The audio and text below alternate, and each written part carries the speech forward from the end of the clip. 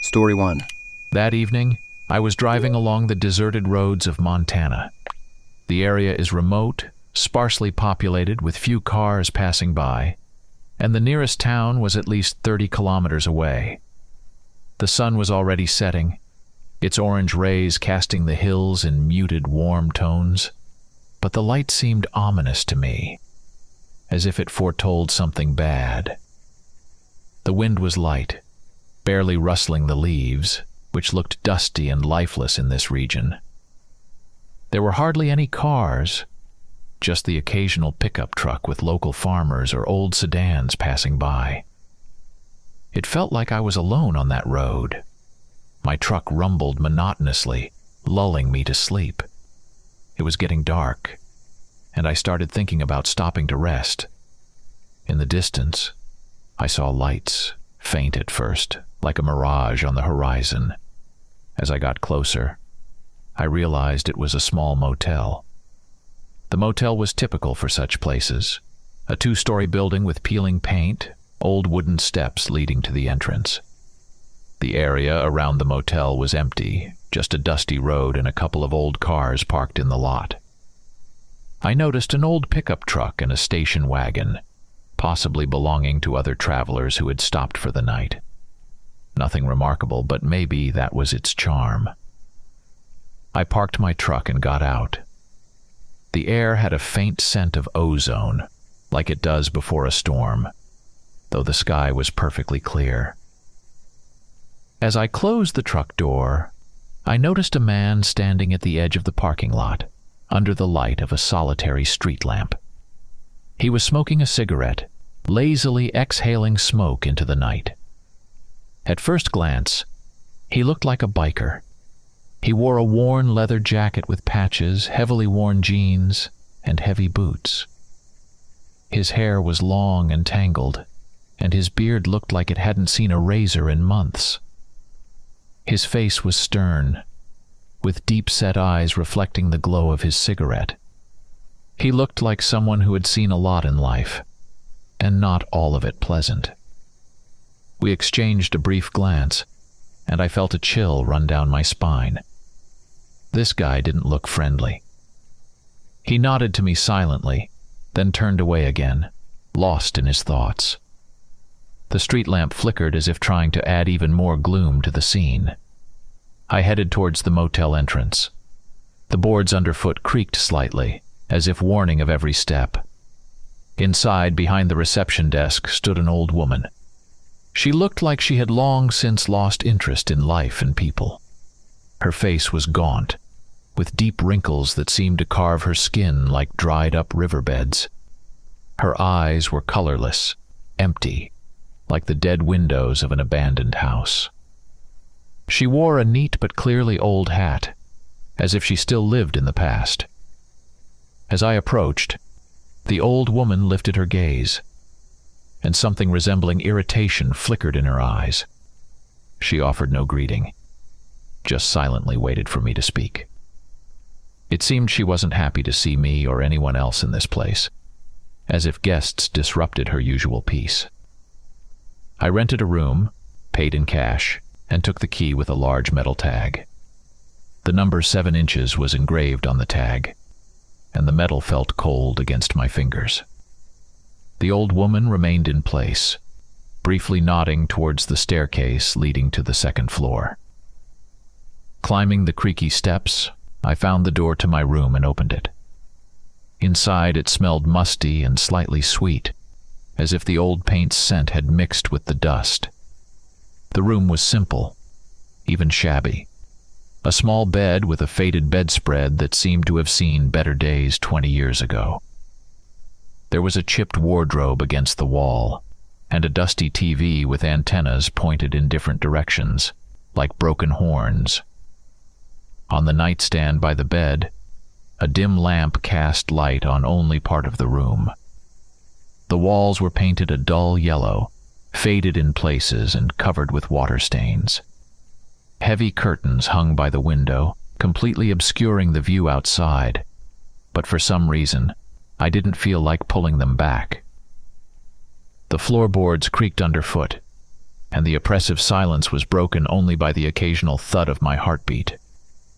I unpacked my things, carefully placing my travel bag on the chair by the bed.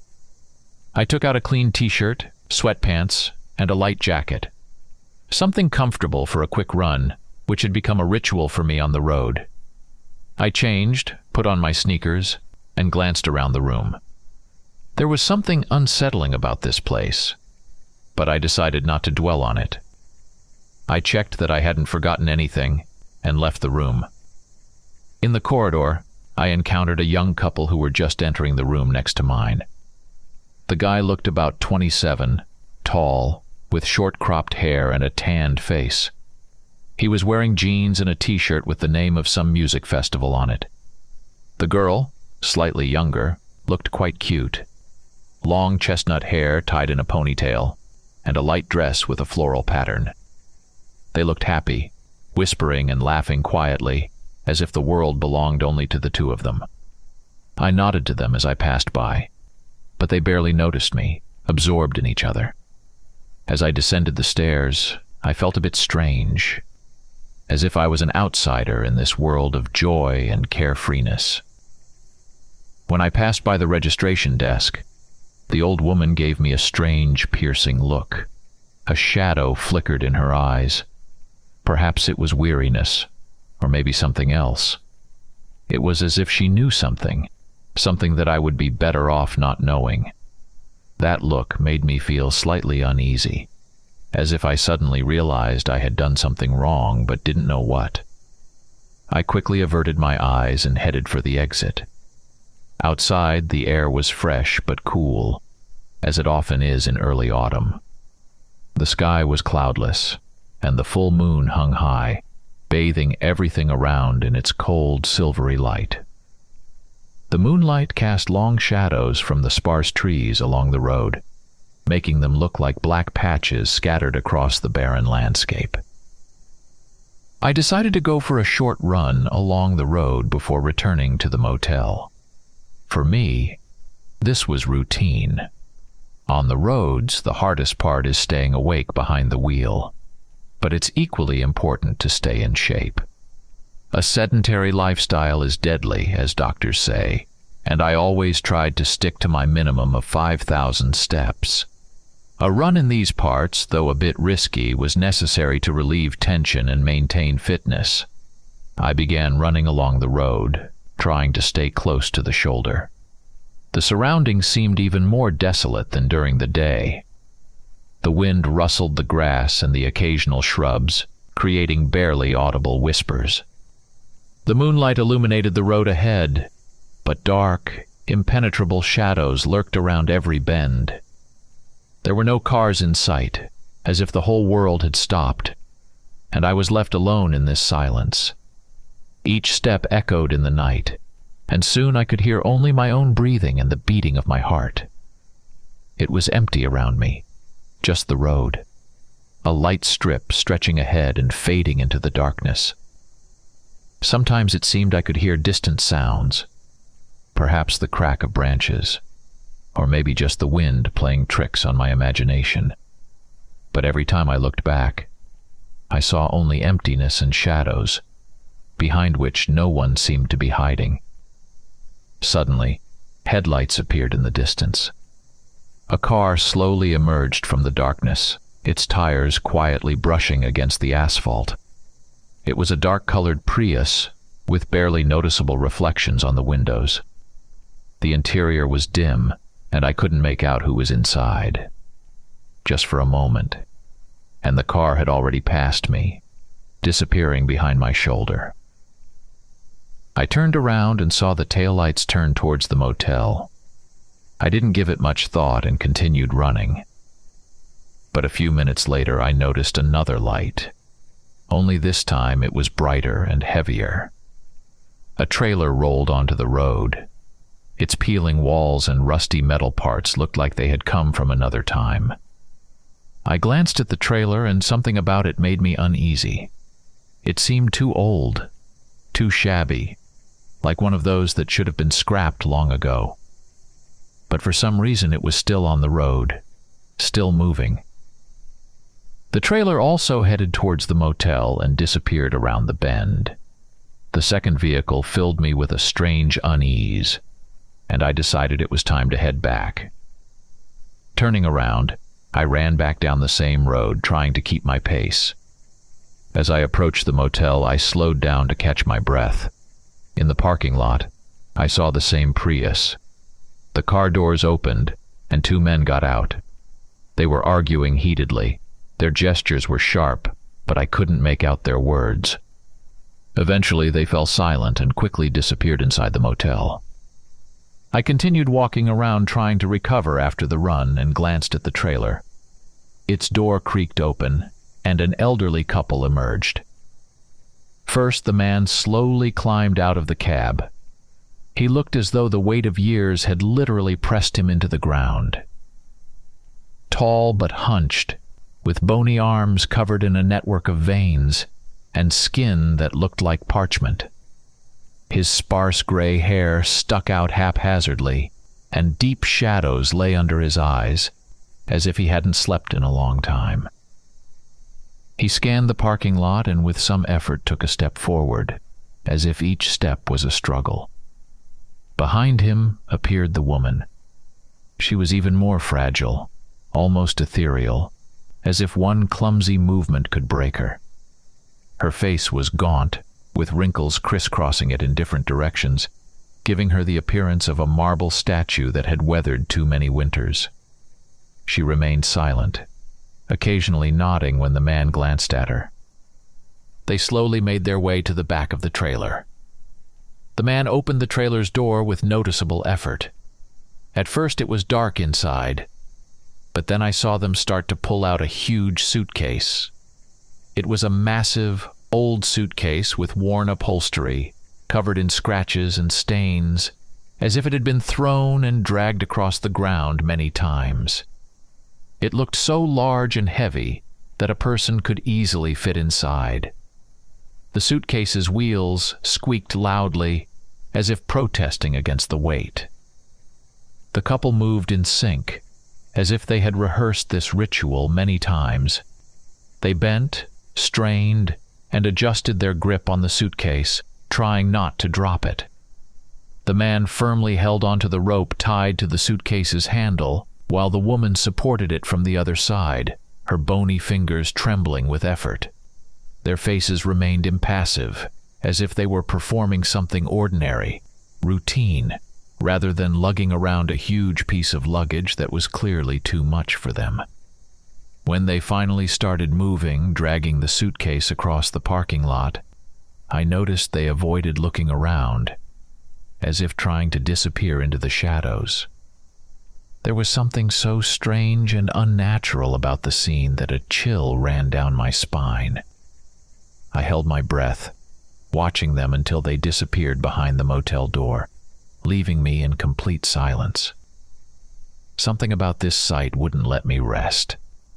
Curiosity got the better of me, and I decided to get a closer look at the trailer they had arrived in.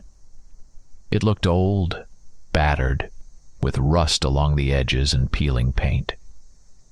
It seemed like it had long outlived its time, but somehow it was still standing on its wheels.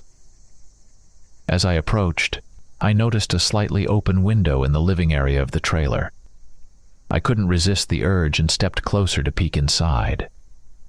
The moment I did, a strong stench of decay hit me, so intense that I nearly vomited. Damn it! How could those crazy old folks tolerate such a foul odor? I backed away, trying not to breathe, cursing myself for my excessive curiosity, and headed back to the motel. When I entered the lobby, I witnessed a scene. The old couple was standing at the registration desk, talking to the owner.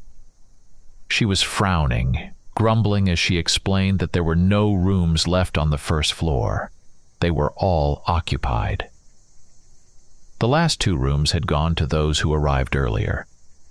The old couple exchanged glances, as if sharing silent thoughts, then agreed to the suggestion of moving to the second floor. I watched as they struggled to lift their enormous suitcase up the narrow staircase.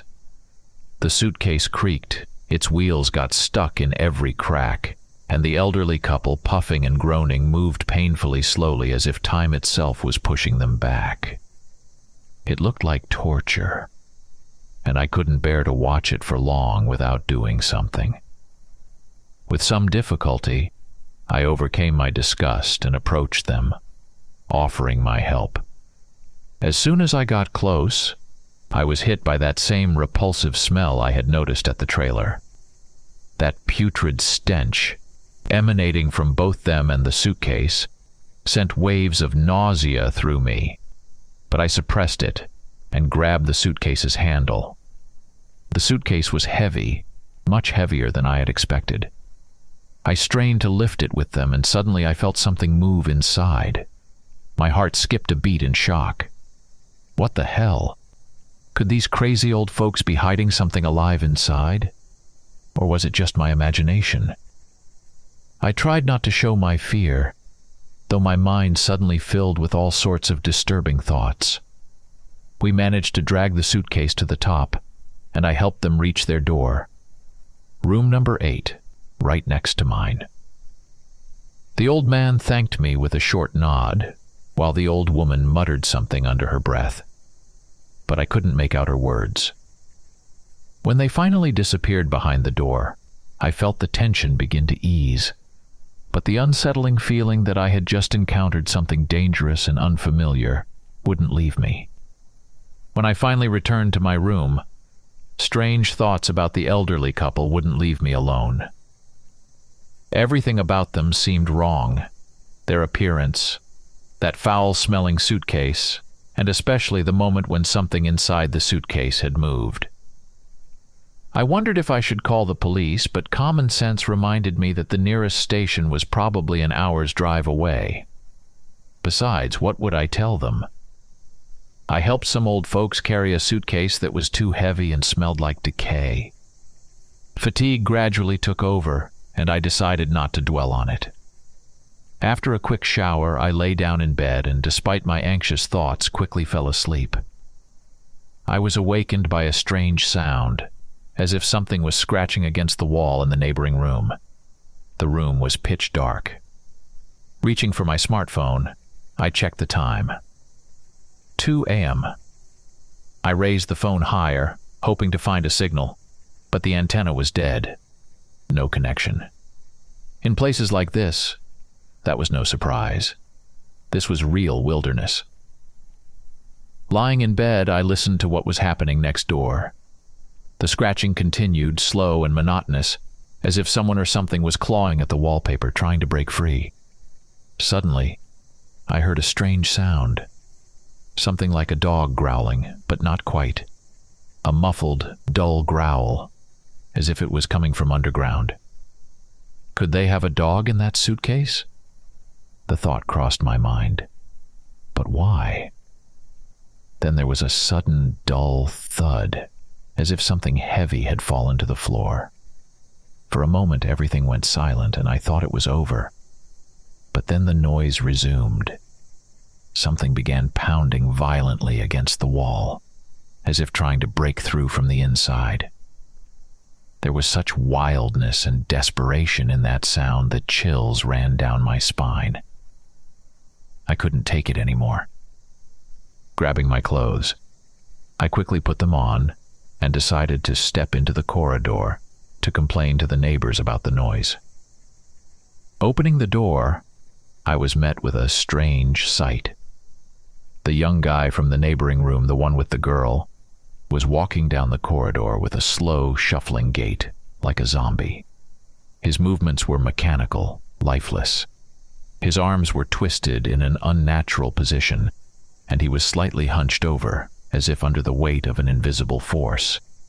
His head was tilted to the side, and he stared up at the ceiling with glassy eyes, devoid of any life.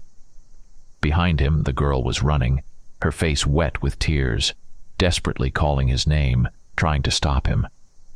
"What's happening to you?" she cried. But the guy didn't respond at all.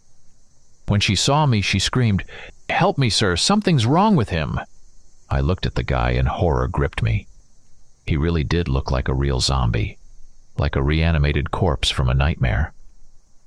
As he passed me, I tried to grab his arm, but it felt as if I had grabbed a frozen corpse.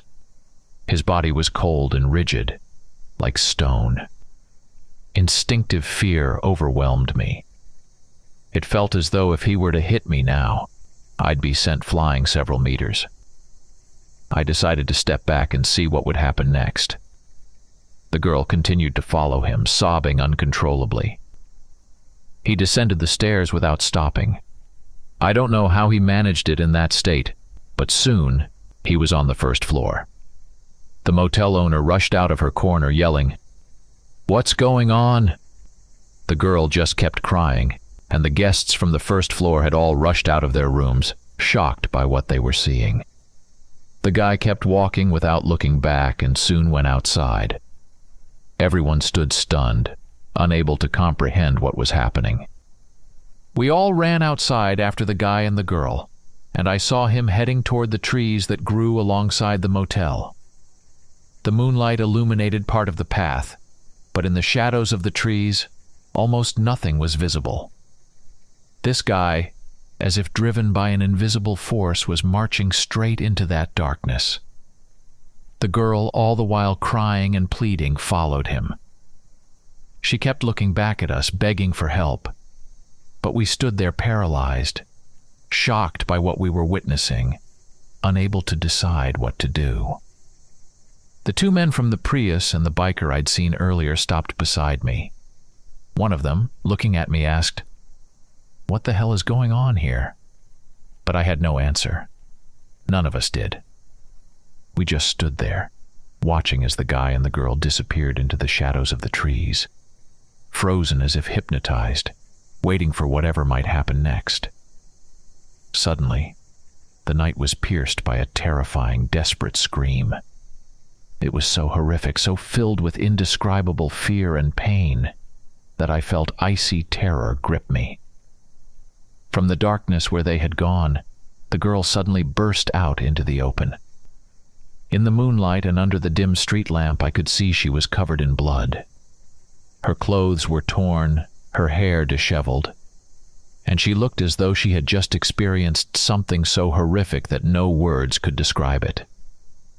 She ran towards us, gasping for breath, and literally collapsed at our feet, as if she had exhausted all her strength. At that moment, the air was filled with a terrifying roar. The sound was so powerful that my knees shook, and my mind refused to believe that a human could make such a noise.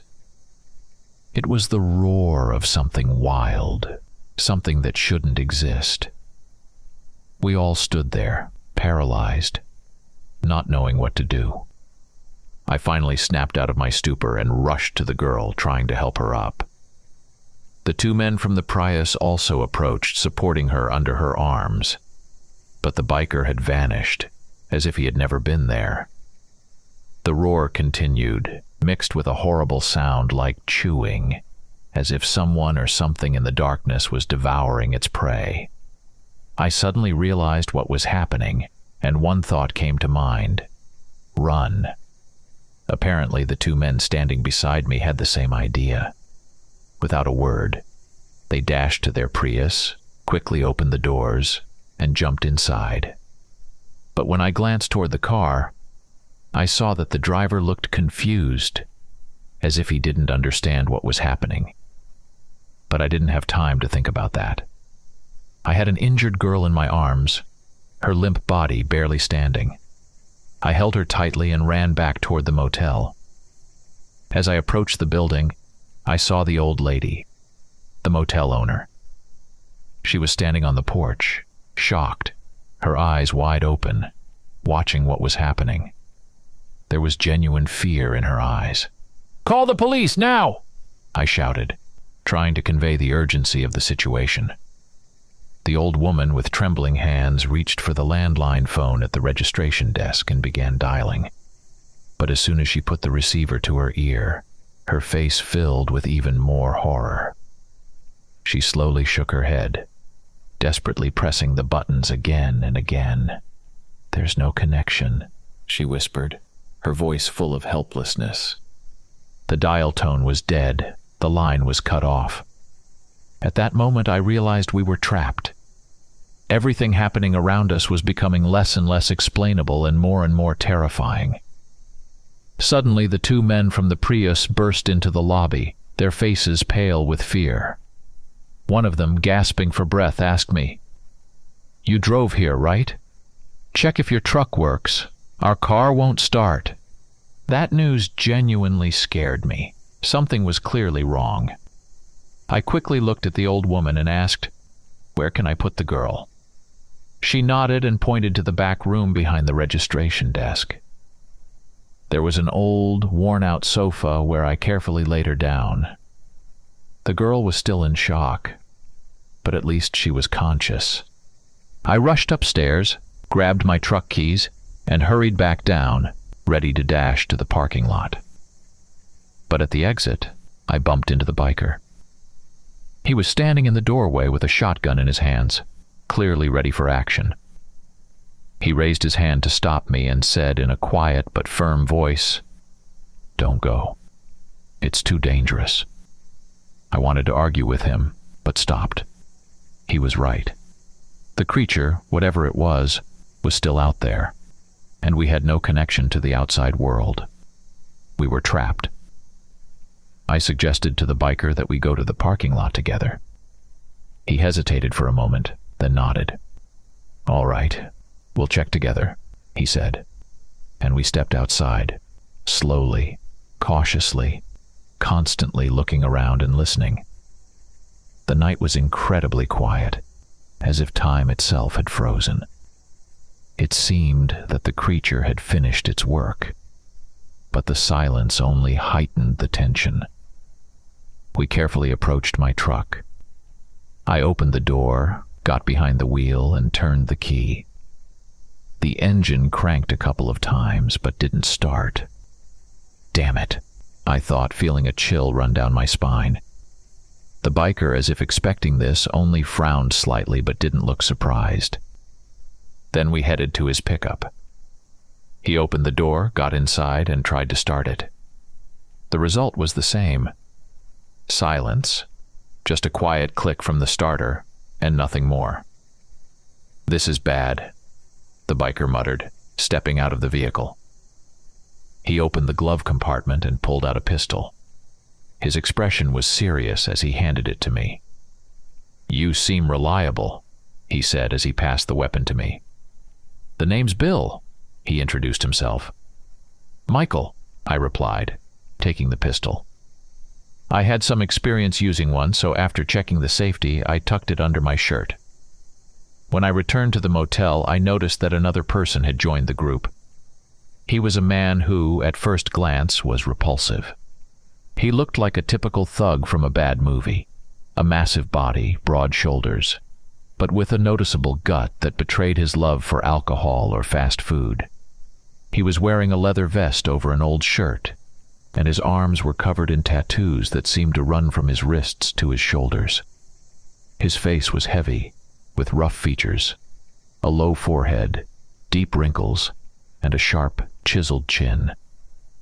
His eyes were hidden under thick brows, and his gaze was hard and piercing, like someone used to solving problems with force.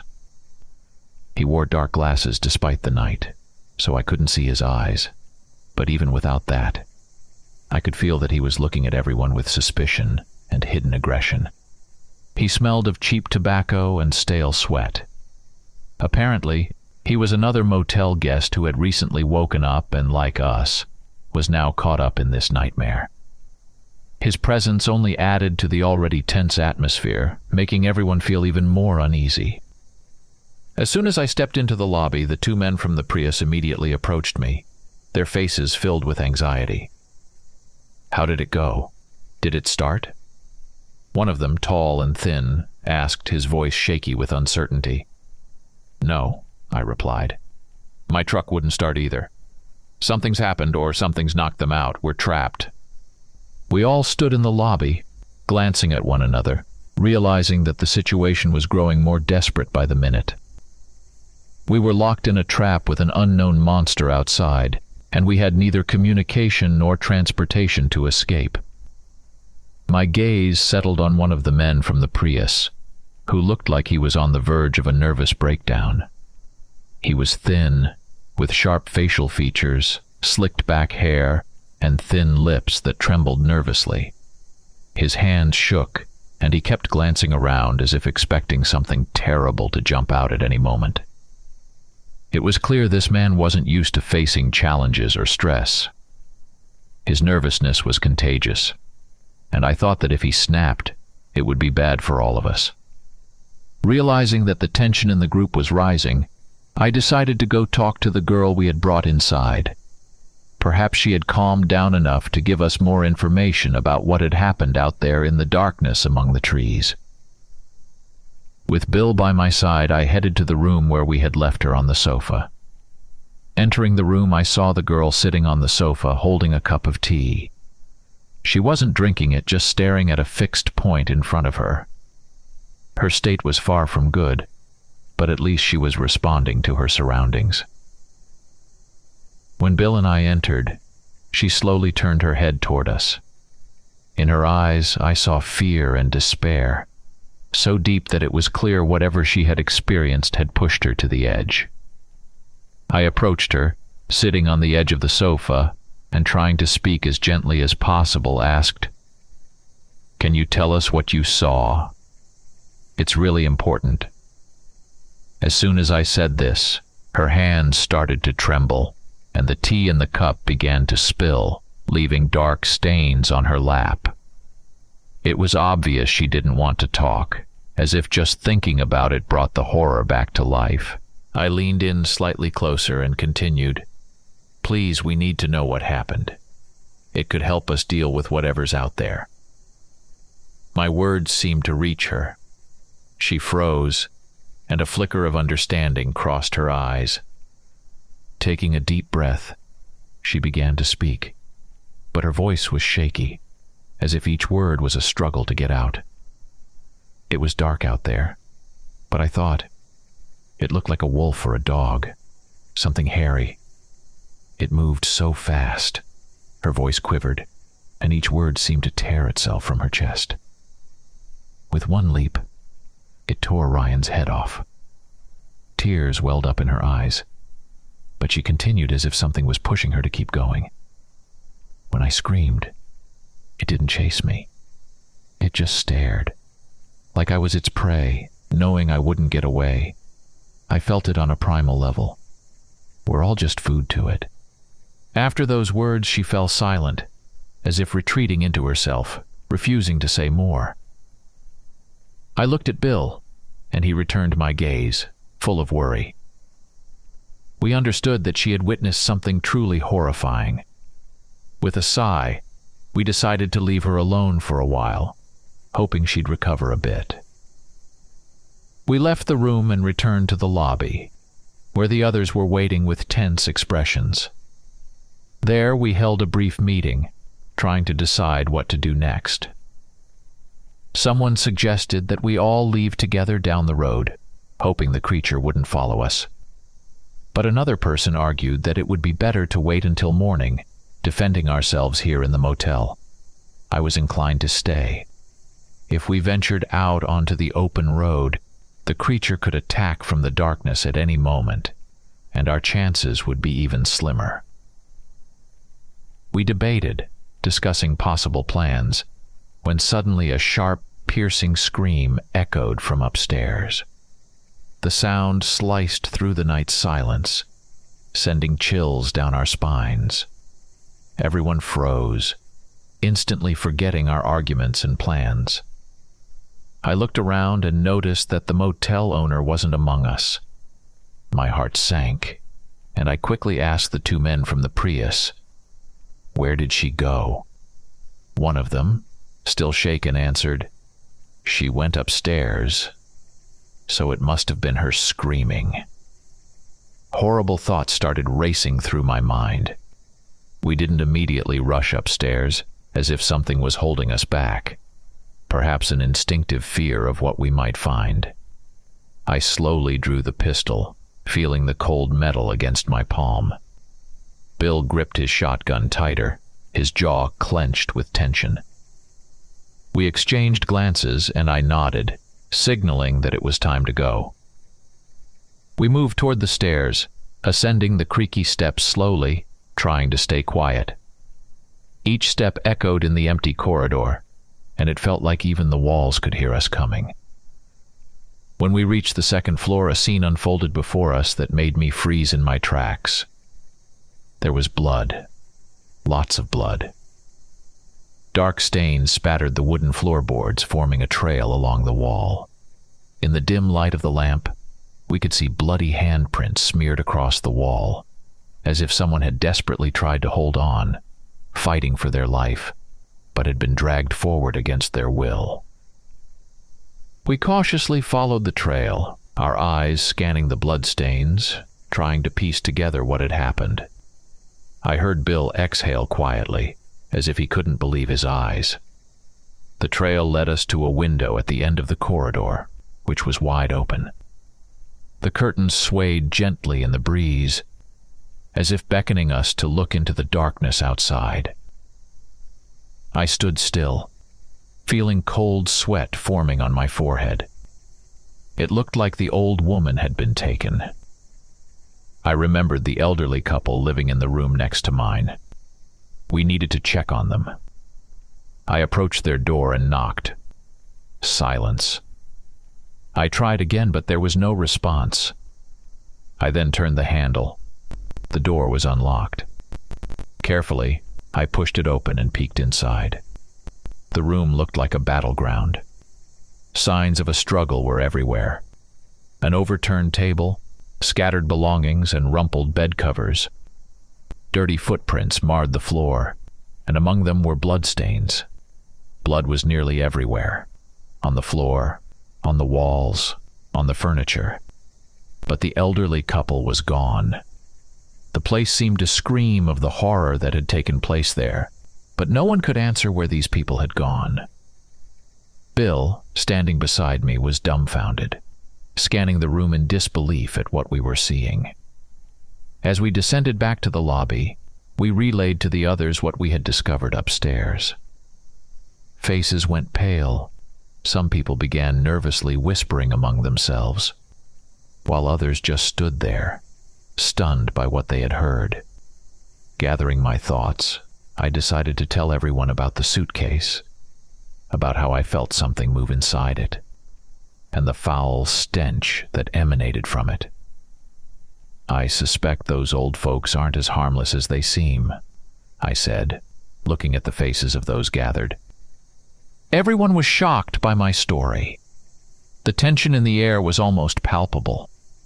I glanced at the skinny guy from the Prius, and it seemed like he was about to have a breakdown. He looked like he was on the verge of snapping, his hands trembling, eyes darting around as if searching for an escape from this nightmare. My intuition didn't fail me. Suddenly, he jumped to his feet, shaking nervously, and shouted, "We can't stay here. We need to just run." His voice was filled with panic and despair. The other man, who was with him, also jumped up and tried to calm him down. "Calm down. We'll get through this. We just need to think it through." But the guy pushed him away, glaring at him with anger. "You always think you're the smartest. That's always pissed me off. Honestly, I hate you." His words sounded like an accusation, stirring up the already tense atmosphere. After saying that, he abruptly turned and ran outside. We didn't have time to react. It all happened too quickly. The second man, shocked by this turn of events, shouted after him, "Stop! Wait!" But the guy didn't even look back. We all rushed to the door and ran outside. The single light in the parking lot illuminated the darkness, casting the fleeing figure in stark relief. He was running fast, desperately, as if trying to escape all his fears. He dashed past the cars, heading toward the road, as if the distant lights might save him from the horror lurking in the shadows. His friend wanted to chase after him, but Bill grabbed his arm firmly and stopped him. "Don't do it. He's already out of our reach." I thought the man would resist, but he just stood there, exhausted, watching silently as his friend ran farther away. The scene felt surreal, as if we were caught in a nightmare where events spiraled out of control.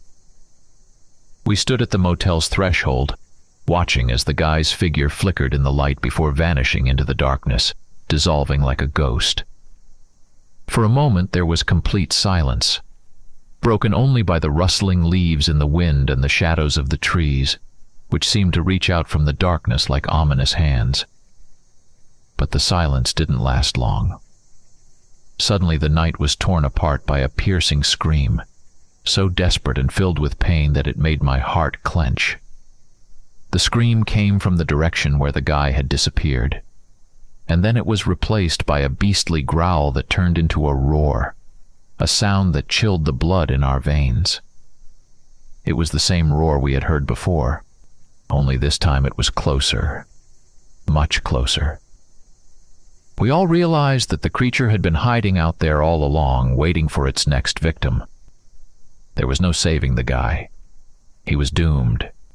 We stood there, stunned by the horrific realization, not knowing what to do, until we understood that we needed to get back inside immediately. In a panic, we rushed back into the motel and locked the door behind us, bolting and barricading it with everything we could find. I knew that if the creature decided to attack, it could easily get in through the windows, but a locked door at least gave us an illusion of safety. We huddled on the floor in the lobby, trying to process what to do next. The second man from the Prius was still in shock, his hands trembling uncontrollably, his gaze vacant. Finally, he decided to speak. "My name is Harry," he introduced himself, and Bill and I nodded in acknowledgement. "That guy, his name was Jeremy. We worked together at a company that serviced gas boilers. We were on our way to a job in a nearby town. We didn't always get along, you know, but I never thought it would end like this." His voice trembled, and he was clearly shaken by his colleague's death. Bill and I listened to him, then introduced ourselves. The man who looked like a thug was still standing in the corridor, but he remained silent, glaring at us as if blaming us for everything that had happened. His gaze was heavy, brooding, and I decided not to try to engage him in conversation. We sat in silence for a while, each of us lost in our grim thoughts. I glanced at my watch. It was 3 a.m. earlier. It had felt like time had slowed down, but now, in this eerie waiting, it seemed to stretch out torturously long. Suddenly, Harry broke the silence. "We need to find those old folks. If they're connected to this creature, they might know what's going on," he said, looking at us. I nodded, understanding that this might be our only chance. "They came in that trailer," I recalled, and Harry immediately suggested we check it out, in case there were any clues. Everyone agreed, and we carefully stood up, unlocking the bolt. We moved slowly, cautiously scanning our surroundings, expecting an attack at any moment. The lights in the parking lot cast faint glows, casting long shadows, and every rustle, every sound, made our hearts clench with fear. The old folks' trailer was parked in the farthest corner of the lot, as if deliberately hidden in the darkness. As we got closer, we saw that the trailer was even more dilapidated than it had seemed at first glance. The siding was peeling away in places, and the windows were covered with a layer of grime. I slowly opened the door, and we were immediately hit by an unbearable stench of decay. I covered my nose with my hand, trying to suppress the urge to vomit. Bill and Harry did the same, and we entered, lighting our way with our phone flashlights. Inside, the trailer was filthy, as if it hadn't been cleaned in years. Blood had dried on the floor and walls, leaving dark, sticky stains. I looked around, trying to find anything that could help us, when I heard Harry cursing in the back of the trailer. He had stumbled upon something horrific. We all headed to the rear of the trailer and saw something that made our hair stand on end. There, amid the dirt and clutter, lay the remains of human bodies. Severed limbs, scraps of clothing, and blood. So much blood. The sight of those remains made me take a step back, struggling to cope with the horror. There was no doubt left. Those old folks were indeed connected to the creature. But that wasn't all. Among the debris and filth, we noticed children's drawings and books neatly stacked in a corner. The drawings depicted people and strange creatures, something like hybrids between humans and beasts, as well as scenes that, in the context of everything we had seen, looked eerie and painful. The three of us realized that staying here any longer was not an option. The oppressive atmosphere of the trailer weighed on us, and we decided to get out. When we stepped outside, the fresh air felt like a true blessing. What we had seen inside the trailer was a living nightmare, and the horror was accompanied by an unbearable stench. I wanted to forget it as quickly as possible, but I couldn't shake the feeling that I might not make it until morning. Suddenly, I heard the sound of someone vomiting. Turning around, I saw it was Harry. He was bent over, emptying his stomach from the shock of what we had witnessed inside the trailer. It wasn't a pleasant sight, but I stayed alert, gripping the pistol tightly and scanning the surroundings. Suddenly, the unpleasant man who had also come with us widened his eyes, pointed into the distance, and said, "Look, there's a car coming." We all turned to see the headlights of a vehicle approaching the motel. It was our salvation, a glimmer of hope in this night of terror. We stood there, watching as the car slowly made its way down the road and turned toward the motel. In the light of the street lamp, we could see it was an old sedan. Inside were two people, a man and a woman. They looked at us warily, and I quickly understood why. Bill was still holding his shotgun. "Damn it!"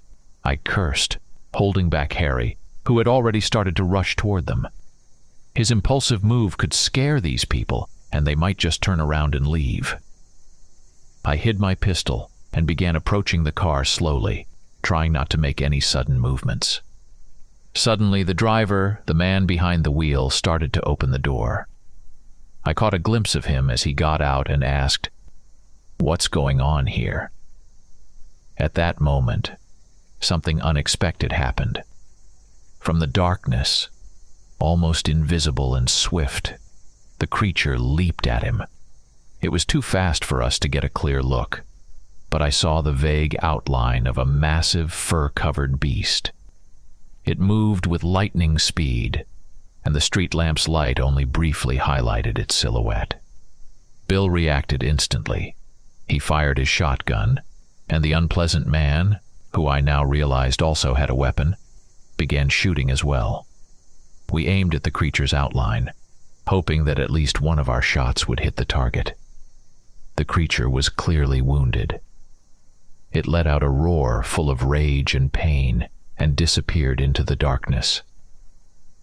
We ran to the man, who was severely injured. The woman in the car ran out screaming, her voice tearing through the night's silence. Everything was happening too quickly, like a nightmare where events rushed by without leaving time to think. Without wasting any time, Bill grabbed the injured man and dragged him inside the motel. Meanwhile, I noticed that the unpleasant man, taking advantage of the chaos, had jumped into the car. He was clearly trying to drive away, but when he attempted to start the engine, nothing happened. The car remained still, as if caught in some anomaly where engines refused to work. The driver had managed to shut it off before the creature attacked, but now it was all useless. I shot the man a final look of contempt and headed inside the motel, realizing that the rescue we had hoped for was not going to happen. We were once again trapped, only this time with an injured man who desperately needed help. We carried the injured man inside the motel and carefully laid him on the couch in the lobby. His wounds were horrific, deep cuts and torn flesh, but despite everything, he was still alive. The woman, presumably his wife, sat beside him, screaming and crying, unable to believe what was happening. I quickly ran to the reception desk, frantically searching through drawers and cabinets for a first aid kit. Not finding one, I hurried to the back room, rummaging through everything, trying to find something useful. Eventually, I found a first aid kit, along with some bandages and antiseptics. With these in hand, I rushed back to the others. We began bandaging his wounds as best we could, trying to stop the bleeding. Bill applied bandages to the deepest cuts while I gave the man an antibiotic injection, hoping to prevent an infection. We were all on edge, knowing that any moment could be our last, but we tried to stay calm. The woman, sitting beside her husband, continued to cry, tears streaming down her cheeks, but she didn't leave his side, trying to help in any way she could.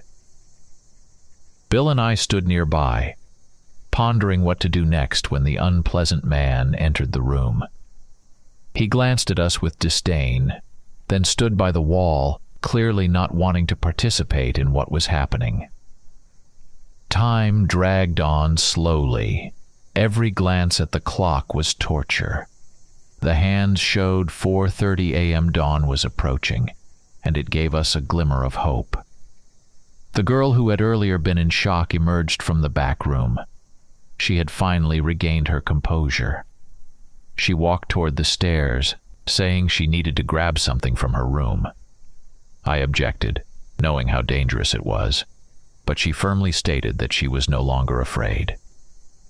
We watched as she disappeared upstairs, and I silently prayed that nothing bad would happen. The man on the couch remained unconscious, while his wife continued to tend to him, her face filled with anxiety and despair. A few minutes passed, and suddenly we heard a piercing scream from upstairs. I cursed aloud, saying I had warned her.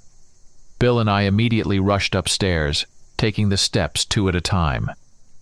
When we reached the corridor, I saw her. She was standing there frozen in shock, staring toward her room. I ran to her and looked inside, and my blood ran cold. In the room, standing by the wall, was the old man, staring at us with a vacant yet sinister gaze. On the bed sat the old woman, and on her lap lay the creature we had all feared to see in person. It was a dogman. The hairy beast had gray-brown, matted fur, a long tail that swayed slowly from side to side. Its body was emaciated like that of a stray dog, but there was an unmistakable inhuman strength in it. The fur was unkempt, clumped together, as if it had never been brushed, and in some places it had fallen out, revealing scars on the skin. Its head resembled that of a wolf, with a long snout and large, eerie eyes that glowed in the dim light of the room. The teeth, massive and sharp, were visible in its slightly open jaws. It stared at us, and I felt my heart clench with terror. Bill quickly raised his shotgun, preparing to shoot, but the dogman reacted faster than we could have expected. It leaped from the old woman's lap, and with one powerful bound, darted toward the window. In the next second, there was the sound of shattering glass, and the creature disappeared into the night's darkness. We were still reeling from what we had seen, but mustering our strength, we entered the room, weapons pointed at the old couple. "What the hell is going on here?" I shouted, glaring at them. The old man slowly raised his hands, clearly not wanting to resist. His face was expressionless, as if none of this concerned him at all. The old woman also remained unresponsive, sitting on the bed as if nothing had happened. At that moment, the unpleasant man burst into the room, a pistol in his hand. Seeing the old couple, he began cursing at them furiously, showering them with threats. "You'll pay for this," he yelled, pointing the gun directly at their faces. The situation was escalating by the second, and I could feel that we were on the brink of something terrible, but I didn't know what to do next. Suddenly, a scream echoed from downstairs. "What now?" I muttered, and Bill and I immediately turned and rushed downstairs. When we reached the lobby, we were met with a scene of terror. The woman clung to her husband, trembling with fear, her eyes wide open as if she had seen death itself. But there was no one else around. I approached her and asked, "What happened?" She gasped, whispering, "There was a creature. I saw it. It came close to us, but then it disappeared." We began looking around, trying to find traces of the creature, but it was already gone. Perhaps it was just toying with us, waiting for the right moment to strike again. I turned to Bill and said, "Stay here. Guard them. I'll go back upstairs and see what's going on." He nodded, gripping his shotgun tighter, and remained in place, ready to protect the wounded man and his wife. When I returned to the room upstairs, I was met with a horrifying scene. The unpleasant man was inches away from the old woman, holding the pistol to her forehead. His face was twisted with rage, his eyes burning with a maniacal fire. "What is that creature? Tell me, you old hag," he screamed. But the old woman remained silent, her gaze distant, as if she had already resigned herself to her fate. He then turned the pistol toward the old man. The old man stood in the corner, shifting uneasily, torn between fear and despair. Finally, the old man sighed heavily and began to speak, his voice trembling like that of someone who had carried this heavy burden for far too long. "It's our son," he finally growled, his voice full of bitterness and pain. "He was born like this. My wife got pregnant at 65. We were shocked. It was almost impossible since we never had children. We had lost hope. But when Aaron was born, we thought it was a dream, a miracle." The old man fell silent, as if recalling something too painful. His eyes welled up and he continued, "When he started growing, we noticed something was wrong. At first it was small things, odd habits, strange looks. But then he began to change. His voice grew quieter, almost a whisper, but each word sounded like a hammer striking an anvil. We couldn't abandon him. No matter what he was our son. We loved him and tried to do everything we could to keep him alive, even though it cost us everything." He paused for a moment, struggling to compose himself, then added, "We moved from one town to another, hiding when we couldn't control him. But he hunted anyway. We did everything we could to protect him and others, but sometimes we were too late. Sometimes sacrifices had to be made." The old man fell silent, lowering his head, as if his words had drained the last of his strength. His face contorted with pain. Not physical, but moral, deep. The kind that had eaten away at him for years. We tried. We didn't know how to deal with it. But he's our son, no matter what." Every word he spoke was filled with excruciating love and unbearable guilt. The old man knew that nothing could justify what had happened, but this was his only way to explain his despair, his actions, his attempts to hold on to whatever was left of what had once been their family.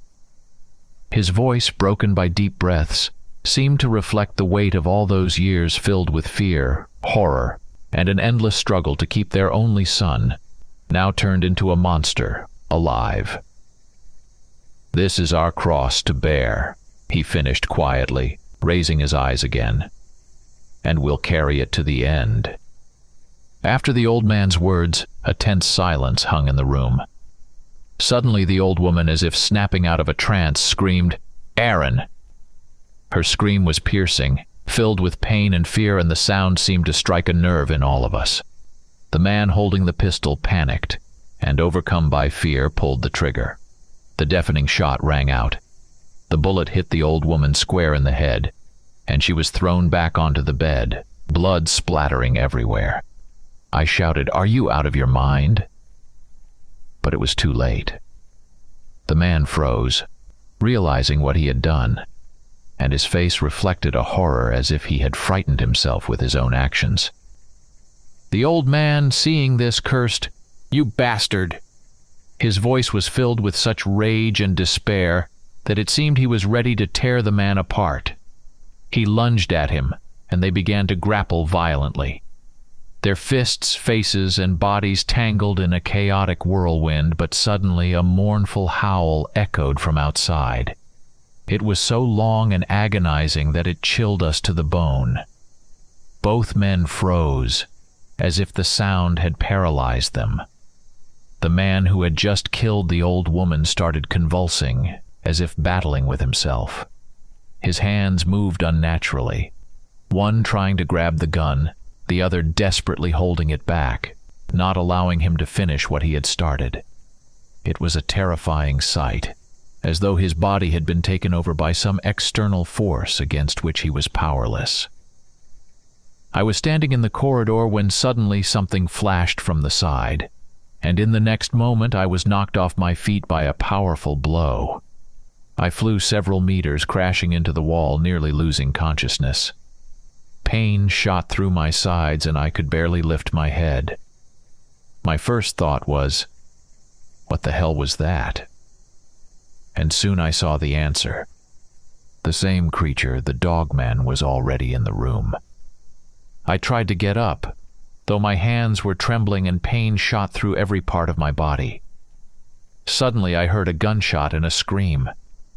My pistol had rolled nearby, and mustering all my willpower, I crawled toward it. Rising to my knees, I moved toward the room where chaos was unfolding. When I reached the doorway, I froze in horror. The creature had sunk its teeth into the throat of the man who had just killed the old woman, and with unimaginable strength flung his body aside. His blood painted the walls and floor a bright crimson. The creature, already wounded, leaped onto the bed where the dead old woman lay. It lifted her body into its arms and began to howl softly, as if mourning her. Meanwhile, the old man sat on the floor, his gaze empty, simply watching the horrifying scene unfold. Suddenly the creature lifted its head and looked directly at me. Its eyes were filled with indescribable pain and fury. A chill ran down my spine. My hands began to shake, but I still aimed. Holding my breath, I fired straight into its eye. The bullet pierced its skull, and in the next second I saw its brain splatter across the room. The creature collapsed onto the bed, dead. At that moment, Bill burst into the room. Seeing me, he rushed to help me up. "Are you okay?" he asked, his face pale but full of determination. I nodded, though I was still in shock from what had just happened. Together we entered the room, cautiously looking around. What we saw next left us utterly stunned. Where the dead creature had lain, there was now the naked body of a young man, about 20 years old. His body was thin and emaciated, but his facial features resembled the monster we had just fought. We stood there in horror and disbelief, realizing that we had encountered something truly supernatural. Shaken, we stepped outside. The sky in the east was beginning to lighten, and the first rays of the sun painted the horizon in pinkish hues. Morning was breaking, and everything that had happened started to feel like some strange, terrifying dream. Bill pulled out a cigarette, lit it, and took a deep drag. Exhaling, he said, "We're going to have to come up with something to explain this, if it can even be explained." We stood in silence, watching the sun rise, knowing that we would have to face a new day burdened by the weight of what had occurred during the night. Story 2. Chapter 1. The House at the End of the Street. In September 1872, with just £10 in my pocket and no prospects of finding work in the coming months, I was forced to move to the outskirts of London, to the East End. The torrential rain, the slush, and the biting wind did nothing to lift my spirits, as I dragged my small but heavy belongings along Skinward Street in search of house number 32, where I had miraculously managed to rent a cheap room. I had promised the landlord, Mr. Brickman, that I would arrive earlier, but urgent matters had delayed me in the city center, and I was late for the appointed hour. It was already dark, and the twilight blurred everything more than 20 yards away. The few passers-by, wrapping themselves in scarves and shawls and futilely shielding themselves from the relentless rain with fragile umbrellas, hurried on their way, paying me no mind. I trudged along the narrow street, lined on one side with grim gray houses with peeling walls, and on the other side with dense thickets of shrubbery behind a crooked, rusty fence. I was soaked to the bone and beginning to shiver from the cold. Such rains hadn't been seen for years. After walking another 30 yards, I stopped at the next intersection and realized that I was completely lost. "Excuse me, sir," I called out to an elderly man hurrying past me. The man flinched slightly and seemed about to walk on as if he hadn't heard me. But then he stopped and gave me a distracted look. "Could you please tell me," I continued, "how to get to house number 32? It seems I've completely lost my way." "House 32? He furrowed his brow, trying to remember something. "No, but if you tell me who owns the house, perhaps I can help." "Yes, sir. It's Mr. Brickman." "Ah, of course, of course." A shadow flickered in his gray eyes, but quickly disappeared. "You need to go back to the last intersection and turn left into the alley. Go straight, and you'll come to the house." "And how will I recognize it, sir?" I asked, somewhat bewildered. "Oh, believe me, you can't miss it. It's the only inhabited house in that area."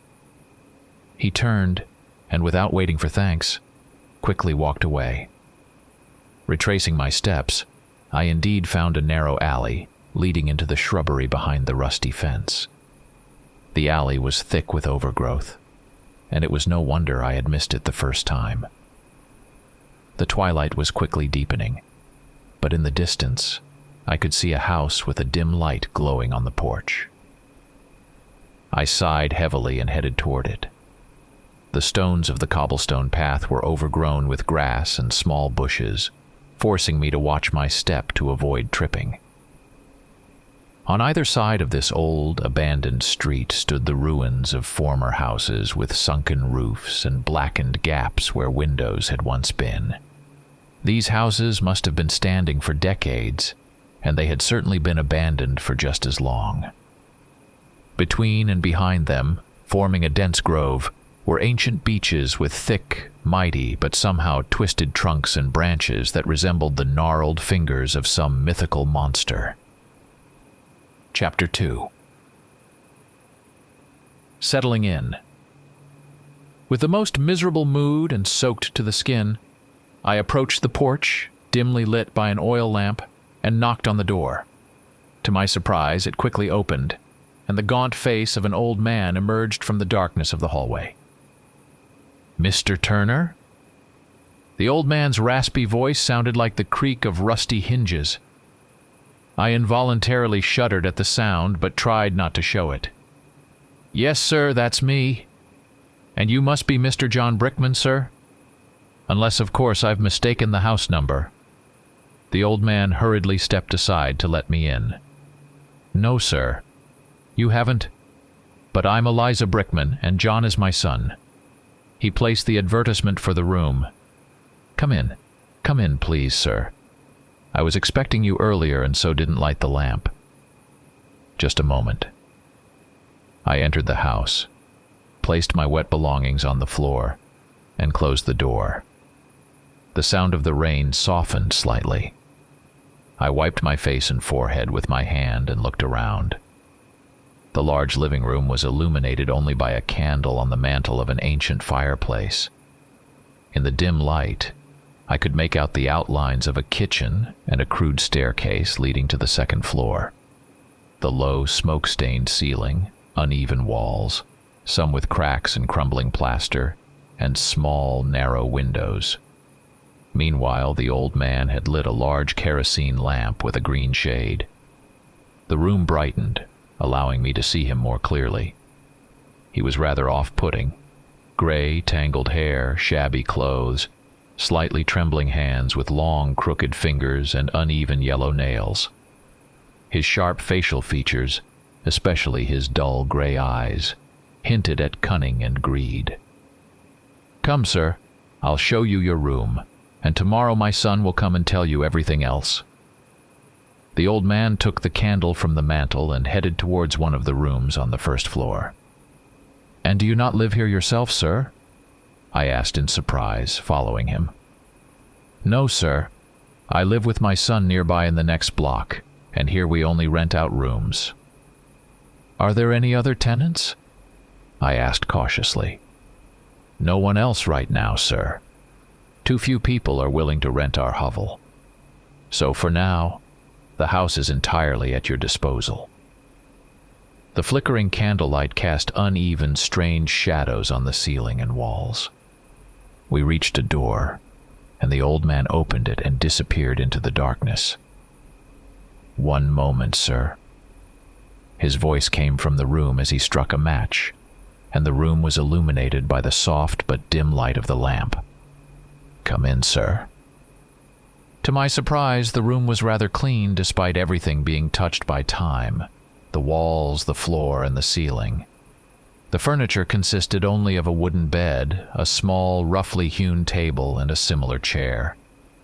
A small, round window, covered with a piece of burlap, looked out onto the backyard. But it was already so dark outside that I could see nothing. Besides, a heavy downpour had started, and the rain drummed against the glass. "The key to the front door is here on the table, sir." The old man looked at me expectantly, clearly eager to leave. "Yes, Mr. Brickman. Thank you. You may go." "Thank you, sir. Have a good night. John will stop by tomorrow afternoon." The old man turned and left the room. I heard his shuffling steps through the living room. Then the front door closed with a thud, the key turned, and everything fell silent. The house was plunged into quiet. The exhausting day had drained me, so I simply collapsed onto the bed and immediately fell asleep like a baby, lulled by the sound of the rain and the rumbling thunder.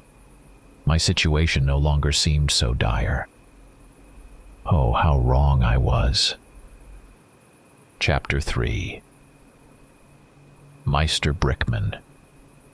Yesterday's difficult day had completely worn me out, so I woke up late. The rain showed no sign of stopping. Large drops drummed against the glass and the steep roof of the house. Now I had plenty of time to thoroughly examine my new dwelling. The meager light of the gray day seeped into my room through a small square window. I was surprised to find that the floorboards were almost new, still retaining the scent of fresh wood, and the walls were neatly painted. As far as I remembered, the living room had an old floor, and the walls were cracked and crumbling, and there was a persistent smell of damp and mold everywhere. I left the room to verify this, and indeed, the living room and the entire house gave the impression of an old, abandoned building, except for my room.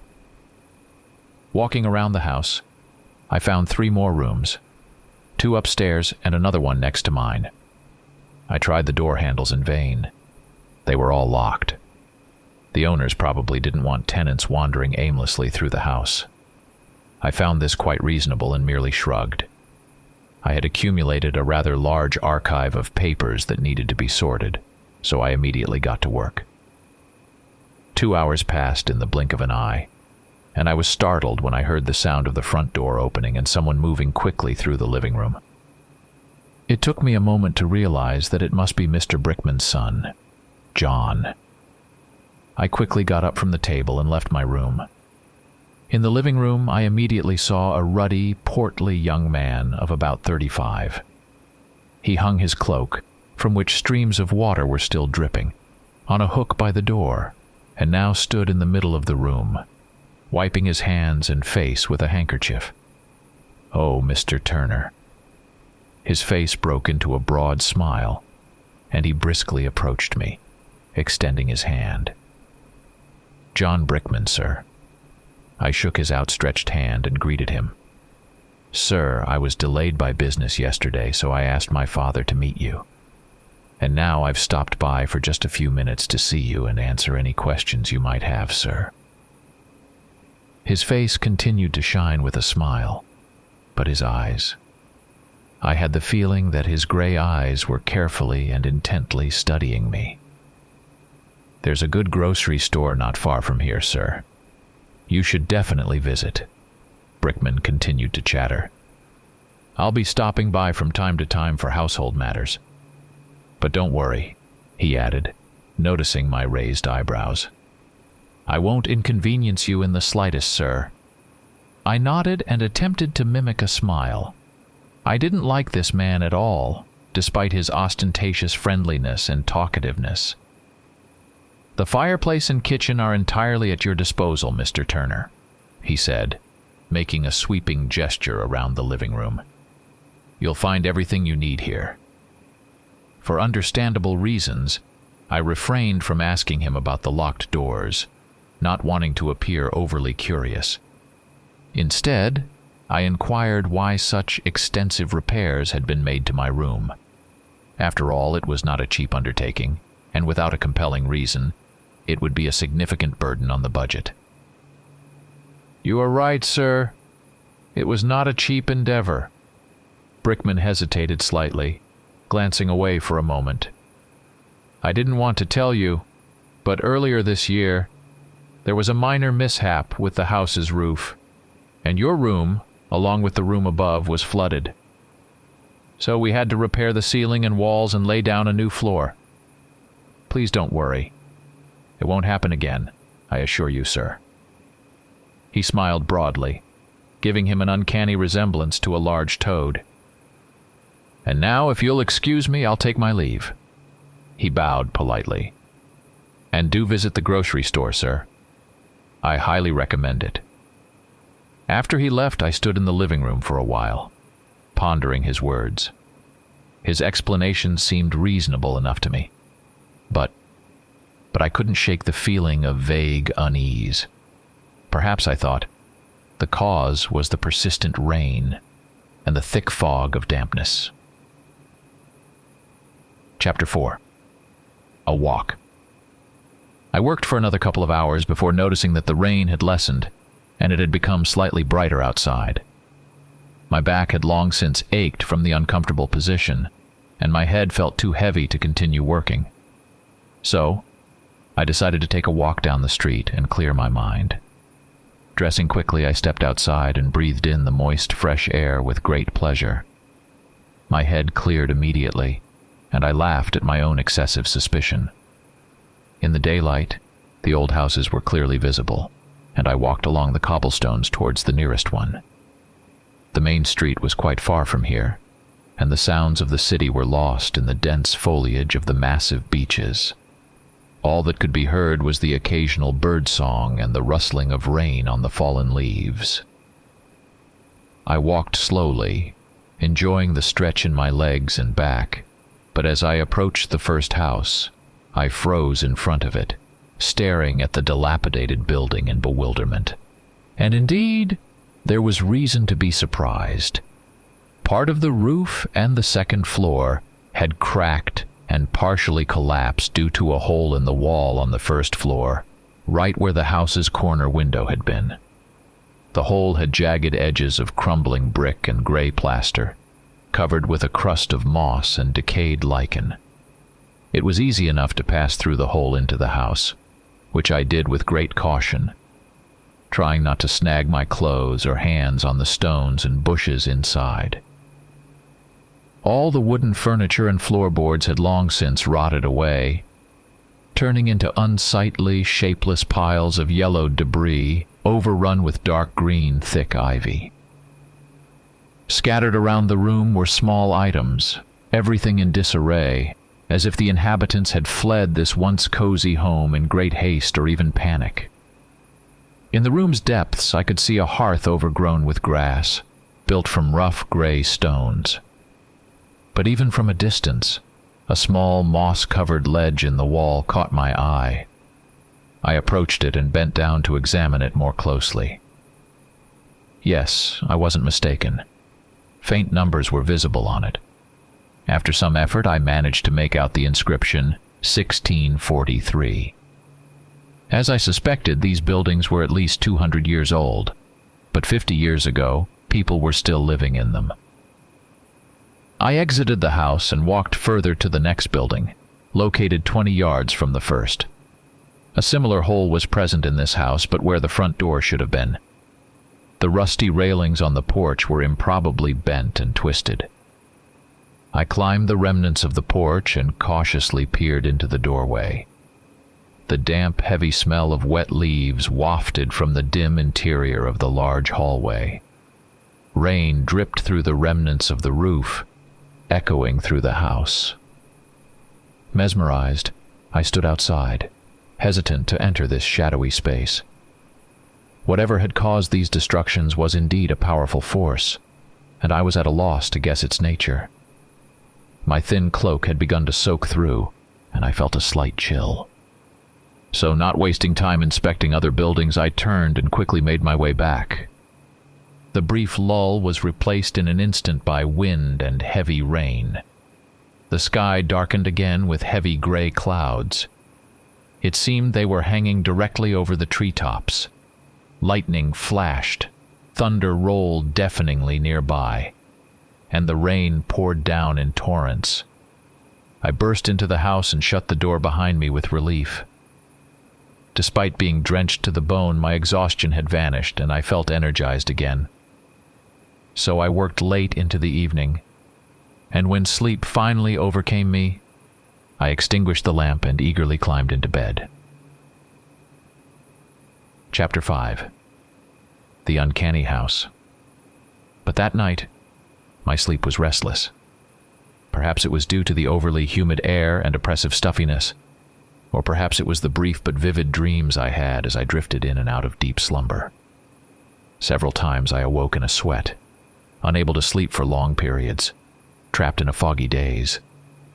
I dreamed of endlessly falling into a black, bottomless void, my descent accelerating with each passing moment. And the faster I fell, the tighter my heart clenched with fear. I awoke again, sitting up in bed and throwing off the blanket. The rain relentlessly drummed against the window. There was a very faint but persistent smell in the room. I sniffed. Yes, the smell was real, not imagined. Sharp and repulsive, but very weak. I anxiously inhaled the air again, and then I remembered that I had walked through the mud today, and perhaps the smell came from my shoes, which I hadn't cleaned as thoroughly as I should have.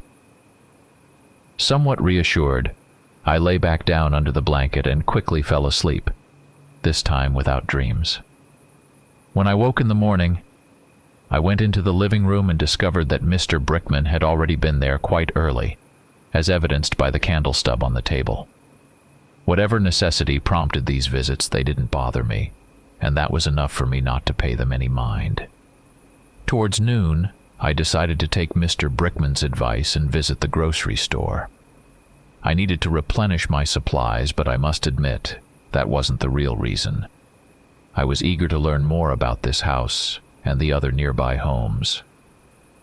There were many similar districts on the outskirts of London, but this one was strikingly different from all the others. There are quiet, abandoned places, but this place was too quiet and too deserted. I found the store quickly enough. It was located on the main street between a dirty laundromat and a pawnbroker's house. The old sign, with its letters faded by time, read, "Smith's Groceries." Leaping over the murky stream that ran along the edge of the cobblestones and narrowly avoiding a fall on the dirty stones, I found myself in front of an old glass door with a brass handle worn to a shine. Opening the creaky door, I heard the jingle of a bell above the entrance and stepped inside. Directly opposite the door was a long, wide counter, behind which stood a stout man with a short, thick beard. He eyed me with interest. "Good day, sir. What would you like to purchase?" "I have a large selection," the grocer said in a deep bass voice, gesturing toward the counter and shelves. I greeted him and handed over my list of necessary items. "Forgive my curiosity, sir, but you seem new around here?"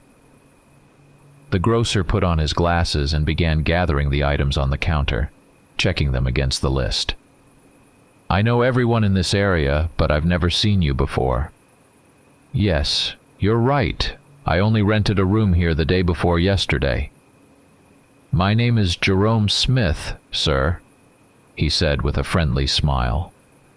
"My father and grandfather owned this shop before me, so I've known the local area and all its residents since childhood." He pulled a paper bag from under the counter and noisily unfolded it. "Forgive my curiosity once again, sir, but may I ask where you're staying?" "It's the Brickman family, John and his father," I replied, immediately noticing the same shadow flicker in his eyes that I had seen in the passerby on the street a few days ago. "Yes, of course. I know them, sir, and their house too." The grocer's cheerful mood vanished. He huffed and began packing my purchases into the paper bag. "It's a strange house," I cautiously continued the conversation. The grocer merely glanced at me sideways and redoubled his efforts to pack the groceries. In the ensuing silence, the only sounds were the rain drumming against the shop's windows and the grocer's labored breathing. "And the street, too. No one lives there. What happened?" My curiosity was becoming too apparent, but to my surprise, Smith responded. "Forgive me, sir, for being so blunt, but you are indeed new to these parts." The grocer paused for a moment, wiping his suddenly sweaty brow with his hand. "I'm not one to spread gossip and never have been, but I'll tell you as a good Samaritan, since you're so keen on knowing. People say all sorts of things about that street and not all of it good. No one has lived there for 50 years except for those Brickmans. And even then, they only rent out rooms, living further up the street themselves." I looked at him expectantly, saying nothing. "As you rightly said, it's a strange place, sir. No better way to describe it. Even the local vagabonds prefer to avoid it." Smith chuckled grimly into his beard and continued. "No one knows what happened back then, but people scattered like cockroaches. Within a month everyone moved out and left their homes behind." The grocer shook his head as he continued packing the bag. "And where they moved to, no one knows. But no one stayed behind, except for the old man and the father of young Brickman. That'll be 50 cents, sir." Smith fell silent abruptly, noticing my pale face. "Are you all right, sir?" he asked. "I hope I didn't scare you too much with my foolish tales." "Yes, I'm fine, Jerome. It's just—" "Your story puzzled me a bit," I replied, paying and taking the bag of groceries. "Thank you." "Come again, sir, and sorry for upsetting you." I had already reached for the door handle when Smith spoke again. "Sir, take my advice. Leave that place and find another room." Without turning back or replying to his words, I quickly left the shop. Chapter 6. The Ravine. Back at the house, I hastily ate a quick meal and stepped outside once again. I couldn't bear to stay indoors, despite the pouring rain and unfinished tasks. I decided to explore the surroundings of the house more thoroughly. A vague unease gnawed at me, refusing to let go. And there was another feeling, a sense of mystery, perhaps sinister and dark, but I was filled with a reckless determination to uncover it. The house was small, just 4 rooms and a living area. Built from massive stone blocks, it stood slightly apart from the other houses and seemed newer. I was curious to see what lay on the opposite side of the house, so I walked along a narrow path that ran alongside its facade. The path curved around the corner of the house, and I saw that it backed onto a dense thicket of wild heather. Approaching the shrubbery, I found myself on the edge of a ravine that dropped steeply downward. Through the greenery, I couldn't make out how deep the slopes went, so I decided to follow the ravine's edge, searching for any trail that might lead through the underbrush. It turned out the ravine was quite large. Water was already squelching in my boots, and my coat was soaked through, but I pressed on with the determination of a Spartan. Finally, my efforts were rewarded. Between the bushes, I saw a clearing and without hesitation moved toward it, a decision I immediately regretted. The soles of my boots slipped on the wet grass, and I fell backward, painfully hitting my back. Luckily, this wasn't the edge of the ravine, but just a ledge leading down to a small platform almost invisible from the outside. I got to my feet, brushed the clumps of dirt off my clothes, and looked around. The platform was about 10 yards across. Near the outer edge of the ravine, there were traces of ancient stone masonry, as if there had once been some structure or fence here. The opposite side of the platform dropped sharply downward, and the slope disappeared into the heather.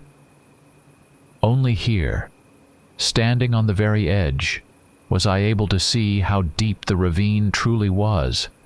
About 10 yards below me, the wide crowns of beeches were visible, meaning the ravine was at least 30 yards deep. The sight sent a shiver down my spine, and I stepped back from the dangerous edge. Completely satisfied with my curiosity and shivering from the cold, I was ready to end this little adventure and head back to the house when I nearly stumbled again, tripping over some protrusion hidden in the thick grass. I crouched down and parted the grass with my hands. On the ground, I uncovered the outline of a stone monolith, circular in shape and covered with a layer of moss. Through the numerous cracks in its surface, grass had sprouted, which is why I hadn't noticed it earlier. The monolith was about 4 feet in diameter and was clearly man-made. Under the moss, some contours were faintly visible, so I began carefully clearing them with my hands. After 20 minutes of persistent work, which cost me scraped fingers and scratches, I cleared the stone surface and froze in amazement. The lines formed a drawing, albeit crude and primitive. Its time-worn outline still reminded me of a familiar beast. Just below the image, 6 letters were chiseled into the rough surface of the stone. I peered at their shapes and slowly made out the word they formed. U, K, U, B, U, N. I repeated it slowly, letter by letter. U, K, U, B, U, N. The unfamiliar word exuded something unpleasant, heavy, and ancient. My heart clenched with a sudden cold, as if some unseen icy hand had gripped it momentarily and then released it. I tried again to make out the image from different angles, but all my efforts to understand what was carved into the stone surface were in vain, and I left the task in disappointment. On my way back to the house, my enthusiasm for unraveling this old mystery had completely vanished. I walked in the rapidly approaching dusk, teeth chattering from the cold, cursing myself for my excessive curiosity. Everything that had happened already seemed like a wild fantasy of my overheated imagination, and I swore to myself that from this moment on, I would never think about this strange story again.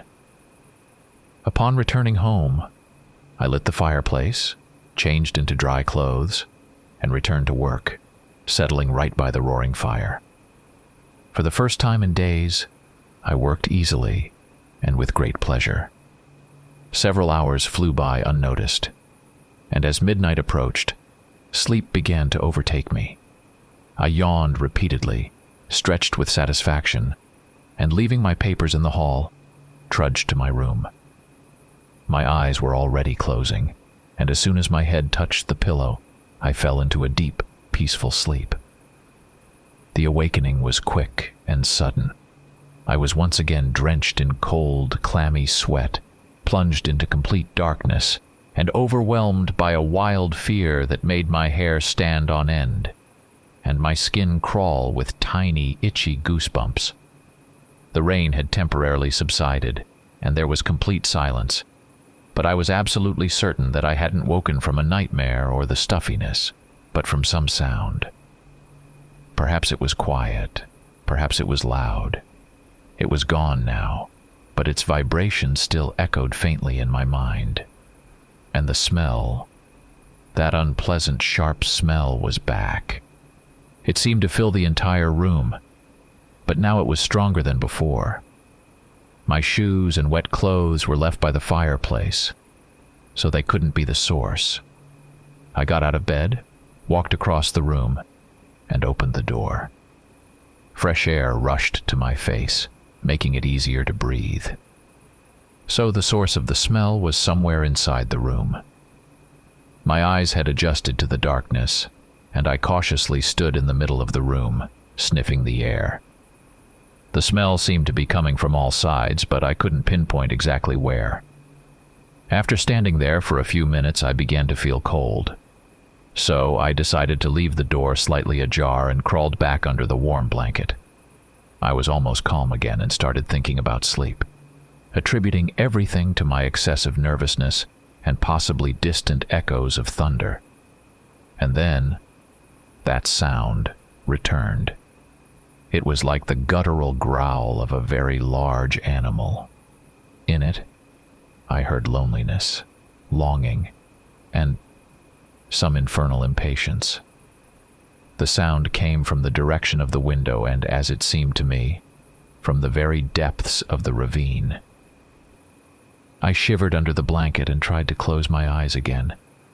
All my fears resurfaced. The feeling that the house was perched on the very edge of the world, on the brink of a fragile cliff hanging over a bottomless, black and greedy abyss, didn't leave me for a single moment. I lay there, eyes wide open, flinching at every creak for what felt like a long time. The sounds didn't return. The rain began again, and I eventually drifted off into a heavy sleep to the sound of the storm. My awakening was dreadful. My head throbbed from the sleepless night. I realized I had slept far too long, and it was now almost noon. Unable to rise immediately, I tossed and turned restlessly for another half hour, pondering the events of the night. At first, I firmly decided to go to the Brickmans and demand that they tell me everything that was going on. But after a few minutes of rational thought, I realized this wasn't a very good idea. What could I say to them? That young Brickman comes here from time to time. That's his right, and he warned me about it in advance. Besides, it doesn't cause me any discomfort. That the street is old and the houses are ruined, and that the place has a bad reputation? Well, that was more than half a century ago, and what, pray tell, do those events have to do with today? The nighttime sound from the depths of the ravine. That could be anything. The smell? Yes, the smell. But now, in the daylight, there's no trace of it in the room. It only appears at night, and even then, only briefly. I sighed heavily and massaged my temples. The room suited me perfectly in terms of price, and the entire house was at my complete disposal. It was unlikely I could find a better option right now. Besides, I had paid rent in advance until the end of the month. Brickman had insisted on this condition. I sighed again. I really didn't feel like getting up. And then I happily remembered my old acquaintance, Tom Dawson. When I was friends with him about 7 years ago, he worked as a junior clerk in one of the registration offices that kept records of all real estate transactions, including land deals. Only he could shed light on this strange story. Chapter 7. An old friend. I leaped out of bed with enthusiasm. It took me about 15 minutes to find the address of his office among my records. After a quick breakfast, I dressed warmly, grabbed an umbrella, and left the house. The walk through the cold rain on the muddy streets took me just over an hour. Exhausted by the weather and the biting wind, I finally arrived at the imposing front door of the law firm Richmond & Harris, which handled real estate transactions in West London.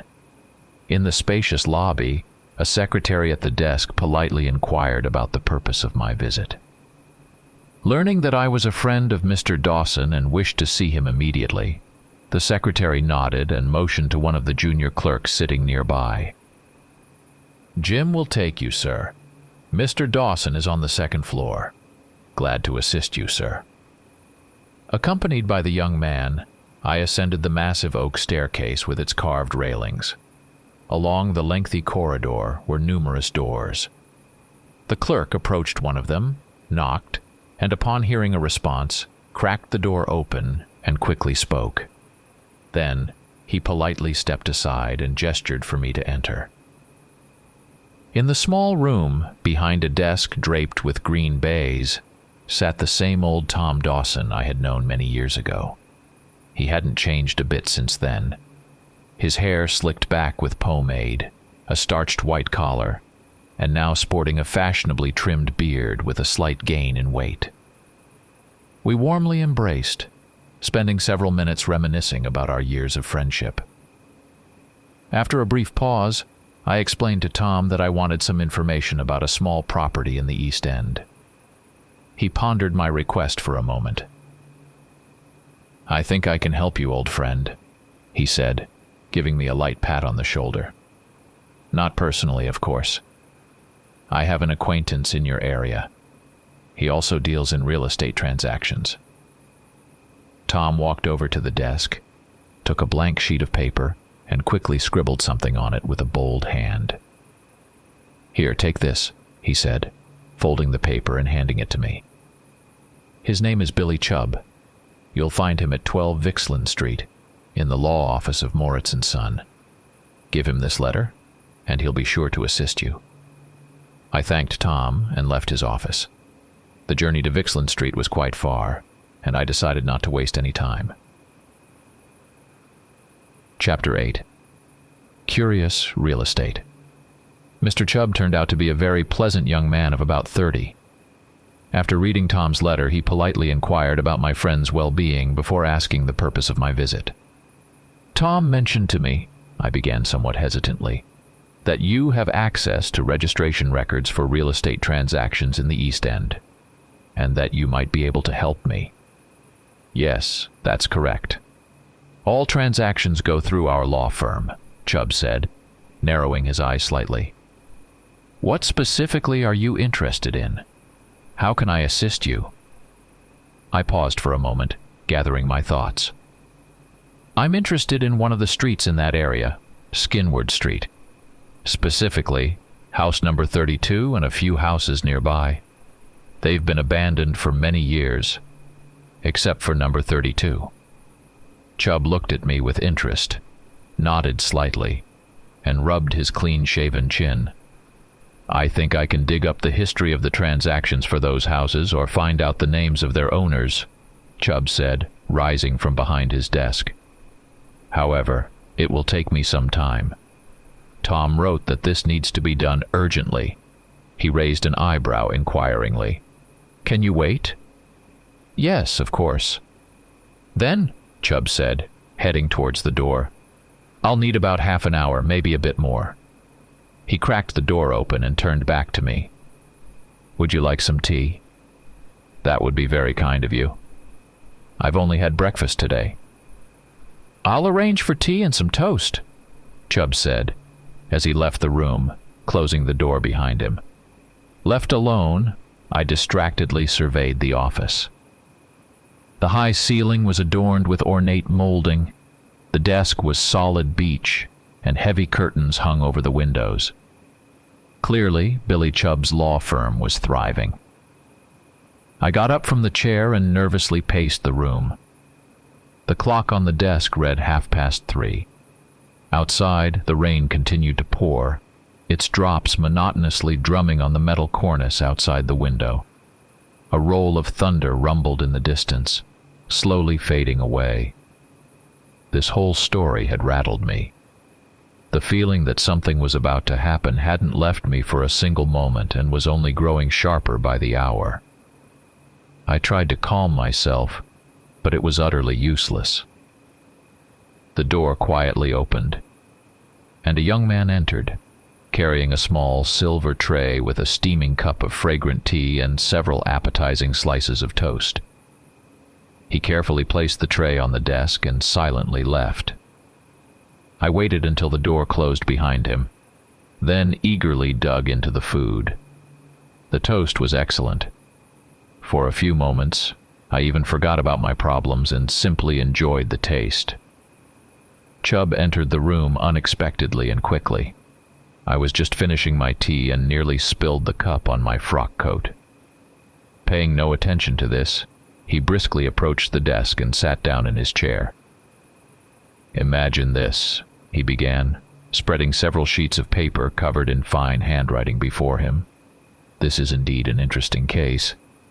It turned out to be devilishly difficult to find some of the documents, but we managed." I leaned forward eagerly, almost spilling the last of my tea on my trousers. "Let's start with the fact," Chubb continued, "that this place is very old. Some of the houses were built as early as the beginning of the 17th century. The owners of these houses, judging by the age listed in the registration or re-registration records, are long deceased, and their heirs have yet to make any claims to the inheritance. Yes, these houses are nearly in ruins and uninhabitable," I confirmed. "That's certainly odd. There have been a few inquiries from private individuals about the owners of this property, but we couldn't help them." He paused briefly before continuing.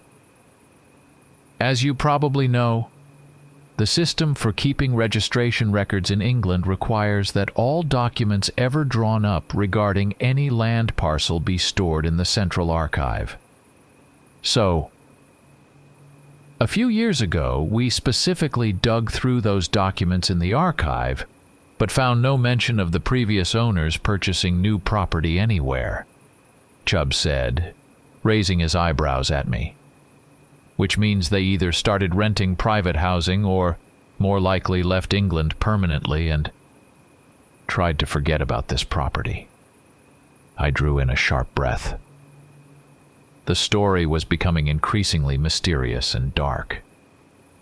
"House number 32, Chubb continued, has been owned by the Brickman family since 1823.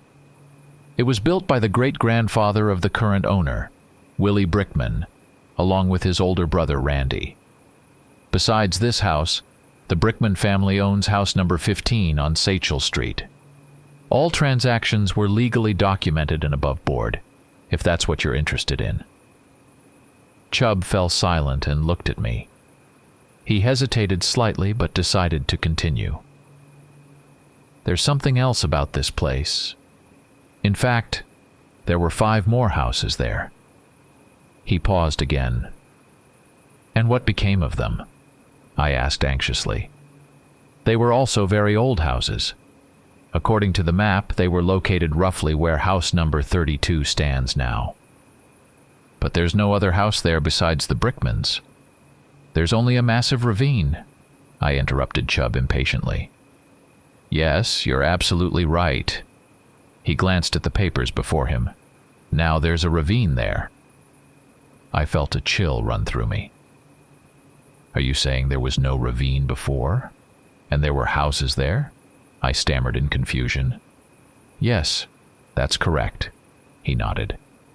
"In 1815, it seems, underground waters eroded the foundation of a massive section of earth, and it, along with the houses, sank deep into the ground, forming a large ravine."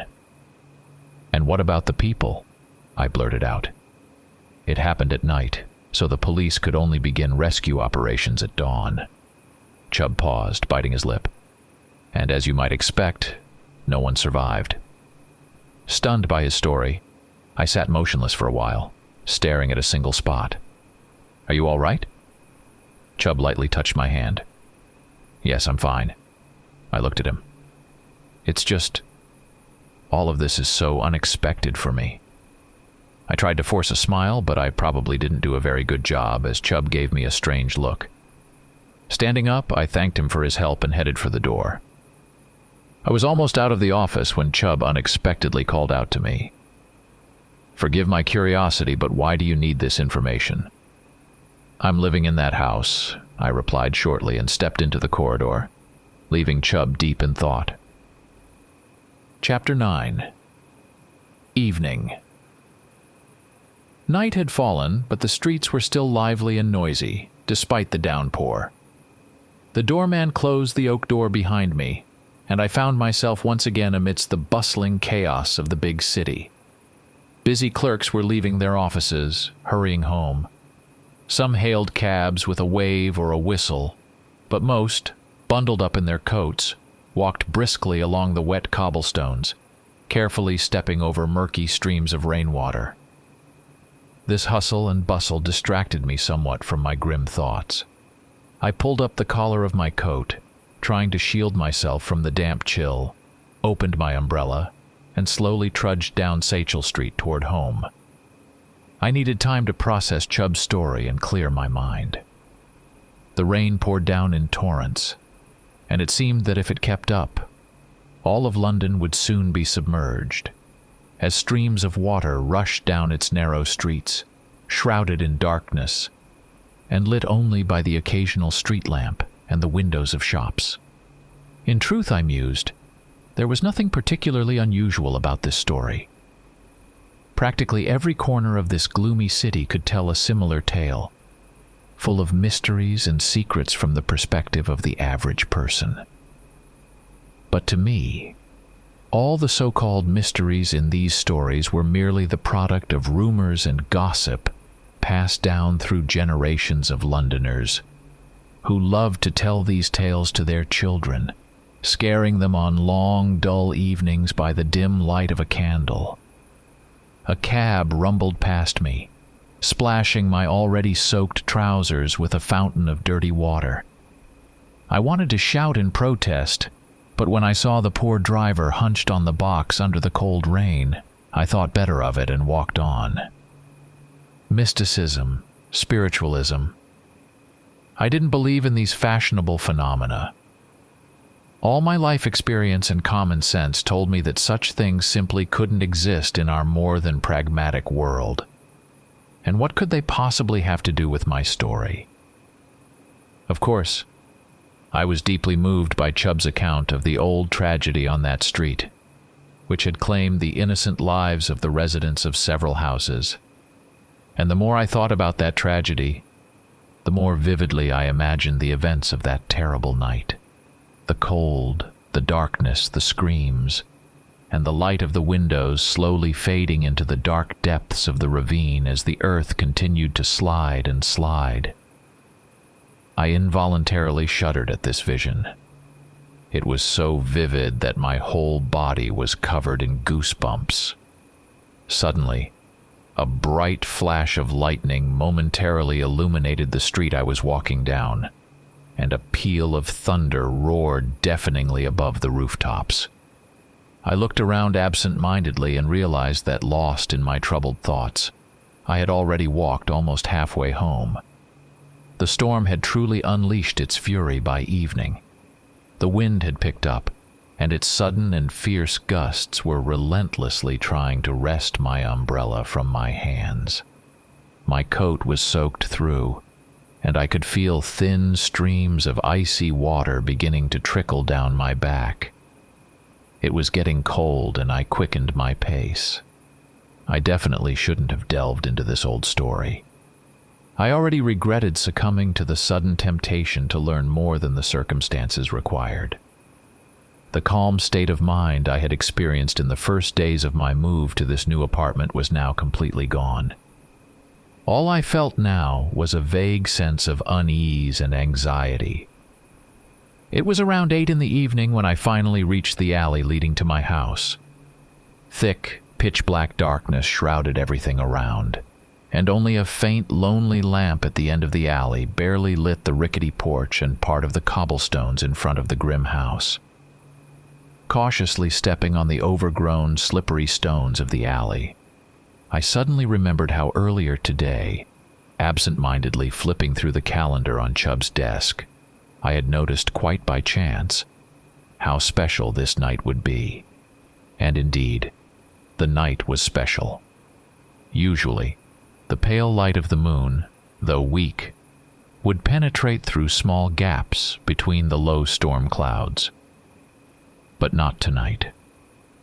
This night was the night of the new moon, the darkest night of the month when the moon completely disappears from the sky and reappears only after a few days. If anything could dampen my spirits even more at that moment, it was this seemingly insignificant fact that became the final straw. At that moment, the rain intensified, and heavy streams began to drum on my back. A blinding flash of lightning lit up everything around, followed by a deafening clap of thunder. I nearly sprinted toward the house, ignoring the huge puddles, and within seconds I had slammed the front door behind me with relief. To my considerable surprise, the living room was quite warm, and embers still glowed in the fireplace. Probably, I thought, one of the brickmans had come by a few hours ago on some errand and decided to stoke the cooling house a bit. For me, this was very convenient. I quickly hung my soaked clothes in the hall and went to my room. Every muscle in my body ached from the long day's walk, and my head throbbed unbearably. So, as soon as I entered the room, I collapsed onto my bed and blissfully closed my tired eyes. And as I was already drifting into a deep sleep, through the thick, sluggish haze of drowsiness, I sensed that the room was filled with a heavy, oppressive smell. I barely managed to turn onto my side, but I had no strength left to get up or even open my eyes, and within moments, I plunged into a black, endless void. Chapter 10. Darkness. Beneath my awakening was sudden. I lay in complete darkness, my heart pounding like a hammer. A wild, primal fear gripped my entire body, from the top of my head to the tips of my fingers, as if I were a caveman confronting an unseen danger. The small room was filled with a thick, nauseating stench, which immediately caught in my throat and triggered waves of nausea. It felt as if the very air was saturated with the smell of decay and rot, as though I were entombed in a long-forgotten crypt deep underground. But there was something else, something that made the hair on my body stand on end, like a hunted animal sensing a predator. The floorboards in my bed were vibrating from powerful blows coming from below. I could hear sounds resembling the scratching of claws, tearing through wood, and the guttural growl of an unbelievably large creature, desperately trying to reach its prey, like a wolf that has scented its victim. I pressed myself into the bed, paralyzed by mortal terror. Another blow from a massive paw, then another. My breathing became a thin trickle. I was afraid to take a full breath, only drawing in small sips of air.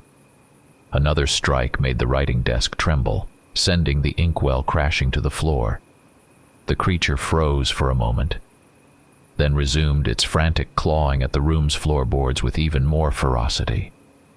I sat up abruptly in bed, pulling my knees to my chest, and with a trembling, cold hand, began frantically searching the desk for matches.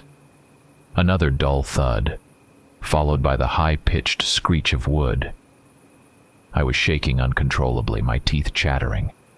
I was on the verge of panic. Another blow. I was nearly thrown from the bed. Suddenly, a deafening clap of thunder sounded, and a bright flash of lightning illuminated the room, blinding me. But in that brief moment, I spotted the lamp and the matches on the desk. Darkness returned, along with the sound of wood creaking under claws. And that maddening growl. God. I clutched the lamp with my fingers so tightly that my knuckles turned white, and like a madman I began striking the thin match, desperate to light it. I succeeded, and within moments, the room was bathed in a dim yellow light. The blows from below ceased, but to my horror, in the silence that followed, I could hear the labored, raspy breathing of the beast lying in wait. The pale light from the lamp revealed the walls, the window streaked with murky rainwater, the closed door. And at that moment, a new wave of terror washed over me, and cold sweat beaded on my forehead. I had left the door open, and now it was tightly shut. Trying not to make a sound, I cautiously lowered my feet to the floor. My heart pounded wildly and blood throbbed in my temples. But the moment my feet touched the icy floorboards, there was movement below. A massive body twisting and lunging toward me, and something heavy struck the floor directly beneath my feet. I gasped in surprise and quickly pulled my legs back.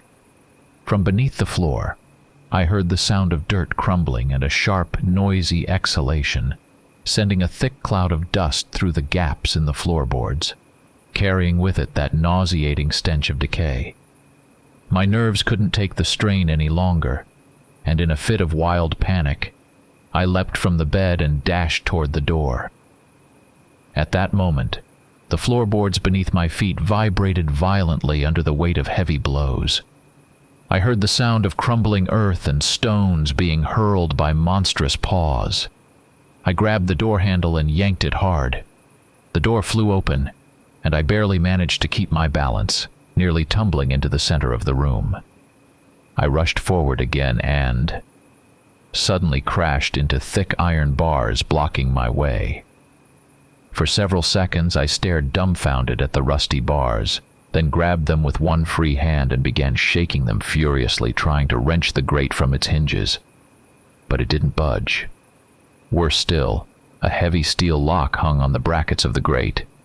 And I screamed hoarsely, wildly, out of fear and despair. The floorboards beneath my feet vibrated with renewed force, and I was nearly thrown into the air by another blow. I screamed again. And suddenly, from the depths of the living room near the fireplace, a match was struck, and someone's hand lit a lamp. The light was very dim, and I could only make out the hand and part of the stranger's shoulder. But almost immediately I saw the face, and recognized it. At that moment, the sound of claws scraping against the wood echoed through the room. One of the floorboards snapped with a dry crack, and a thin crack ran along it. I took a gasping breath and stared in horror at the pale face of the man standing before me. His eyes were wide open, but there wasn't even a trace of humanity in them, only the mark of deep madness. It was John Brickman. The words that were ready to escape my lips froze, and a new wave of terrifying fear swept through my body. Submit. Brickman's voice trembled with excitement, rising to a shrill pitch. Submit, mortal. Ukubun is coming. A powerful blow to the floor shook the walls, and then the boards groaned again. Brickman, you've gone mad, I shouted. Open the lock immediately. I began furiously shaking the grate again. A shadow flickered behind Brickman, and in the dim light of the lamp, I saw his father's face. The same mark of madness was upon it.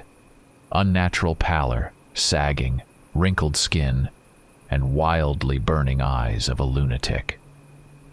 Mr. Brickman, thank God it's you. I pressed my face against the grate in weak hope, shuddering as I noticed the rusty brown stains on it.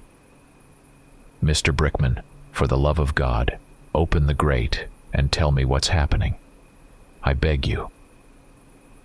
The old man didn't answer a word. He stretched out his hand, pointing a crooked, trembling finger behind me. Ukubun is coming. Submit. The old man's raspy, hollow voice echoed through the living room. "Kneel, mortal. Surrender your body, your blood, and your soul to him." Brickman's voice also turned into a shrill screech, causing him to cough hoarsely, clutching his thin chest with one hand. The blows to the floor grew more muted, and I realized that the boards would soon give way under the furious assault and split apart. At that moment, the Brickmans fell to their knees and pressed their foreheads to the floor. "Ukubun, Ukubun, Ukubun." Their monotonous voices echoed eerily in a devilish rhythm with the blows to the floor and the creaking of the boards.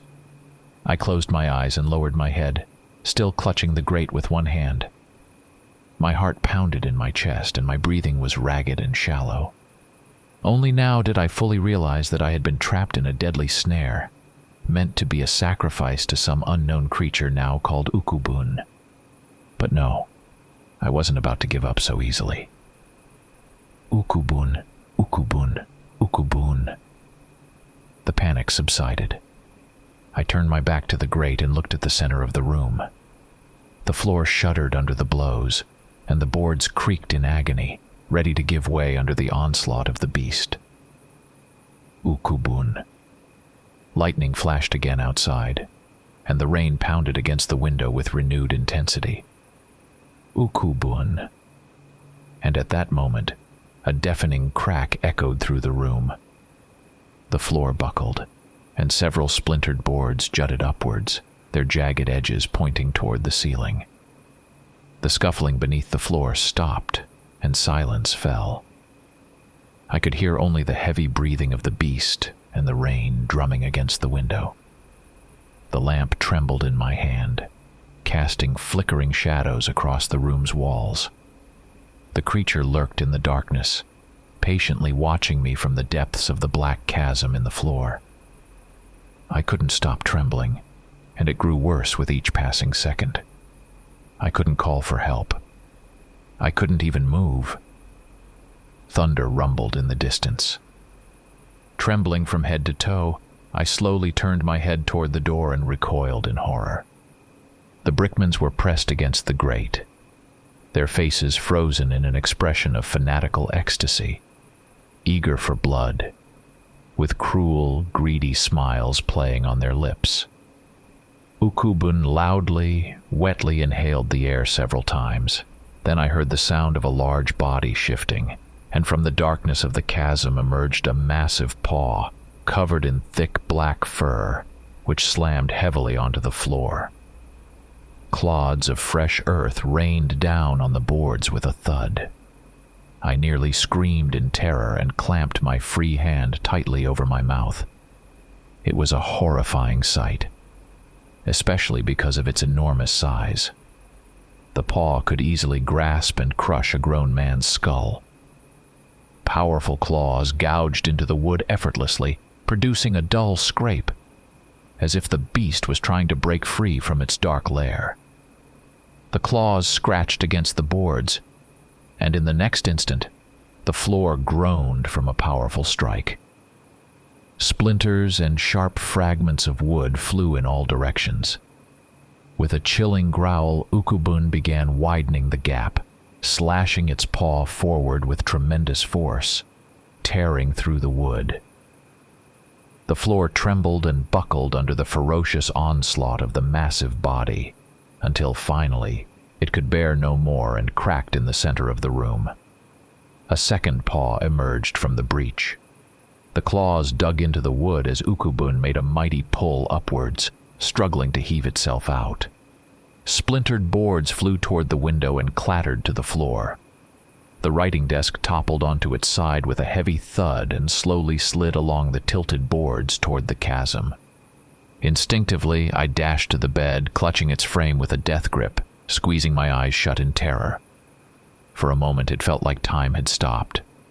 I could clearly hear the rain, the distant roll of thunder, and the heavy, guttural breathing. The room was now filled with a thick, nauseating stench.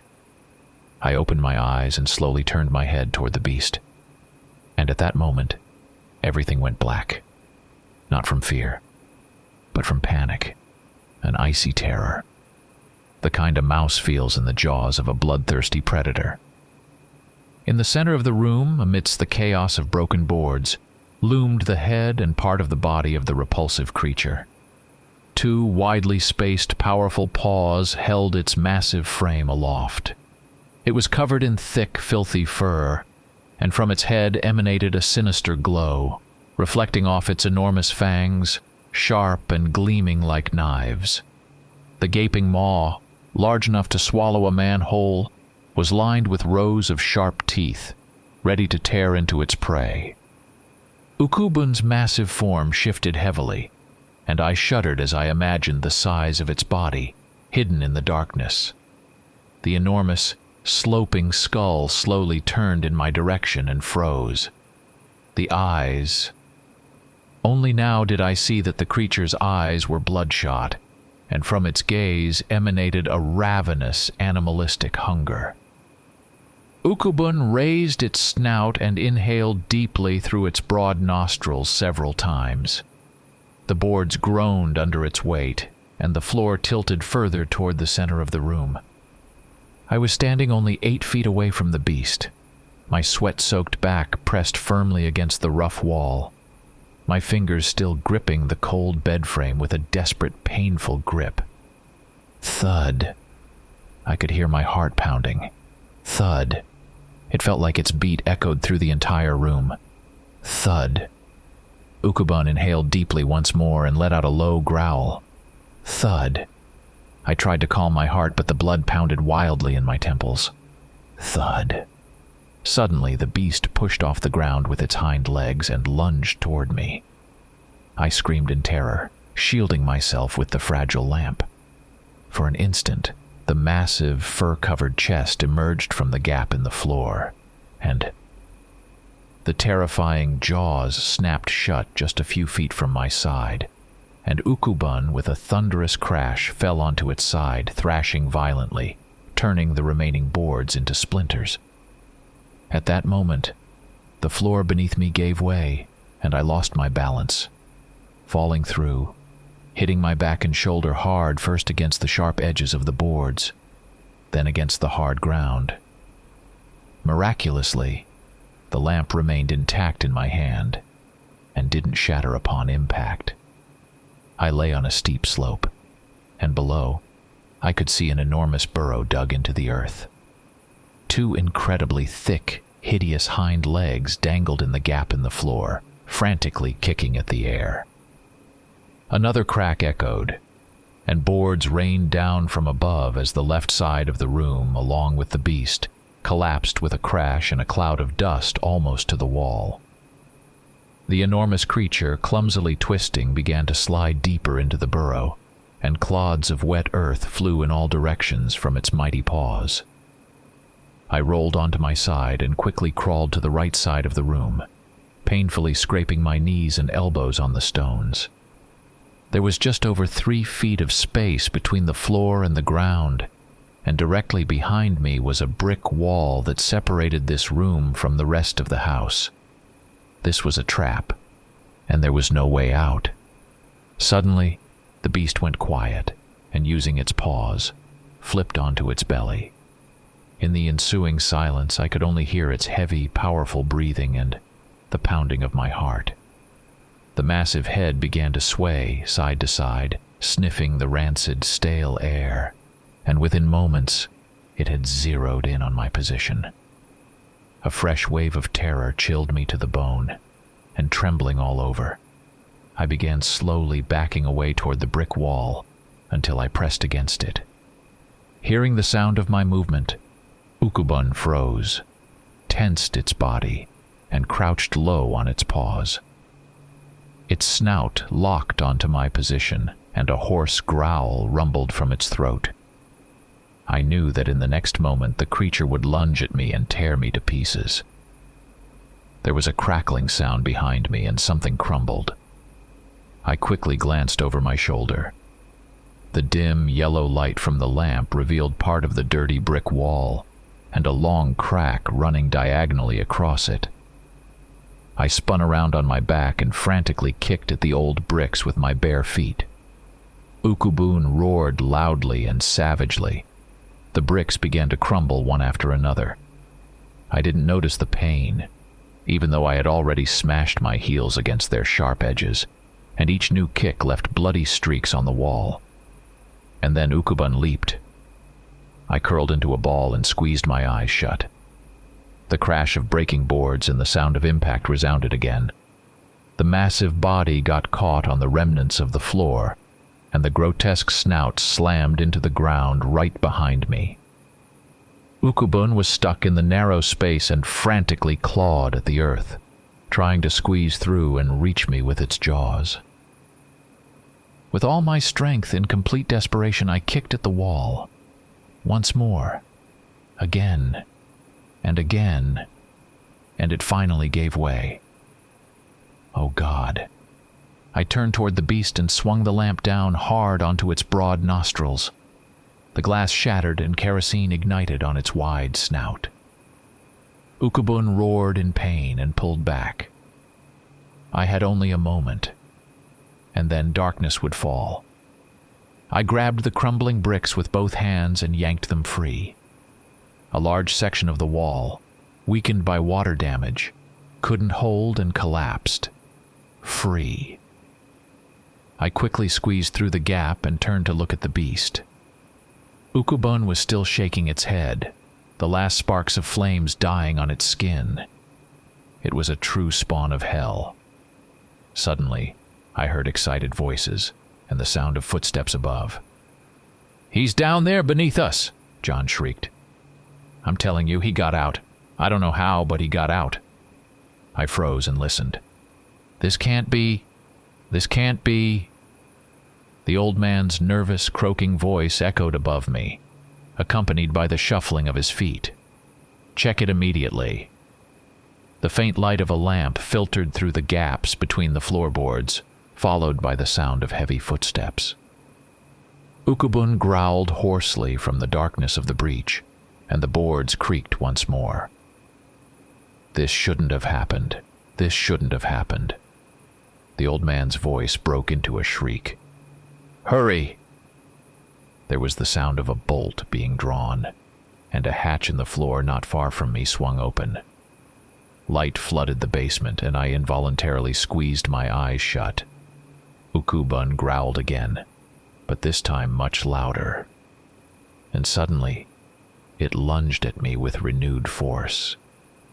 In a matter of seconds, the remaining floorboards splintered under the pressure of its back, and a clawed paw appeared in the breach, effortlessly smashing through the intact brickwork. I stood frozen, unable to tear my gaze away from the enraged beast. Ukubun shoved its snarling snout under a thick beam, and unable to move further, began furiously digging at the ground with its claws. This was beyond my endurance. I dashed toward the open hatch and grabbed its edges with my hands. "There he is!" John shouted, and I saw the glint of a blade. Only my incredible luck saved me from instant death. The wide axe blade slammed into the wood just inches from my head. The axe swung again. I recoiled. The blade whistled past my nose. The axe arced upward, and John, losing his balance, tumbled through the hatch right at my feet. He tried to get up, but did so too quickly, banging his head on the boards and collapsing back to the ground. This was my chance for survival. I quickly dropped to my back, tucked my legs in, and kicked them out with all my strength, straight into John's side. He grunted, flying a few feet away, then fell heavily onto his back and tried to get up again. But this time, he couldn't. He was now directly in front of Ukubun's snout. A heavy paw struck his chest, cracking his ribs, and the claws dug into his side with a deadly grip. A wild scream filled with terror and pain echoed through the basement. With terrifying speed, Ukubun opened its maw and clamped down on the man's head, snapping his neck. The scream was abruptly cut off, and I watched in horror as the beast began to drag the limp, lifeless body beneath itself, slowly retreating into the darkness. I vomited onto the dirt floor, my vision swimming with bright spots. I crawled toward the hatch, quickly pulling myself up into the room, and without seeing anything around me, I fled the cursed house in a state of utter madness. Chapter 11.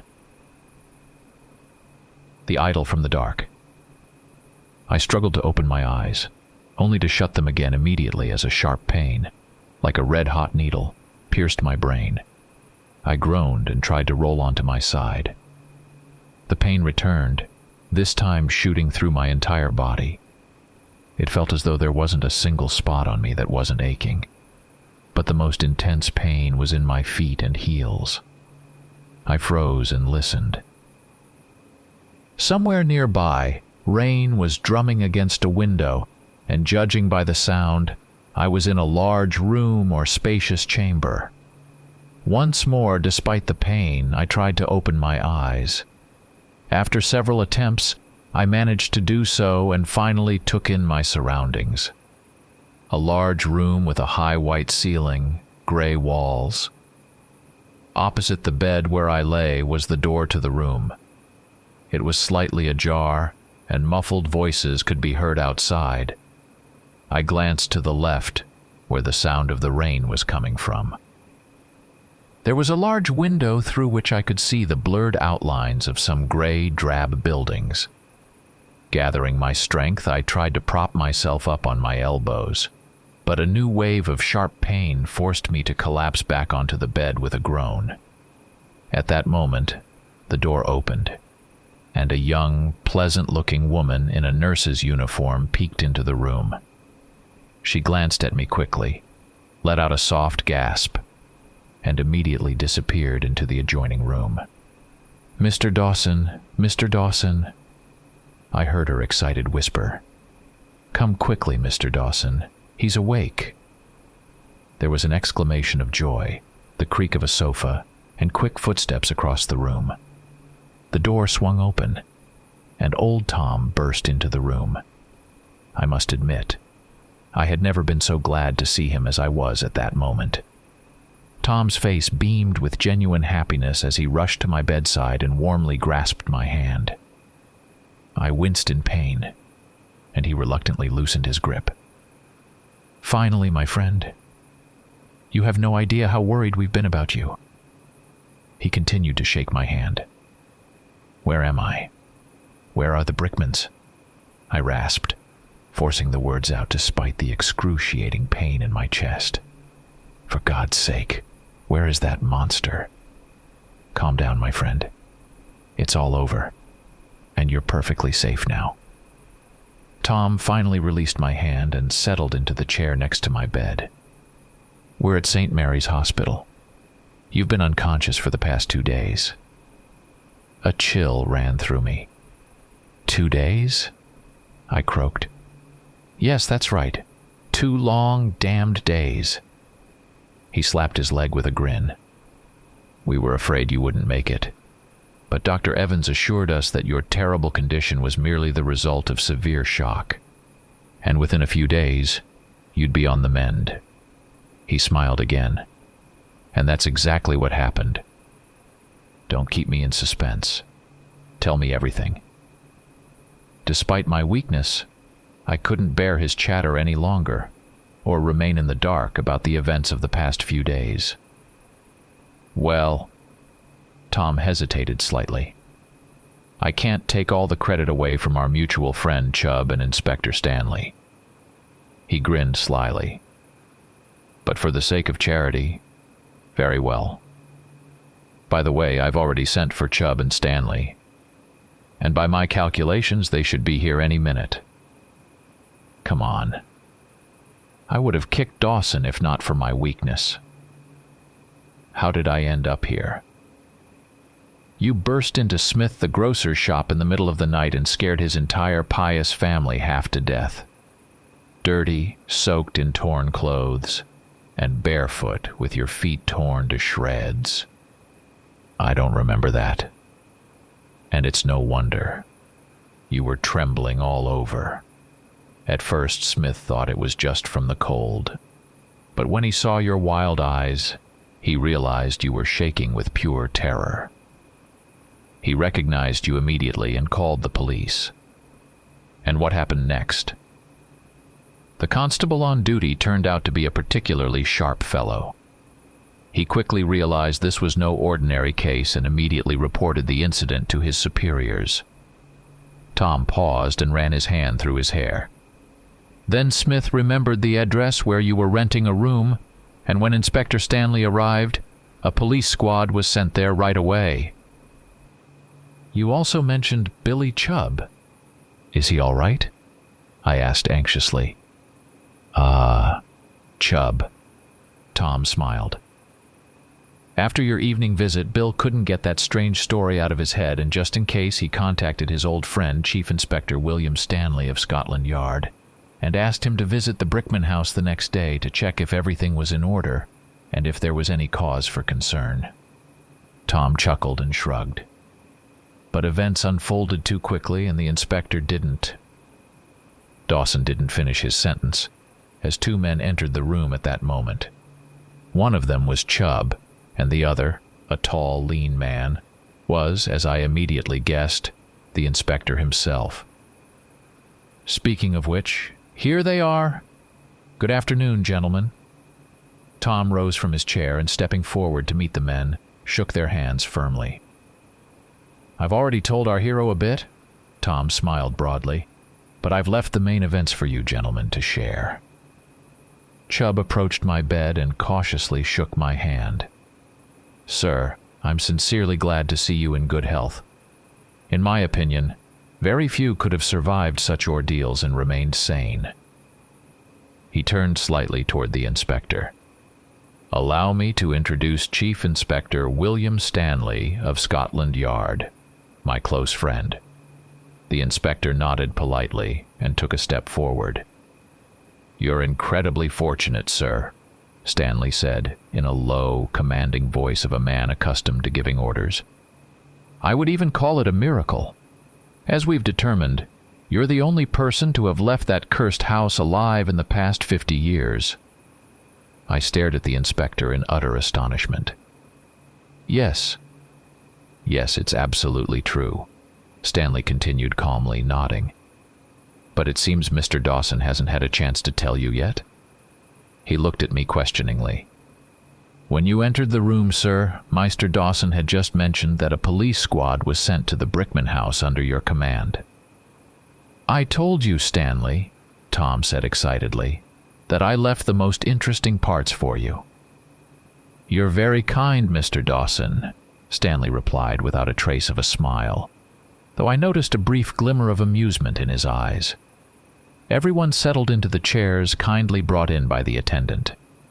Stanley crossed one leg over the other and, in this relaxed position, continued his story.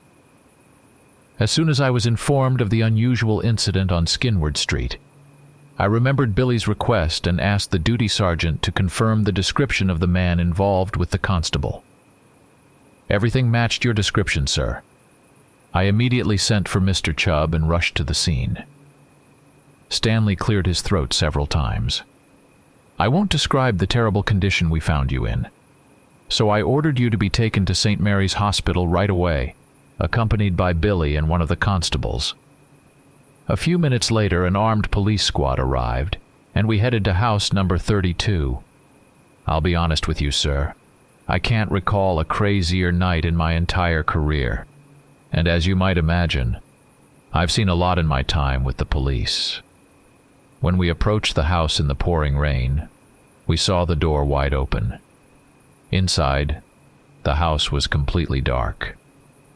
I left 5 men outside and went inside with 2 constables. What we saw in the light of our lanterns still sends shivers down my spine, sir.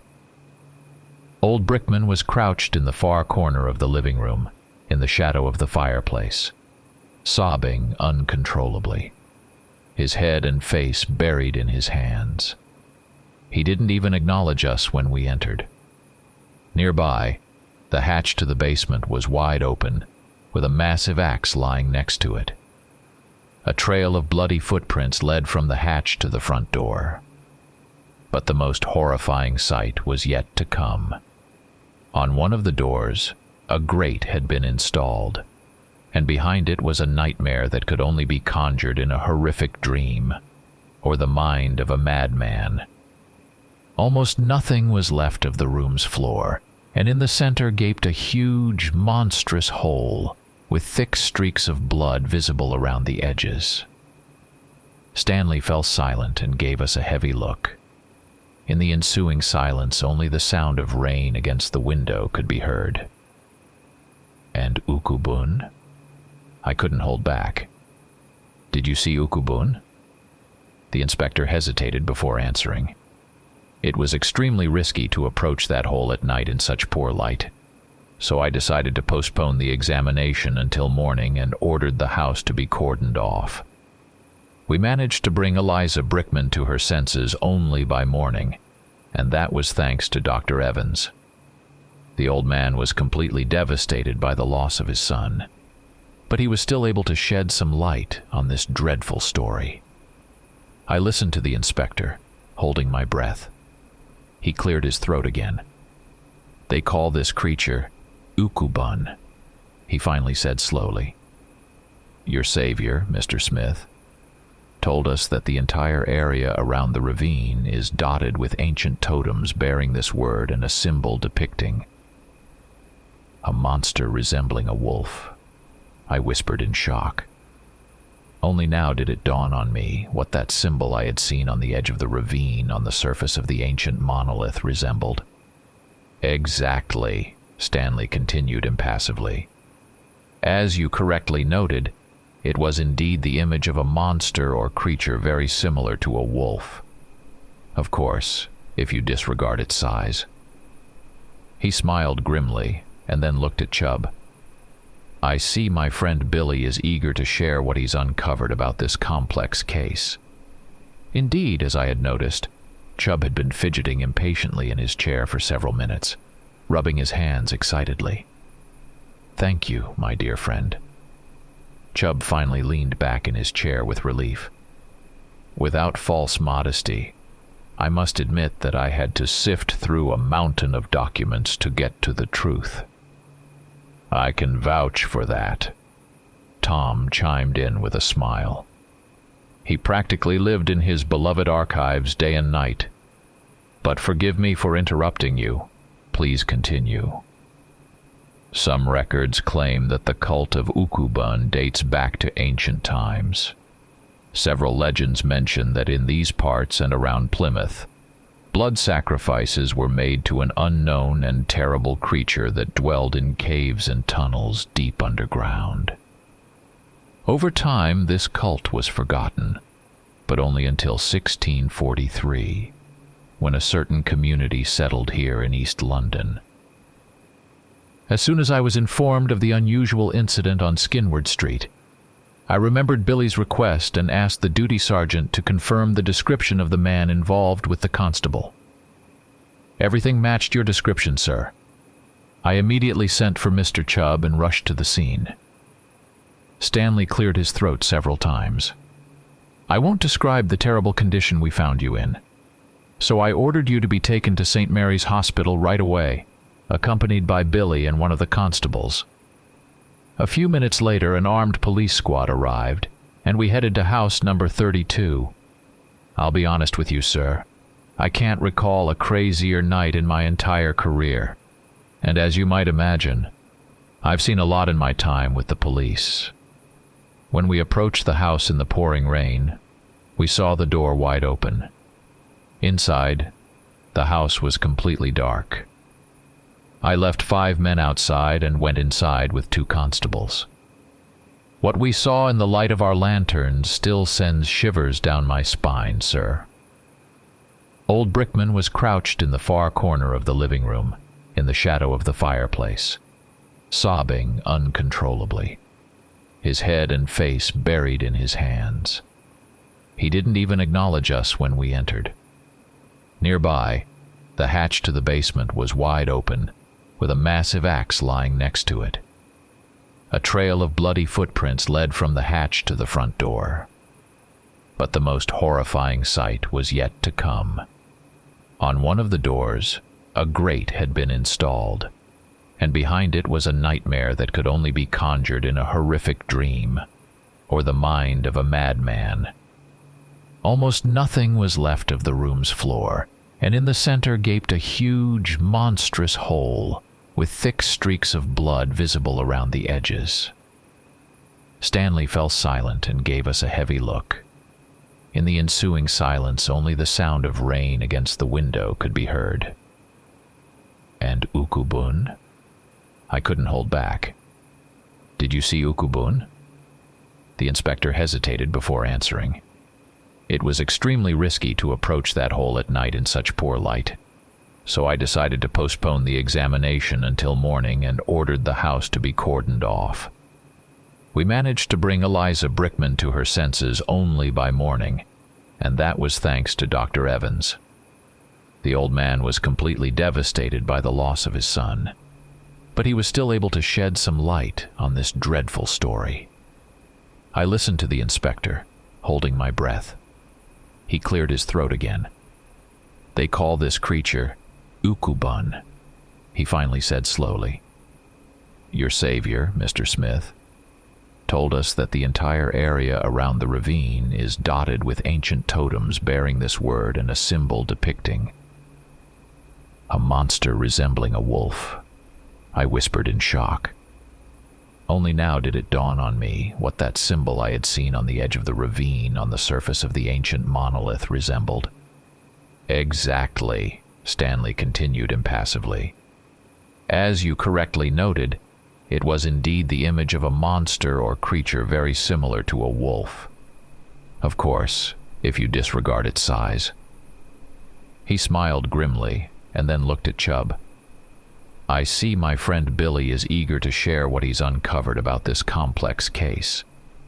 Indeed, as I had noticed, Chubb had been fidgeting impatiently in his chair for several minutes, rubbing his hands excitedly. "Thank you, my dear friend." Chubb finally leaned back in his chair with relief. "Without false modesty, I must admit that I had to sift through a mountain of documents to get to the truth." "I can vouch for that," Tom chimed in with a smile. "He practically lived in his beloved archives day and night. But forgive me for interrupting you. Please continue." "Some records claim that the cult of Ukubun dates back to ancient times. Several legends mention that in these parts and around Plymouth, blood sacrifices were made to an unknown and terrible creature that dwelled in caves and tunnels deep underground. Over time, this cult was forgotten, but only until 1643, when a certain community settled here in East London."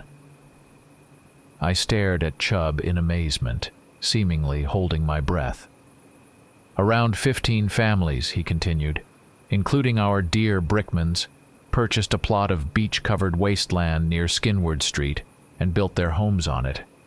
We can only speculate about their reasons for moving to London, but in the registration documents, I found a note that they had come from Cornwall, and Plymouth, as you know, is not far from its borders." "So, are you saying," I interrupted him, "that they knew about the existence of the creature?" "That's unlikely." Chubb shook his head doubtfully. "But I'm certain they knew the legend and knew that signs related to the ancient cult still remained in these parts." "Wait a minute." I was genuinely surprised.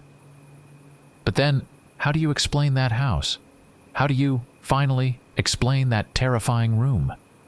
Chance..." "What?" I didn't understand. "A tragic and accidental chain of events," Chubb explained, furrowing his brow. "You probably remember your recent visit to my office."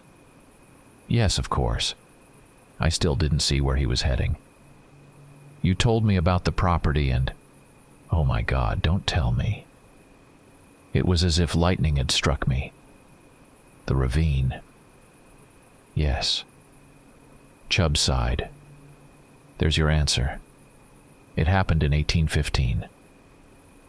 Police reports indicated that on the night of March 14th, 5 houses collapsed into the ground along with all their inhabitants, and despite rescue efforts, they couldn't be reached. For a few seconds, there was silence, with only the sound of rain outside the window. And 6 years later, Chubb finally broke the silence. In September 1821, the locals were shocked by another tragedy. According to eyewitnesses, in the middle of the night there was a terrible noise and screams from the community, but after a couple of minutes, everything went silent. When the police arrived, they found that one of the houses, located right next to the ravine, had been partially destroyed, with a massive hole in its wall. Under the rubble of bricks and beams, the bodies of a woman and her 5-year-old son were found. The head of the family was never found. Chills ran down my spine as I recalled the grim house I had stood before just days earlier. The case was soon closed.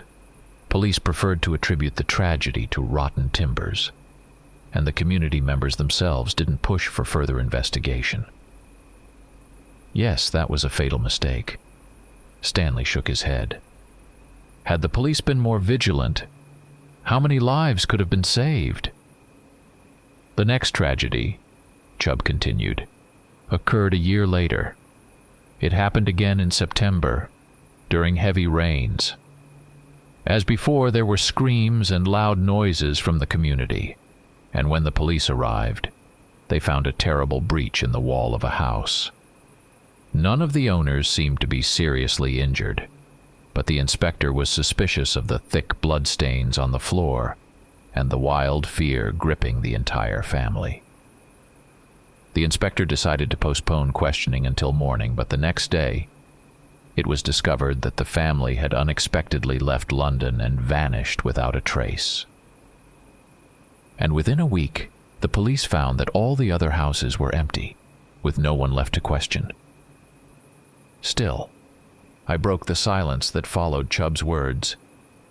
For God's sake, explain to me how that monstrous house came to be. That story, Inspector Stanley spoke up, was told to us by Eliza Brickman himself. He cleared his throat and continued. You see, his father Willie had an older brother named Randy.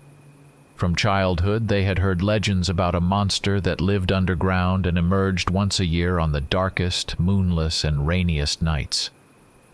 After the second tragedy, the brothers deduced that the creature came from the ravine and set out to find it. Within a few days, they discovered a deep burrow at the very edge of the ravine. And a year later, a house was built on that spot, constructed around a single room meant for sacrifices. My God, I couldn't help but exclaim. That's madness. Yes, you're absolutely right. Stanley looked me in the eye intently. The Brickman family, on the male side, suffered from mental illness. But things got much worse after the brothers first encountered the creature. I can't imagine how they planned to control its rage. But as a result of that encounter, Randy died, and Willie lost his mind completely. It was from his father's incoherent ramblings that Eliza learned of the existence of the dreadful room, and soon after, a mad plan began to form in his mind, a plan that later included his son John. And why did Ukubun emerge from the depths only once a year? I asked again, astonished by the inspector's tale.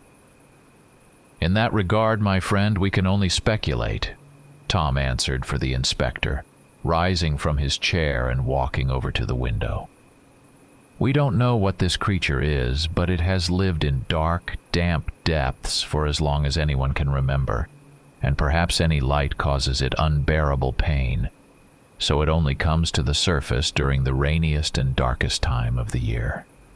He fell silent, watching the rain run down the murky glass. I see you have another question on your mind. Stanley suddenly spoke again, winking at me slyly. Yes, you're right, Inspector. I'm eager to know what happened to Ukubun. Did you find it? Unfortunately, I must disappoint you. Stanley's face grew serious once more. My men searched the bottom of the ravine and found a cave leading deep down, but we didn't dare to descend into it. On the police chief's orders, the entrance to the cave was blown up, and in a few months, the ravine will be flooded. The inspector paused briefly and added, "I pray to God that London will never hear of this creature again." At that moment, the door opened and Dr. Evans appeared in the doorway. His face bore a concerned expression. "Gentlemen," he said in a stern voice, "I must ask you to leave my patient alone. He's still weak, and I'm absolutely certain that none of you would want him to lose consciousness again for a long time. Yes, doctor, don't worry. We're leaving." Tom approached me and gently shook my hand. "I'll visit you in a few days, my friend. I'm sure you'll be up and about quickly under the care of our esteemed doctor." "All right, gentlemen." Dr. Evans spread his arms wide, ushering the smiling men toward the door. I called out to Stanley just as he was about to leave. "Inspector, what will happen to old Brickman?" He turned and pondered for a moment. "His fate will be decided by the courts, but I'm absolutely certain that whatever punishment they impose on him, it won't be worse than the one he's already received by losing his only son." The door closed, and the room fell silent. I lay there for a long time with my eyes open, staring at the white ceiling, horrified at the thought that somewhere beneath London, in the dark and silent depths, lurked a vicious and bloodthirsty creature called Ukubun. Story 3. I remember the day of my wedding to Janice as clearly as if it were yesterday, though 12 years have passed since then. She wasn't just beautiful. She was the embodiment of that quiet, simple beauty that lingers in your heart forever. Kind, gentle, with a warmth that embraced everyone around her. For 10 years, we lived the life that people in big cities dream of, stuck in traffic and staring at dull office buildings. I was a doctor in our small, sleepy town on the edge of a vast national park, where time seemed to slow down and the hustle and bustle of the big world remained far away, like a memory of a bad dream. Our house stood on the edge of the forest, as if shielding us from the wild, unknown world, yet still allowing us to feel its proximity. We had our rituals, like all happy couples. Every morning, Janice would take her radio and a thermos of hot coffee, kiss me goodbye, and disappear into the green wilderness, while I headed to the hospital, passing by familiar faces in our quiet town, where every day was like the one before. Our days were simple, but it was the kind of simplicity that brings happiness. In the evening, Janice would share stories from the forest. I would tell her what had happened at the hospital, and together we built our world where we were happy. But peace is a deceptive thing. It always seems so reliable until it starts to crumble into dust. A few days ago, everything changed. Janice went into the forest as usual, but she didn't come back. I sat at our kitchen table, the same table where we planned our future, shared our dreams and fears. With every minute that I stared at the empty chair across from me, that emptiness became more palpable, almost tangible. I waited, hoping to hear her footsteps on the gravel, that familiar sound that always soothed me. But as night fell, the house was consumed by silence, thick, heavy, like the dark woods outside the window, where there was no light left.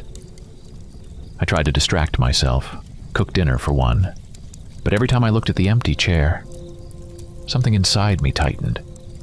I thought I would hear her open the door any moment, come in with a smile and dispel my fears as she always did. But she didn't come. And with each passing hour, this realization became more terrifying, as if the darkness of that forest had crept into our home and taken everything that was dear to me. On the second day of her absence, anxiety began to eat away at me like a ravenous beast. At first, I tried to calm myself, convincing myself that everything was fine. Maybe she got delayed, maybe there was something urgent in the forest. But when it got dark, I couldn't stand it any longer and contacted her colleagues. Their answers didn't comfort me. No one had seen her. No one knew where she might be. A cold, sticky feeling began to grow in my chest, clinging to me no matter how hard I tried to shake it off.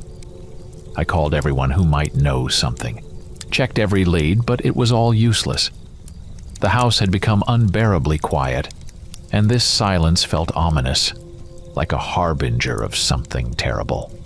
I knew I needed help and that I couldn't handle this alone. I called Robert, our sheriff. He had seen a lot in his life, and I knew I could count on him. He immediately understood that this was serious. We quickly organized a search for Janice. People from the town responded quickly, neighbors, colleagues. Everyone knew her and wanted to help. We combed the forest for hours, calling her name, our voices echoing off the trees as if the very echo was trying to answer us. The forest was eerily quiet that day, as if something was lurking in the shadows, waiting.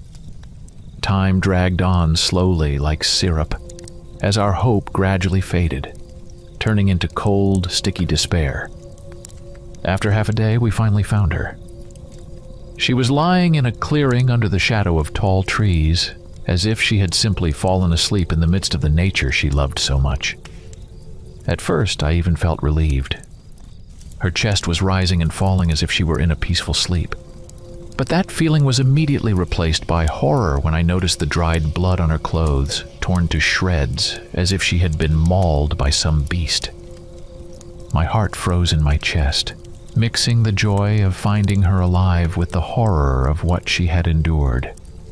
I tried to find wounds, tried to understand where the blood came from, but I found nothing. This only intensified my anxiety. Robert and I lifted her to carry her home. But as soon as we lifted her, I noticed that she had become unusually heavy, as if the forest itself didn't want to let her go. Her body radiated heat, as if a fever was burning her from within. We hurried to the hospital, the very place where I was used to saving lives, and now I sought salvation for her there. My colleagues rushed to help, doing everything they could, but no tests or examinations provided any answers. Her vital signs were normal, like someone in a deep sleep. Her blood was clean, with no traces of poisoning or infection. It was as if she had simply left for another world, leaving her body here in ours. Days turned into nights, and nights into days again. And all this time, Janice remained in this strange sleep. I didn't leave her bedside, holding her hand, telling her about our life, about the little things that made up our everyday routine. I talked about how the sun shone through our kitchen window every morning, how the third step on the porch creaked, how the old fridge hummed. I hoped these words, these memories would reach her, wherever she was, and bring her back to me. But she remained motionless, silently submerged in her world. Each day, I grew more desperate from the lack of answers. One day, as the sun quietly filtered through the blinds, casting strange patterns of light and shadow on the walls, I sat by her bedside, holding her hand in mine. In my other hand was her favorite book, which I was reading to her aloud. And suddenly she moved. It was a slight movement, barely noticeable, but I noticed it because I had been watching her so closely. Her eyelids fluttered, and then she opened her eyes. The same emerald eyes I knew so well, but now they were different, full of confusion and something unfamiliar. I can't describe what I felt at that moment. Joy, hope, relief. They all surged at once, like a flood washing away all my fears. "Janice!" I exclaimed, my heart pounding so fast I could barely breathe. But her gaze, it was cold, distant, She was looking at me, but it seemed like she didn't see me, as if I were a stranger, not her husband. "Janice, it's me, Mark," I stammered, my words trembling just like my hands. I reached out to her, pleading for her to come back. She didn't pull away, but her touch was foreign, cold, as if a wall had suddenly grown between us, a wall that had never existed before. The hospital room, with its sterile walls and constantly beeping machines, slowly faded into the background. In that moment, only she existed. Janice, the woman who had been my partner, my support, my love for more than 10 years. Now she lay before me, and her eyes were a mirror of a soul that no longer recognized me. The silence around us was heavy, thick, filled with unspoken questions and fears. I searched her face for any sign, any hint of recognition, but found nothing. Her gaze was unfocused. She looked around the room indifferently, as if assessing her surroundings without truly perceiving them. It was eerie, as if the person in front of me wasn't Janice, but someone else who had taken her place. More than a month had passed since we found her in the forest. These weeks had flown by in a fog, sometimes stretching into eternity, sometimes merging into a single moment. The doctors, exhausted by endless examinations, eventually sent her home with a clean bill of physical health. But something was wrong, and that something gnawed at me more and more with each passing day. She returned home, but she was no longer the Janice I knew. It was as if part of her had remained in the forest, and the one who returned was just a shadow, an empty shell. The warmth that used to fill our home was gone from her eyes. Now they were cold, detached, and it hurt me more than any words could. She remembered everything: our wedding day, our first home, the names of all our nieces and nephews. She even remembered me. But it was a mechanical, almost clinical recognition devoid of the tenderness it once held. When she said my name, Mark, it sounded as if she were tasting it for the first time, as if trying to figure out who I was. "You're my husband," she said, as if stating a fact, not expressing love. Each day she withdrew further into herself. She had always enjoyed solitude from time to time, but now it was different, as if she were shutting herself off from the world, including me. She spent long hours alone, often locking herself in the study we had once set up together. The door was closed, and her silence screamed at me that I shouldn't enter. Our conversations, when they did happen, were strained and strange. I would tell her about my day at the hospital, about the patients, about what had been accomplished and what hadn't. But her responses were short, almost automatic, as if she were fulfilling some obligation, but not really listening to me. The house, which had once been our cozy refuge, now felt oppressive. Every corner reminded me of what I had lost. The living room, where we spent our evenings watching movies and laughing, now felt vast and empty. The kitchen, where Janice used to cook and hum to herself, had become a place of silence. The pots and pans stood untouched, the stove was cold and gathering dust. Her presence in the house was like a ghost, an echo of the woman I loved. Sometimes I would catch a glimpse of her moving from room to room silently with a vacant expression on her face. Sometimes I would wake up at night to find her sitting by the window, staring into the darkness, her gaze fixed on something I couldn't see. The changes in her were not just emotional but physical too. Her movements had become slow, almost unnatural, as if someone else were controlling her. She moved like a marionette, devoid of her former lightness and grace. The ordinary, everyday actions had lost all meaning for her. She ate because it was necessary, not because the food brought her any pleasure. She slept, but it was a restless, fitful sleep, full of sudden awakenings, as if something troubled her even in the world of dreams. And every day, I looked at her and realized that she was no longer the person she once was, and perhaps she never would be again. I tried to reach out to her, trying to rebuild the bridge that had once connected us. I spoke of our past, of the trips we took, of the plans we made for the future. But my words seemed to roll off her like raindrops off a roof, leaving no trace, evoking no emotion. The more I tried to restore the connection, the further she drifted away from me, retreating deeper into her inner world. It was as if she were trying to solve some riddle inside herself, the answer to which eluded her. The Janice I knew, the vibrant, lively woman who went into the forest that day, had stayed there. In her place returned a stranger, an unfamiliar person wearing her face but without her soul. Restlessness gnawed at me. I lay in our bed, feeling the sheets twist around me, as if reflecting my inner turmoil. The night was quiet, too quiet, and that silence pressed down, filling the room with unspoken words. Janice's absence beside me became a painful void, making that silence even more unbearable. Sleep didn't come, its sweet relief out of reach, and I lay there, trapped between sleep and wakefulness. And then I heard it, a soft, insistent knock, a sound that had no place in the silence of our home. My heart skipped a beat, and a wave of adrenaline washed over me. I froze, listening. The knock came again, followed by the creak of floorboards. It could only be Janice. As quietly as I could, I slipped out of bed, my feet touching the cold floor.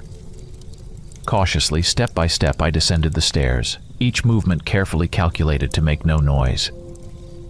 The house in the darkness felt different, its familiar outlines now swallowed by shadows that played tricks on my vision. When I reached the bottom of the stairs, I was met with a scene straight out of a nightmare. Janice stood by the window in the living room, her figure bathed in the ghostly light of the moon. The moonlight, silvery and unnatural, seemed to wrap around her, giving her the appearance of a being from another world. Her eyes were wide open, staring at the moon with such intensity that it was terrifying. "Janice?" I whispered, barely audible as I approached her. There was no answer, just that ominous stillness that surrounded her. And suddenly, her body began to convulse, jerking in violent, erratic movements that were completely out of place in the calm of the night. Her head thrashed from side to side. Her arms flailed in a frantic, chaotic dance. The sounds that came from her throat were harsh, deep, and primal, unlike anything I had ever heard from her. It was as if some unseen force had taken hold of her, controlling her movements. Panic seized me, a wave of fear and confusion crashing over me. I grabbed her by the shoulders, desperately trying to bring her back to reality, to pull her away from the abyss she was teetering on. And then, suddenly, everything stopped. Her body went still, as if time itself had paused. She slowly turned her head to me, her eyes wild and full of terror. But there was no recognition in them. And then, with a trembling hand, she pointed directly at me. The scream that tore from her lips was not of this world.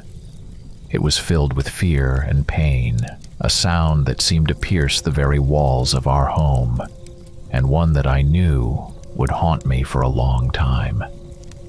Then she collapsed to the floor, unconscious. I stood there, paralyzed, her scream still ringing in my ears, an echo that would haunt my nights.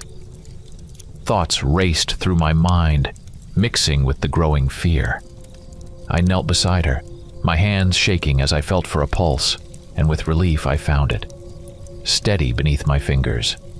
But that relief was fleeting, quickly replaced by a deep, gnawing dread. What had happened to her in that forest? I carefully lifted her, her body limp in my arms, and carried her back to our bedroom. As I laid her down and covered her with a blanket, I couldn't shake the feeling of ominous foreboding, as if everything that had happened was just the beginning of something much worse. The night's silence deceptively concealed the storm raging inside me. I sat in our bedroom, and the moonlight, which once felt so calming, now cast strange, eerie shadows across the room. My heart was pounding so hard I could literally hear it, and each beat only heightened the wave of fear. I reached for the phone, but my hands were trembling, and one terrifying thought after another flashed through my mind. As I dialed the hospital's number, I felt as if every key press underscored the strangeness of what was happening. The phone rang, cutting through the night's silence, and I waited, feeling as though time had stretched out.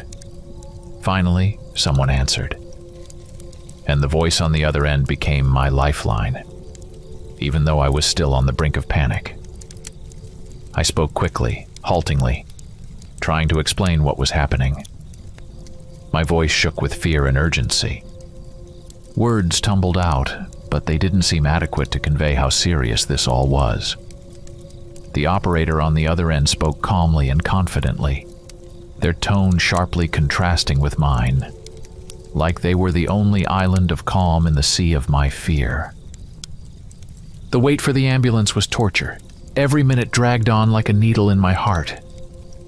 I sat next to Janice on the bed, her body lifeless and heavy in my arms. She was breathing, but barely. Each breath was a whisper, a promise that she was still alive. I held her tightly, whispered words of comfort, though I knew they sounded hollow and meaningless. The ambulance finally arrived, its sirens tearing through the night's silence like a mournful song. The paramedics, focused and swift, moved with practiced precision. They lifted Janice onto the stretcher. Their movements were rehearsed, like in some ritual of salvation. I followed them as if in a dream, barely aware of my own actions. The hospital greeted us with bright lights and noise, starkly contrasting the quiet of our home. The light was too bright, the colors too sharp, and the sounds too loud. Janice lay on the hospital bed, pale as the sheets around her. Her skin, usually so warm and full of life, now seemed almost translucent.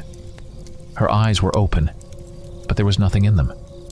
No warmth, no life, only coldness and emptiness that made me shudder. Where once there had been depth and joy, now there was an icy void that struck me harder than any blow. The doctors did their work, examining, measuring, checking. The machines around her beeped and hummed, creating a cacophony that I barely noticed. They spoke to each other quietly, using medical terms, discussing something. But I understood one thing. They were just as clueless as I was about what was happening. I sat beside Janice, holding her hand. Each minute spent next to her only deepened the fear that I was losing her, not physically, but in some other way, on some deeper level that I couldn't comprehend. She couldn't remember the events of that night. Her memory was a blank slate, offering no clues. As I sat there in that cold hospital room, the sharp smell of antiseptics only heightened my sense of anxiety. My despair became evident when I spoke to her. "Janice, please, you have to remember. The forest when you disappeared. Do you remember anything?" She furrowed her brow slightly, her eyes clouded as if she was trying to recall something but couldn't. I can't remember," she whispered. Her voice was quiet, weak, like an echo of her former self. "Mark, I just need to rest. I'm just tired, that's all. Everything will be fine." Her smile was weak and forced, nothing like it used to be. That smile felt foreign to me. It didn't light up her face, didn't make her eyes bright and joyful as it once did. It was a strained, artificial smile, a mask hiding something within. And that only deepened my fear and uncertainty, making me feel like everything was much worse than I could imagine. I wanted to scream, to let out all the chaos boiling inside, to rage against the cruel fate that had brought us to this moment. But instead, I just sat there, holding her cold, lifeless hand in mine. I forced myself to smile, putting on a mask of normalcy, playing the role of a caring husband. We were just another couple going through a rough patch, or so I tried to convince myself, even as my heart screamed that this was far from the truth. Returning to normal life felt like trying to squeeze into a suit that was too tight. The home that was once filled with love and laughter now felt like a stage where some strange play was being performed, where Janice and I were mere puppets, forced to play our roles. Janice returned to her work as a ranger, once again immersing herself in the forests that I now viewed with a strange mix of reverence and horror. She said that the forest air made her feel better. The irony of that statement wasn't lost on me. The very forests where this nightmare began had now become her refuge, a place that I could no longer understand. My days at the hospital sharply contrasted with the emptiness of our home. The noisy corridors, the constant hum of machines, the throngs of patients and colleagues only heightened my sense of loneliness. Every interaction, every case reminded me of how helpless I was in the face of what was happening to my wife. Each evening, as I drove home, my heart tightened with fear and anxiety. The road, once so familiar, now felt like a journey into the unknown. The familiar landscapes blurred into one as my thoughts raced, feverish. The first thing that greeted me at home was silence. It was heavy, thick, as if it hung in the air, filled with unspoken fears and unsolved mysteries. I called out for Janice, my voice echoing through the empty rooms, reminding me of the chasm that had grown between us. Her behavior became increasingly unpredictable. Sometimes I found her sitting in the living room, staring blankly at the walls, her eyes empty and distant. Other times, she sat in the study, poring over old maps and books about local legends, her brow furrowed in deep thought. Sometimes she almost became the Janice I had once fallen in love with, as if momentarily breaking through the veil. But the next moment, she would become cold and distant again, as if someone else was wearing my wife's face. This uncertainty was driving me insane. The hospital, with its antiseptic smells and the rhythmic hum of machines, became my second home, a place where I found some semblance of refuge in the chaos that my life had become. I was sitting at my desk, immersed in work, when the familiar rhythm of the day was suddenly disrupted by an unexpected visitor. Standing in the doorway was Sheriff Robert. Usually he was cheerful, but now his face was shadowed by something heavy. Over the years of our friendship, Robert and I had become more than just acquaintances. He was someone I could rely on in a tough moment. But today, looking at him, I noticed that something had changed. New lines had appeared on his face, as if he was carrying a burden that mirrored my own pain. His gesture, inviting me to step into the corridor, immediately filled me with anxiety. We stepped into the empty corridor, where the familiar sounds of the hospital faded into the background, setting the stage for our conversation. I was overcome by a strange feeling, as if I already knew that I was about to hear bad news. "What happened, Robert? Does this have to do with Janice?" I asked, my voice trembling with concern. His appearance here at the hospital could only mean something serious. He fell silent for a moment, his Adam's apple bobbing as he swallowed, a simple movement that spoke louder than words. "Yes, I found something in the forest. I think you need to see it for yourself," he finally said, his voice quiet but firm. Those words sent a chill down my spine. The thought that there might be another horror lurking in the forest made my heart pound even harder. Robert's reluctance to share details only heightened my anxiety. What had he found? And was it connected to what happened to Janice? We agreed to meet the next day and head into the forest. The rest of the day passed in a sort of haze, my thoughts consumed by the upcoming trek. The usual tasks at the hospital, patient exams, prescriptions, felt like empty motions, mechanical actions that had lost their meaning. I was there in body, but not in mind. The next day, the world awoke in a gray fog, as if mirroring my own turmoil. I woke with a feeling that something was about to change, an indistinct premonition that mingled with anxiety. The forest, the mystery of Janice and Robert's strange discovery, all swirled in my head like a vortex. But the morning dragged on and Robert never showed up. He was always punctual, reliable, and his absence first caused confusion, then concern, and finally fear. Robert was more than just a friend. He was someone I could confide in about everything that was happening, someone who had walked this winding road with me. His disappearance was not just strange. It knocked the ground out from under me. I began pacing the house nervously, each creak of the floorboards echoing in my mind, amplifying my anxiety. I called him again and again, but only silence greeted me in return. Each unanswered call felt like a weight on my chest, each new attempt tightening the noose of fear.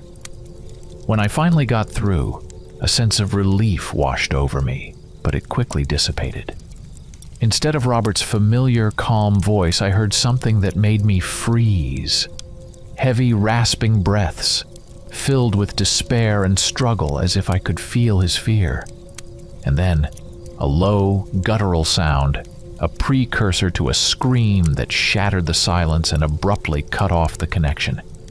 That scream was all too familiar, like an echo of the terror Janice had once emitted. I dropped the phone as if it were a burning coal, and my mind immediately filled with nightmarish images. What had happened to Robert? That scream that had burst from the receiver was a sound no human should make, and it echoed in the darkest corners of my mind.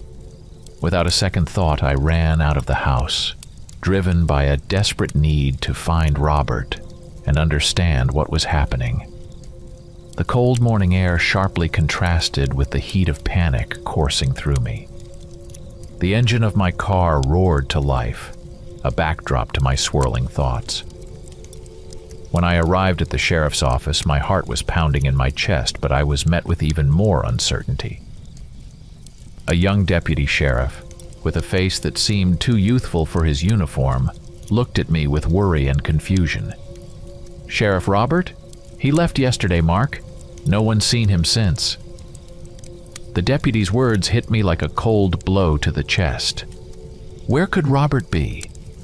Why hadn't he come to our meeting? None of it made sense. Each thought was like a sharp blade, cutting through my understanding of the situation. Driving back home, my mind was a whirlwind of theories and fears. The quiet streets of our small town seemed so unreal, as if they were just a facade hiding the chaos unfolding behind the scenes. When I saw Robert's car parked outside my house, hope flared within me.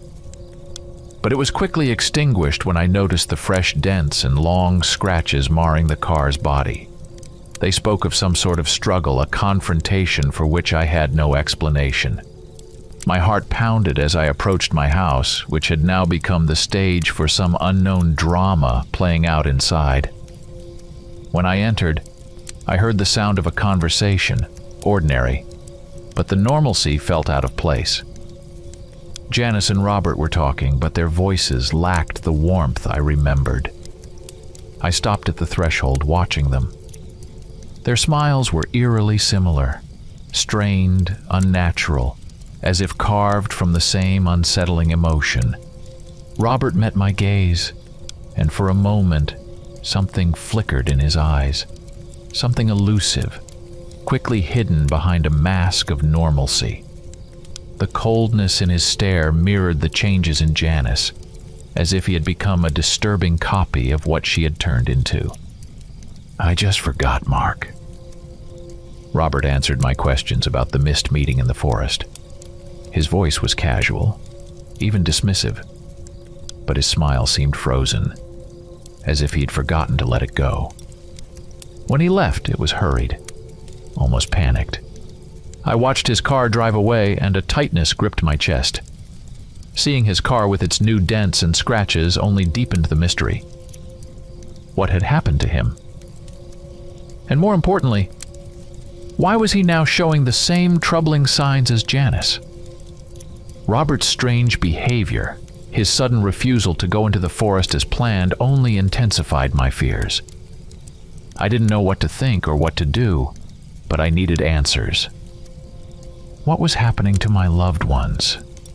Night draped our home like a dark cloak, its shadows stretching across the rooms, painting a picture of loneliness and mystery. I lay next to Janice, her figure a mere silhouette against the dim moonlight seeping through the curtains. The echoes of the day's events played in my mind like a sinister chorus, underscoring the growing sense of dread.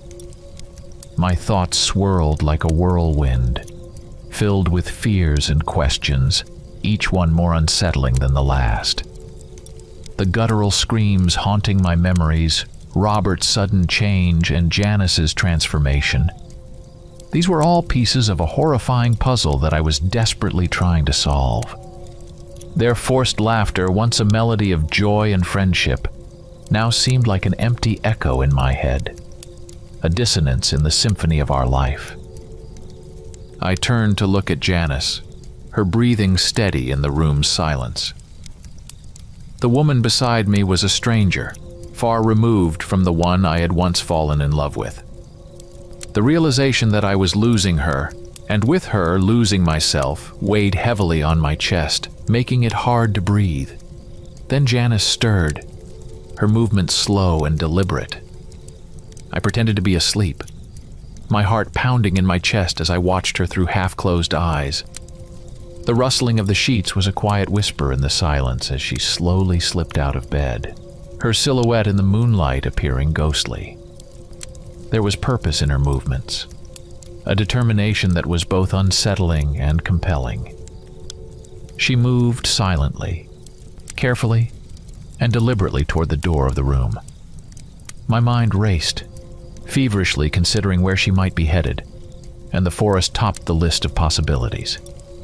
After a brief hesitation, I followed her.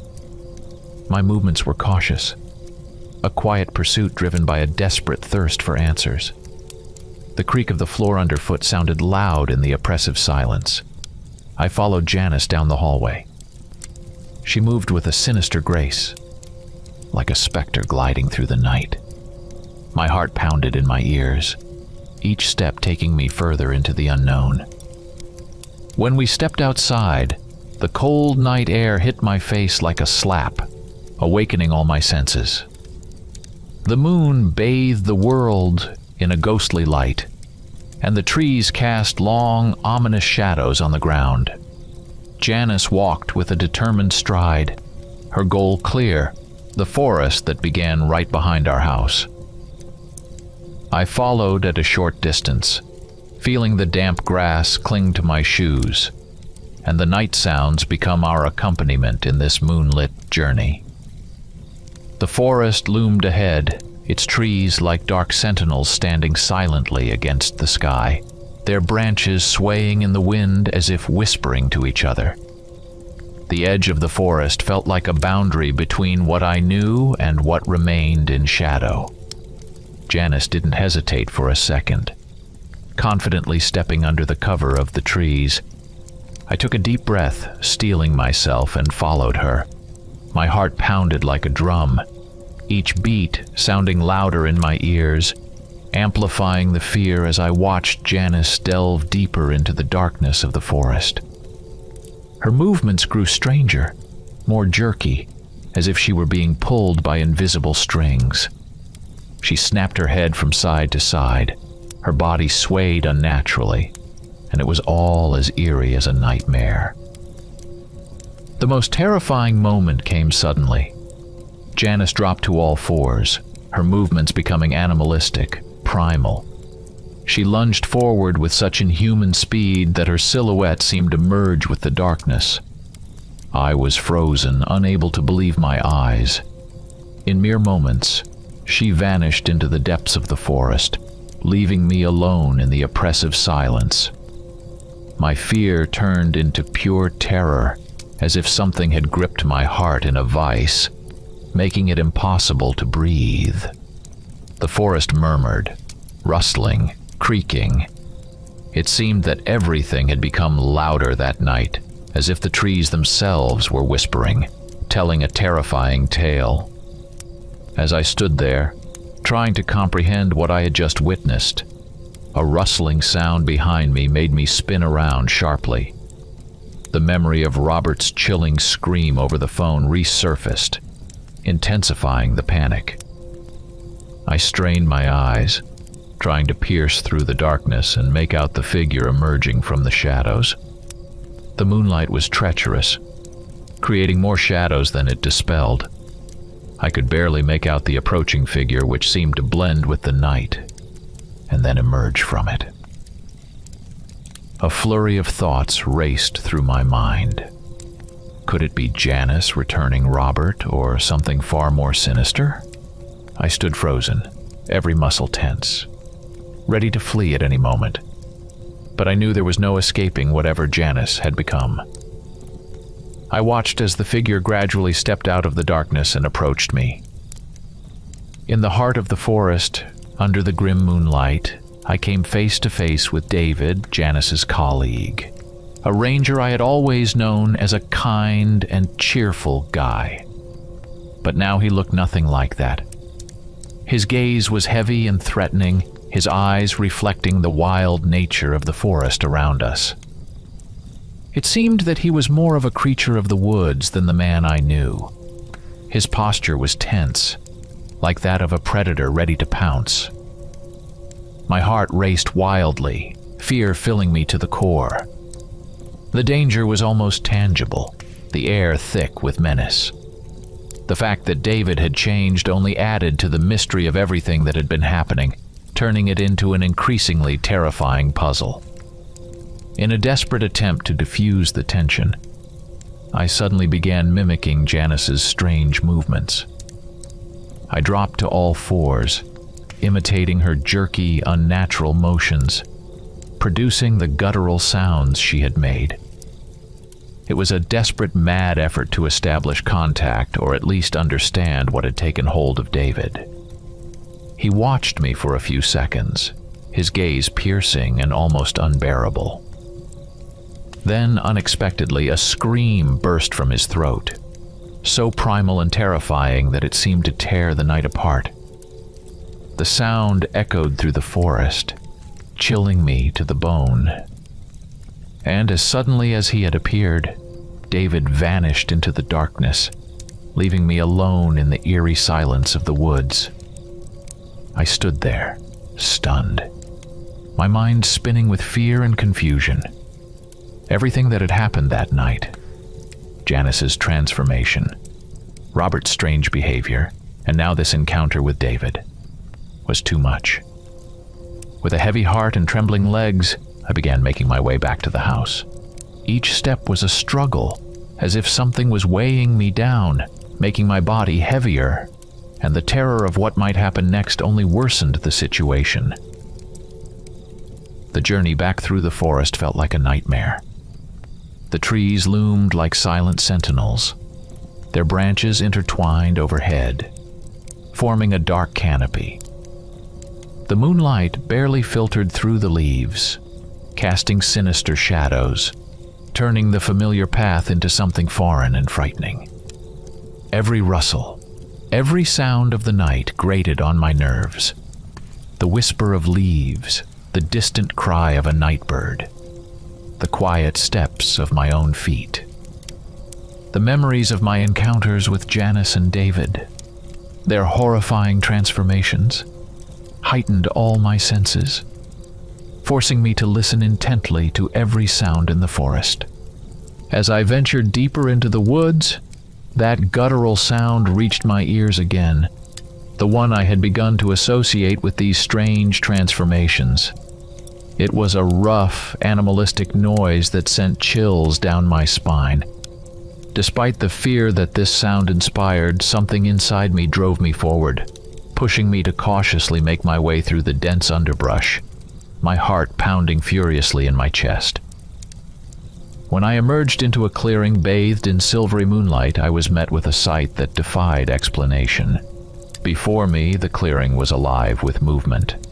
Familiar faces from our town, David, Janice, the deputy sheriff, and others were there, but their actions were horrifying. They moved like animals, their bodies twisted as they crawled on all fours, their cries merging into a chilling chorus that echoed through the forest. It was like a scene from a nightmare, a twisted ritual seemingly forgotten by time. The moonlight illuminated them as if in some ghostly performance, showing me that these people, whom I had once known, were no longer the same.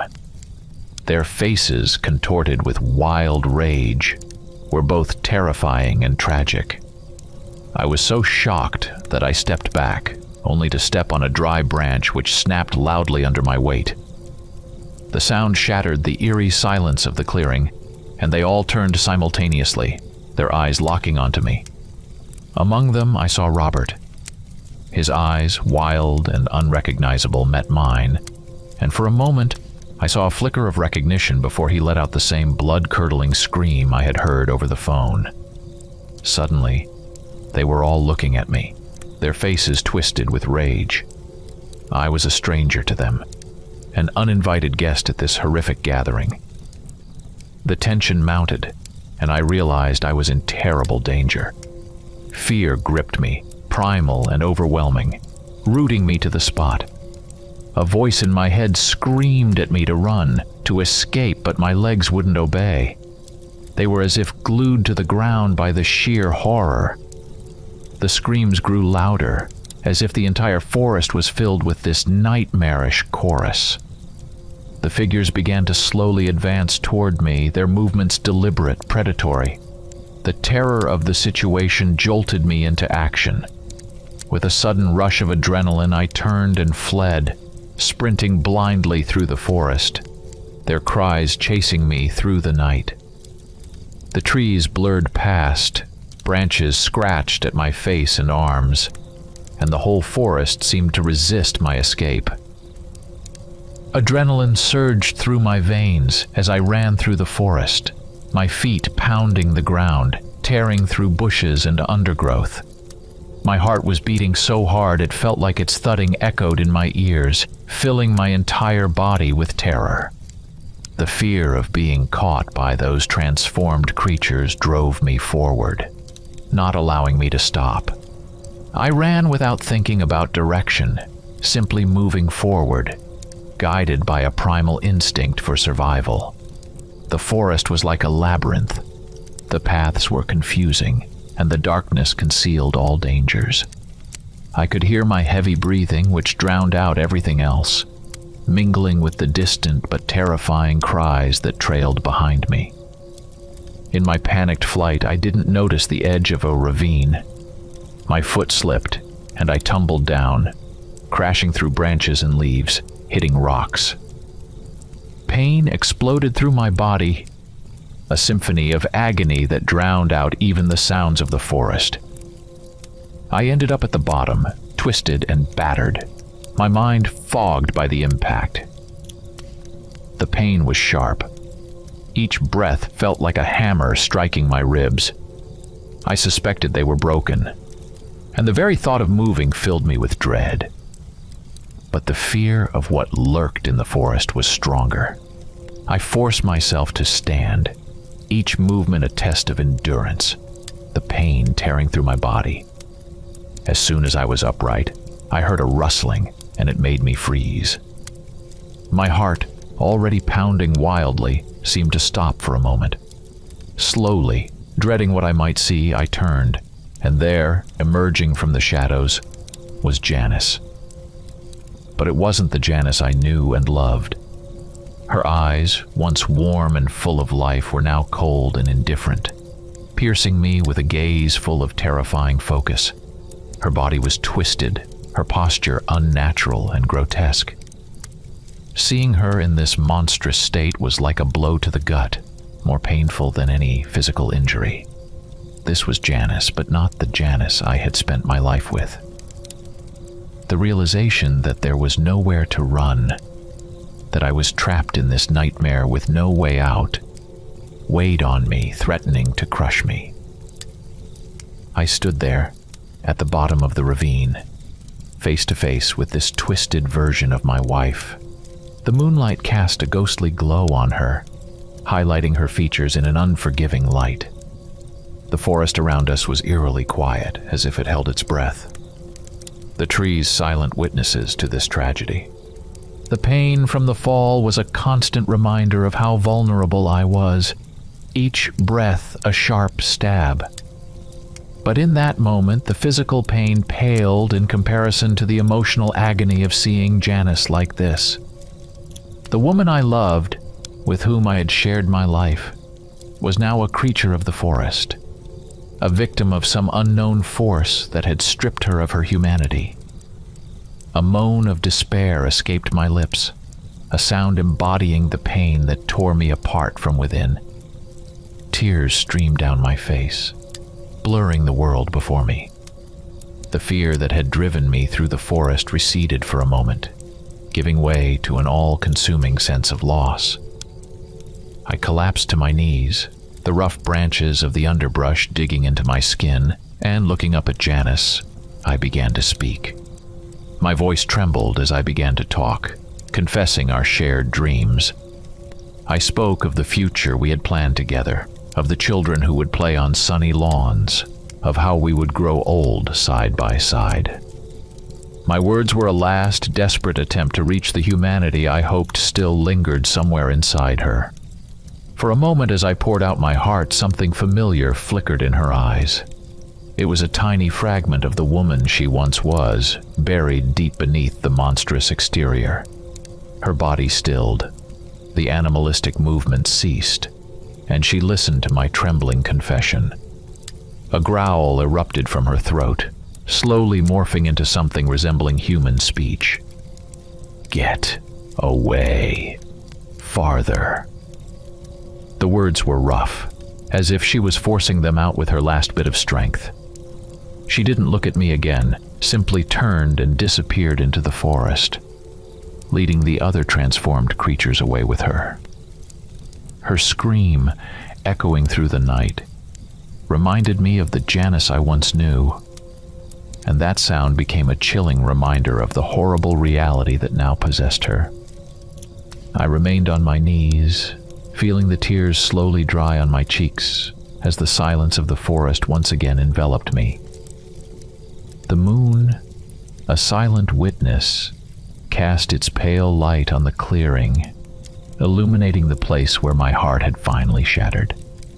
The journey back to the house was a grim, heavy march under the first rays of the sun, each step filled with the despair that tore at my heart.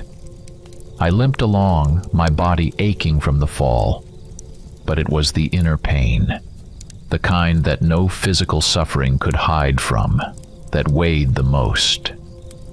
The loneliness that now surrounded me was palpable, pressing down on me as heavily as the trees lining my path and the ground beneath my feet.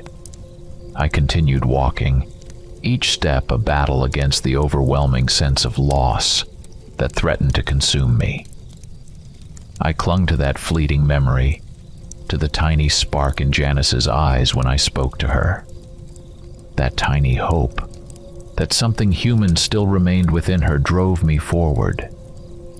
The thought that there might be a way to bring her back was like a beacon in the night, guiding me through the darkness and pain. But when I finally reached the house, the emptiness that greeted me at the doorstep was a painful reminder of what awaited me. The house once filled with laughter and warmth now seemed cold and grim, like a mausoleum of memories. In every room, the silence echoed, reminding me of Janice's absence and the life we had once shared. Days turned into weeks, and Janice didn't return. Nor did Robert, the deputy sheriff, or the other townsfolk I had seen in that terrifying clearing. They all vanished, as if swallowed by the forest and its dark secrets. The realization that I had truly lost Janice, that she was lost not just physically but in her very essence, acted like a slow poison, corroding my soul, dulling all my senses. Story 4.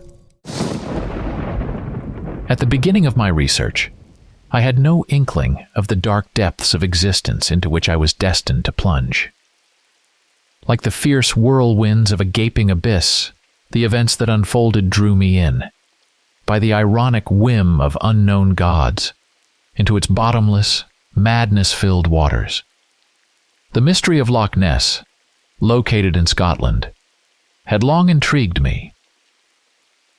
So when I managed to take a vacation and escape the confines of the dusty stacks at the Kingsport Gazette, I found a room in a house on the shores of Loch Ness, surprisingly cheap, and set off on my long-awaited journey. Loch Ness is one of 3 lakes of glacial tectonic origin that stretch like a chain across modern-day Scotland. Its shores drop steeply into the peat-soaked icy waters, and its depth reaches nearly 1,000 feet. Of course, aside from the lake itself, so unusual in nature, I was equally drawn by its no less unusual history. I had only recently heard the tales of the Loch Ness Monster, but they so piqued my interest that the subsequent information I found on the subject only fueled my curiosity further. Even Roman legionaries, sword in hand, colonizing Celtic lands, observed how the local inhabitants depicted a remarkable, long-necked seal of gigantic proportions. But the first written mention of this creature is found in the diaries of Saint Columba, an English missionary who lived in Scotland around the year 565. In them he wrote that he was present at the funeral of a man who had been mauled by a water monster, called Nisag in Gaelic, while he was swimming in the lake. The locals recounted that as they tried to retrieve the body from the water with hooks, a strange beast, resembling a giant frog, surfaced. The next written accounts date back to 1527, when, during a baptism ceremony, an angry sea dragon tore down oak trees growing on the shore and maimed people. Later, in 1880, a diver named Duncan MacDonald was sent to examine a shipwreck in the western part of the lake. But just minutes after submerging, he began sending frantic signals, demanding to be pulled to the surface.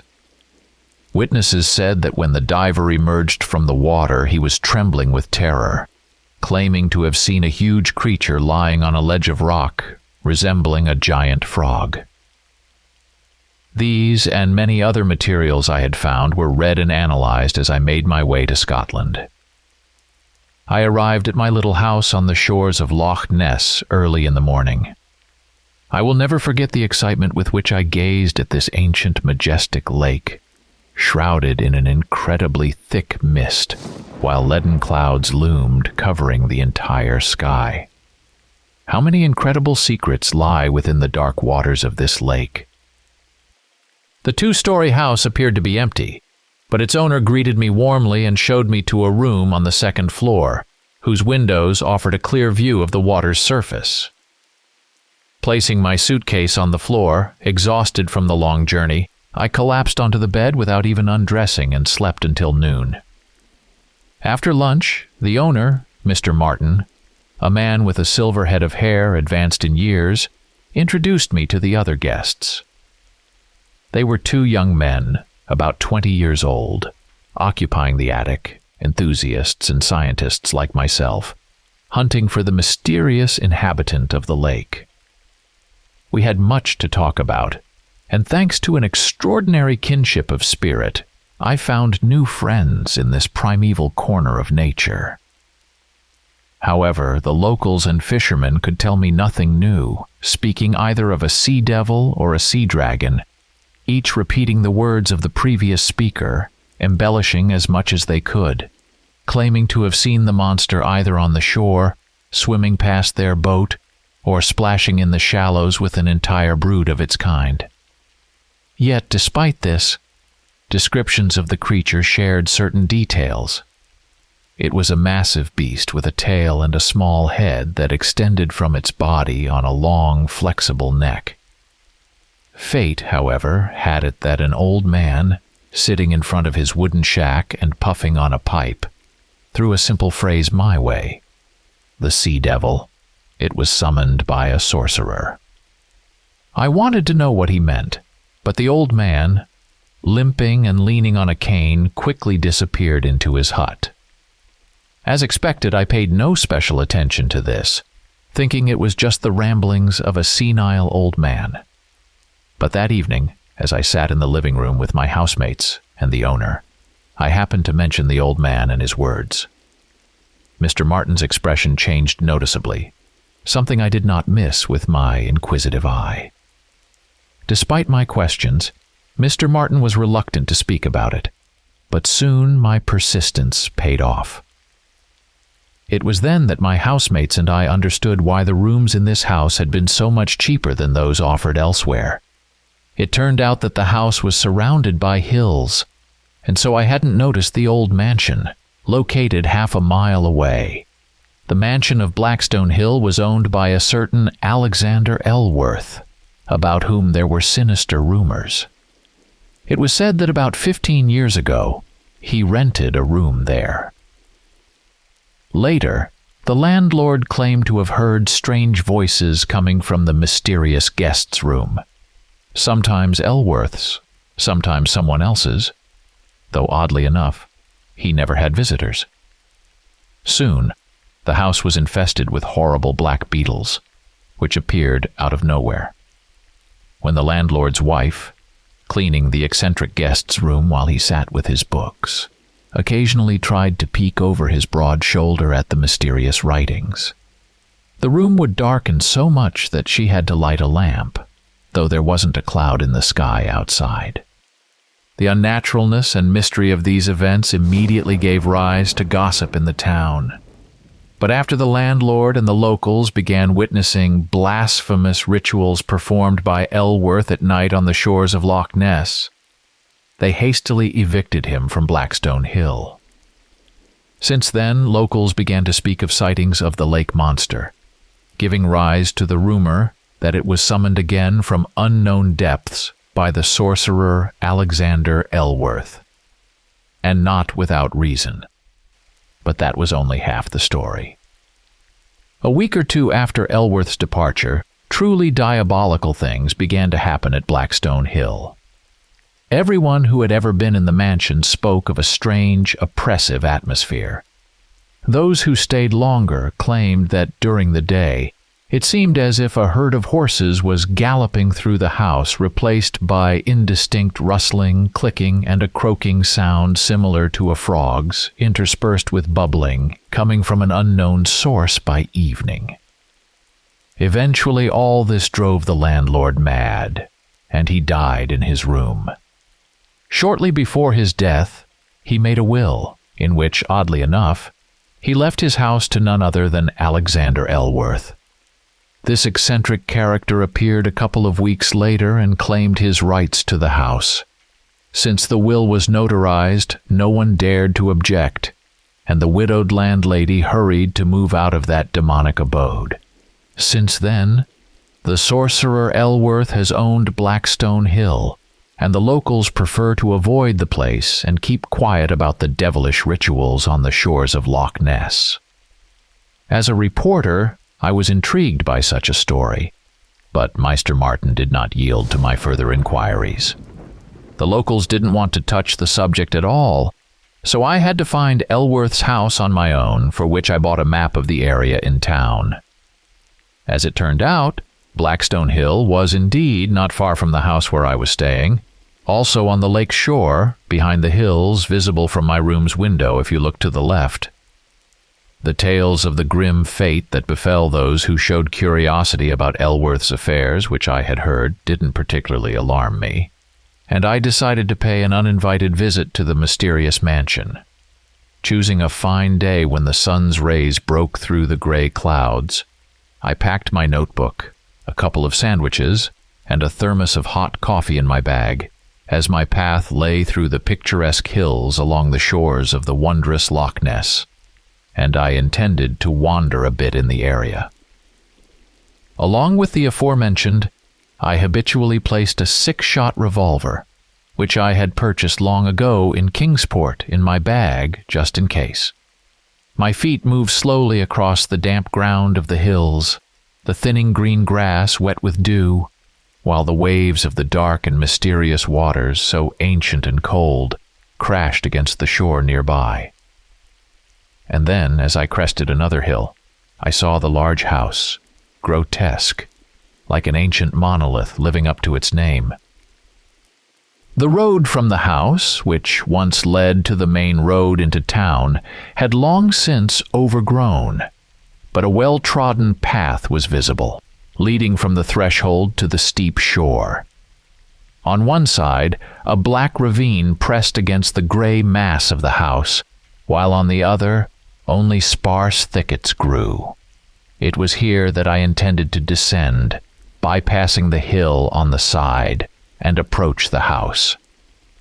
As I neared the massive facade, I traced the path that led from the house to the shore, ending almost at the water's edge, where, evidently long ago, stone steps had been built, descending into the dark depths of the underwater abyss. Following my plan, I ascended the porch and knocked with a brass knocker on the door of this demonic abode. But my ear caught neither the sound of footsteps nor the voice of the owner. No sound at all. I knocked again.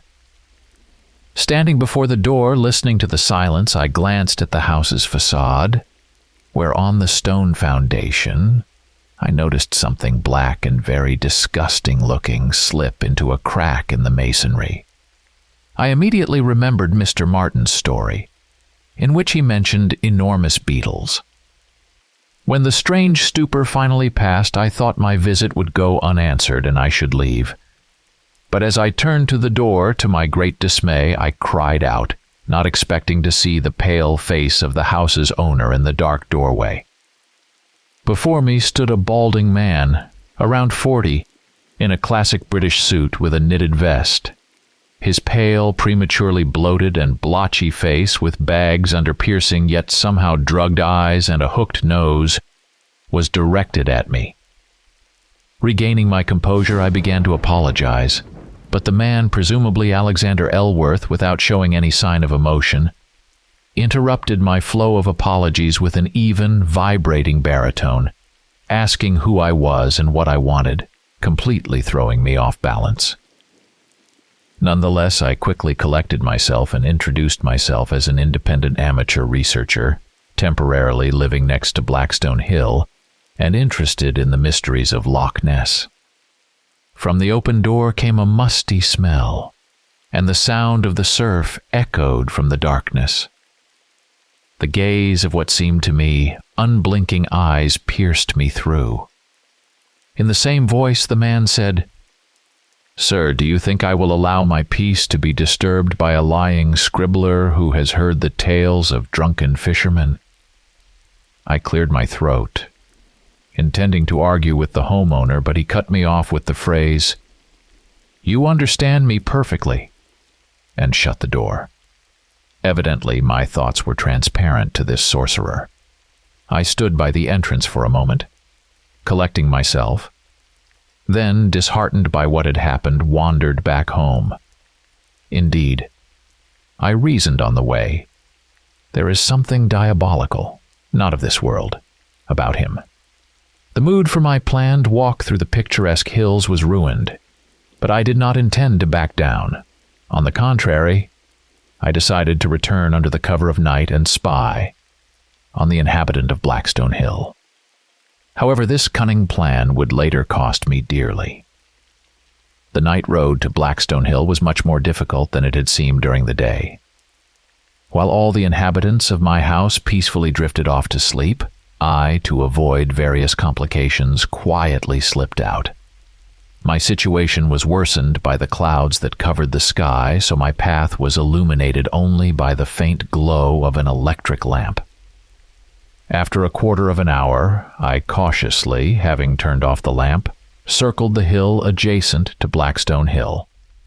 With small bursts of movement through the bushes, which cost me 2 falls and a torn trouser leg, I entered the ravine that approached the house itself and hid in the thickets under the first-floor windows, which were lit.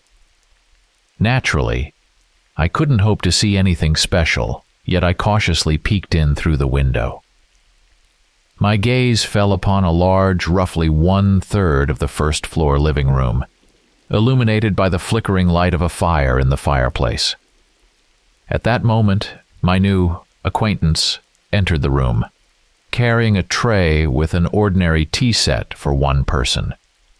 He leisurely placed it on a table, not an ordinary tea table, but a work of art by an unknown master crafted from dark, expensive woods.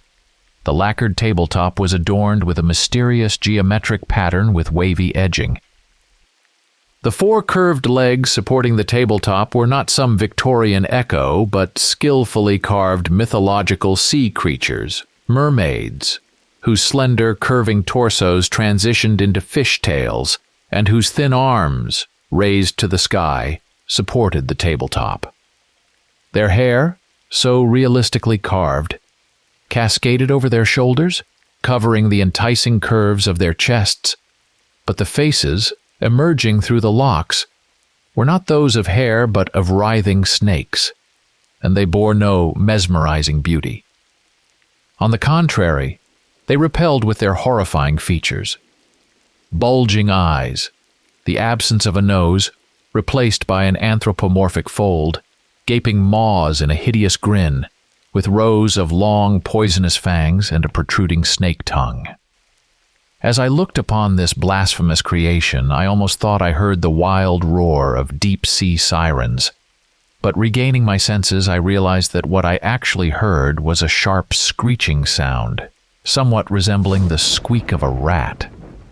Crawling up my sleeve, emitting horrible noises, was a huge, disgusting beetle, vaguely resembling an Egyptian scarab. Only this one had repulsive growths on its shell and long, flexible antennae, more like the flagella of protozoa. I flailed my arms, shaking off the cursed insect if it was indeed such. At that moment, the house owner, busy with the tea set on the table, apparently attracted by the rustling of the shrub branches, approached the window. His gaze pierced the darkness. I dropped to the ground under the window and prayed to my God for salvation.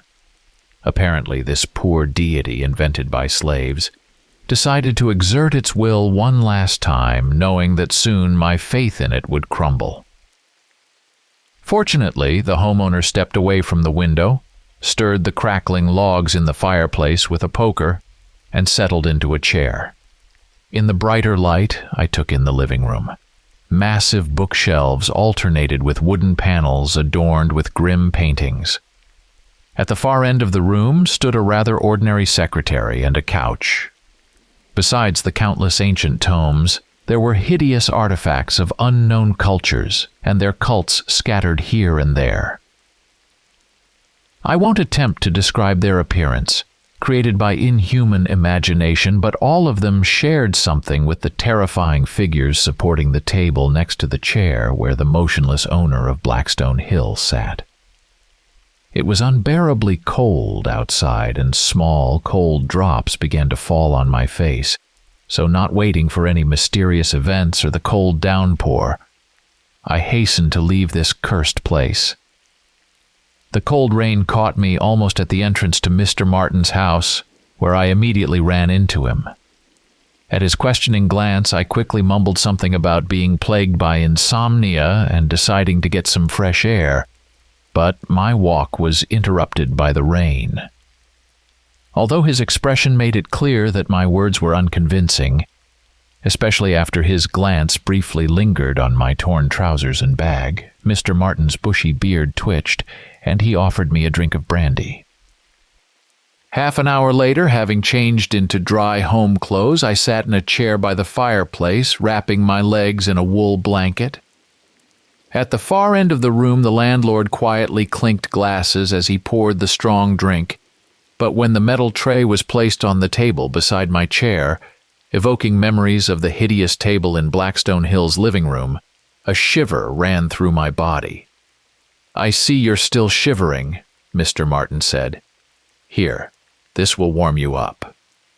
I took the glass of amber liquid from the tray, and after a few minutes, felt the pleasant warmth finally spread through my mortal body.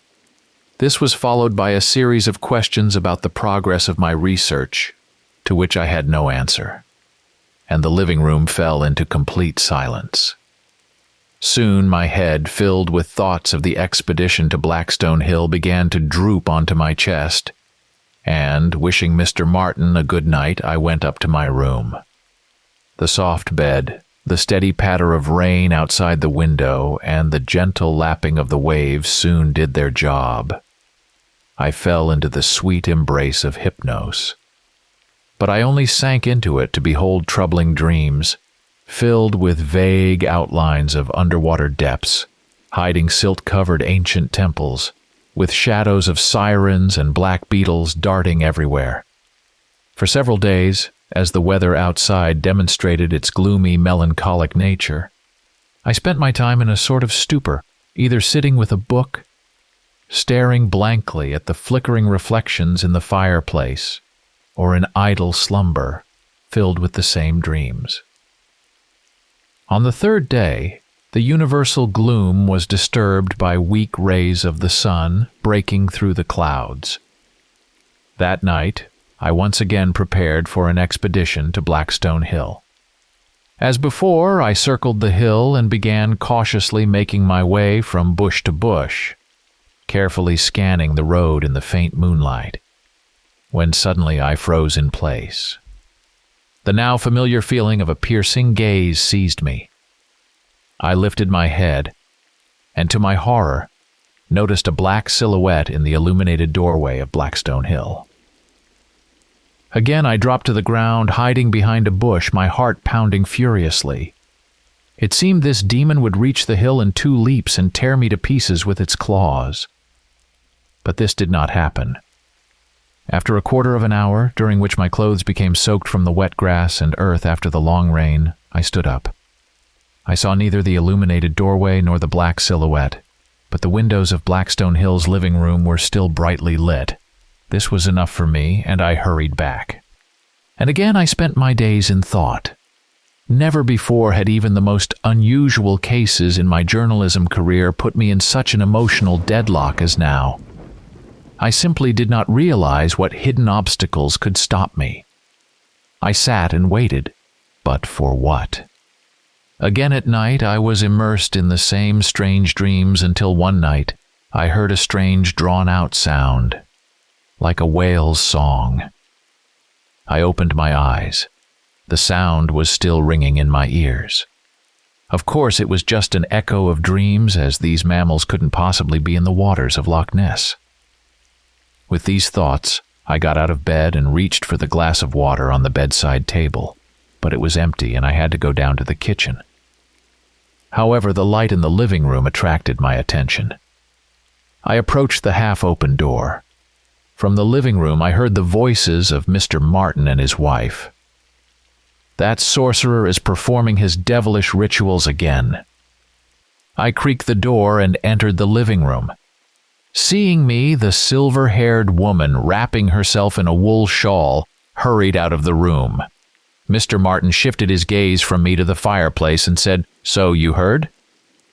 "Only what you said about the rituals," I replied. "And that too," Mr. Martin said somberly. He must have noticed my puzzled look because he immediately added, "I'm talking about that long, drawn-out sound, young man. You heard it, didn't you? They say it's the lake monster, summoned by Eluorc during his barbaric rituals." So it wasn't just a figment of my imagination, but a very real sound. But to whom did it belong? Could it really be the lake monster? The thought overwhelmed my mind. I apologized to Mr. Martin for my late-night intrusion and hurried back to my room. Quickly dressing, I grabbed my revolver, stuffed it into my pocket, and took a lantern before quietly slipping out of the house. Moving along the familiar route, I skirted the hill and was surprised to notice a light on the lake shore. It wasn't far to the mansion from where I stood, but getting to the light source would be much more challenging. My path lay across an open area, devoid of any vegetation, where I would be easily spotted in the light of the full moon. After a few minutes of consideration, I decided to return behind the hill and circle around to the side where it hugged the shore, which was thick with bushes, leading directly to the source of the light. Cautiously making my way down the hill, I heard what sounded like soft singing or strange throat vibrations. Soon I reached the dense thicket, where I had to crawl on my belly, heedless of the freshly mended and cleaned suit. The low branches of the bushes kept hitting my face, yet I persisted, using the still unseen light as my guide, slowly making my way toward the goal. The scene that unfolded before me at the edge of the bushes confirmed Mr. Martin's words. Eluorc, dressed in a flowing black robe with a hood, seemingly thrown over a bare body, stood at the water's edge where stone steps descended into the dark waters. On either side of the steps, 2 torches burned brightly on metal stands, serving as my beacons. Suddenly, the figure moved, and I clearly heard the rustle of the robe. Only now did I realize how deep the surrounding silence was. I sincerely hoped that the object of my observations had not heard my approach through the thick brush. From the folds of Eluorc's robe, white withered hands appeared, holding a carved horn, the narrow end of which vanished into the shadow of the hood. At that moment, the long, drawn-out sound I had heard earlier rang out again. Then, the hands disappeared back into the folds of the robe, and a vibrating baritone emanated from under the hood.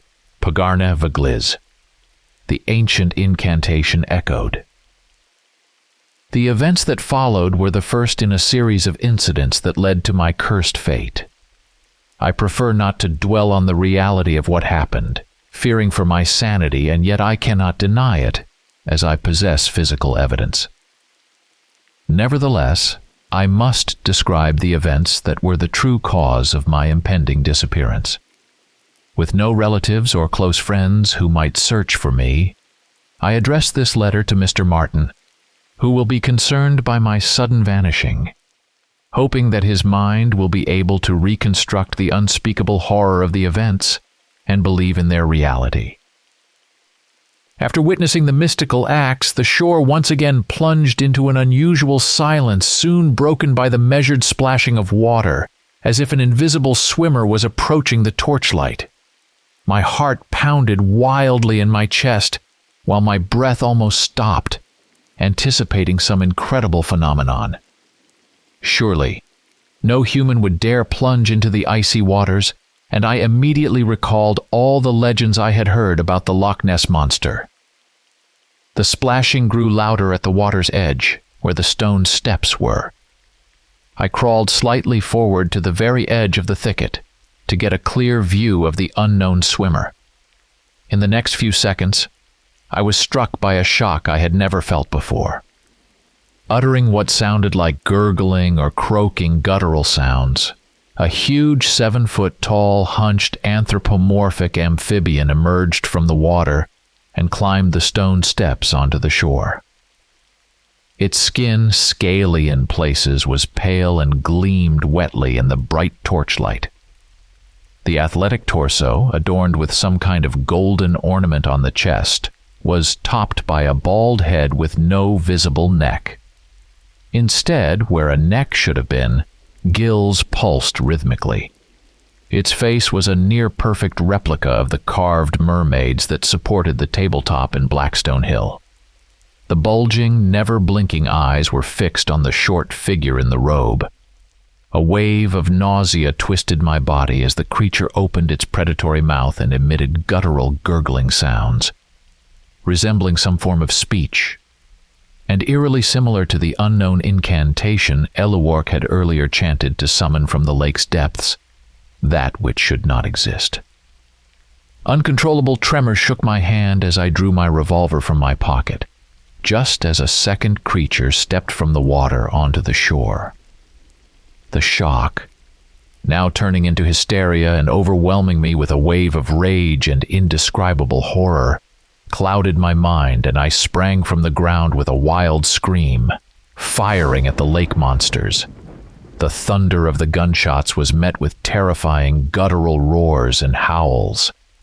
One of the creatures leaped at me, sending me crashing into the stony ground with a powerful blow. My consciousness plunged into the dark abyss of oblivion. The first sensations that broke through the layers of water that engulfed me were unbearable pain in my chest, cold, and 2 sharp slaps. Gathering all my strength, I opened my eyes. Above me, silhouetted against the leaden clouds, was Eluwark's figure. "You've finally come to? Get up." His repulsive baritone, barely audible over the ringing in my ears, demanded. Overcoming the pain and leaning on the wizard, who now filled me with revulsion, I limped to the Blackstone Hill mansion. The pulsating hum in my head grew with each step, bringing back fragmented memories of the previous night's events. Entering the house, Eluwark dragged me to the living room, which I already knew well, and laid me down on a couch before leaving the room. I covered my eyes with my hand, grimacing from the tormenting pain, while my cold, soaking wet clothes only made matters worse, despite the fireplace blazing in the opposite corner of the living room. The door creaked, and I opened my eyes slightly. Eluwark entered, carrying a woolen blanket, bandages, and some vials. Despite my surprise and clear dislike for him, he silently covered me with the blanket, poured a glass of sherry from the tea table that brought back unbearable memories, and handed it to me.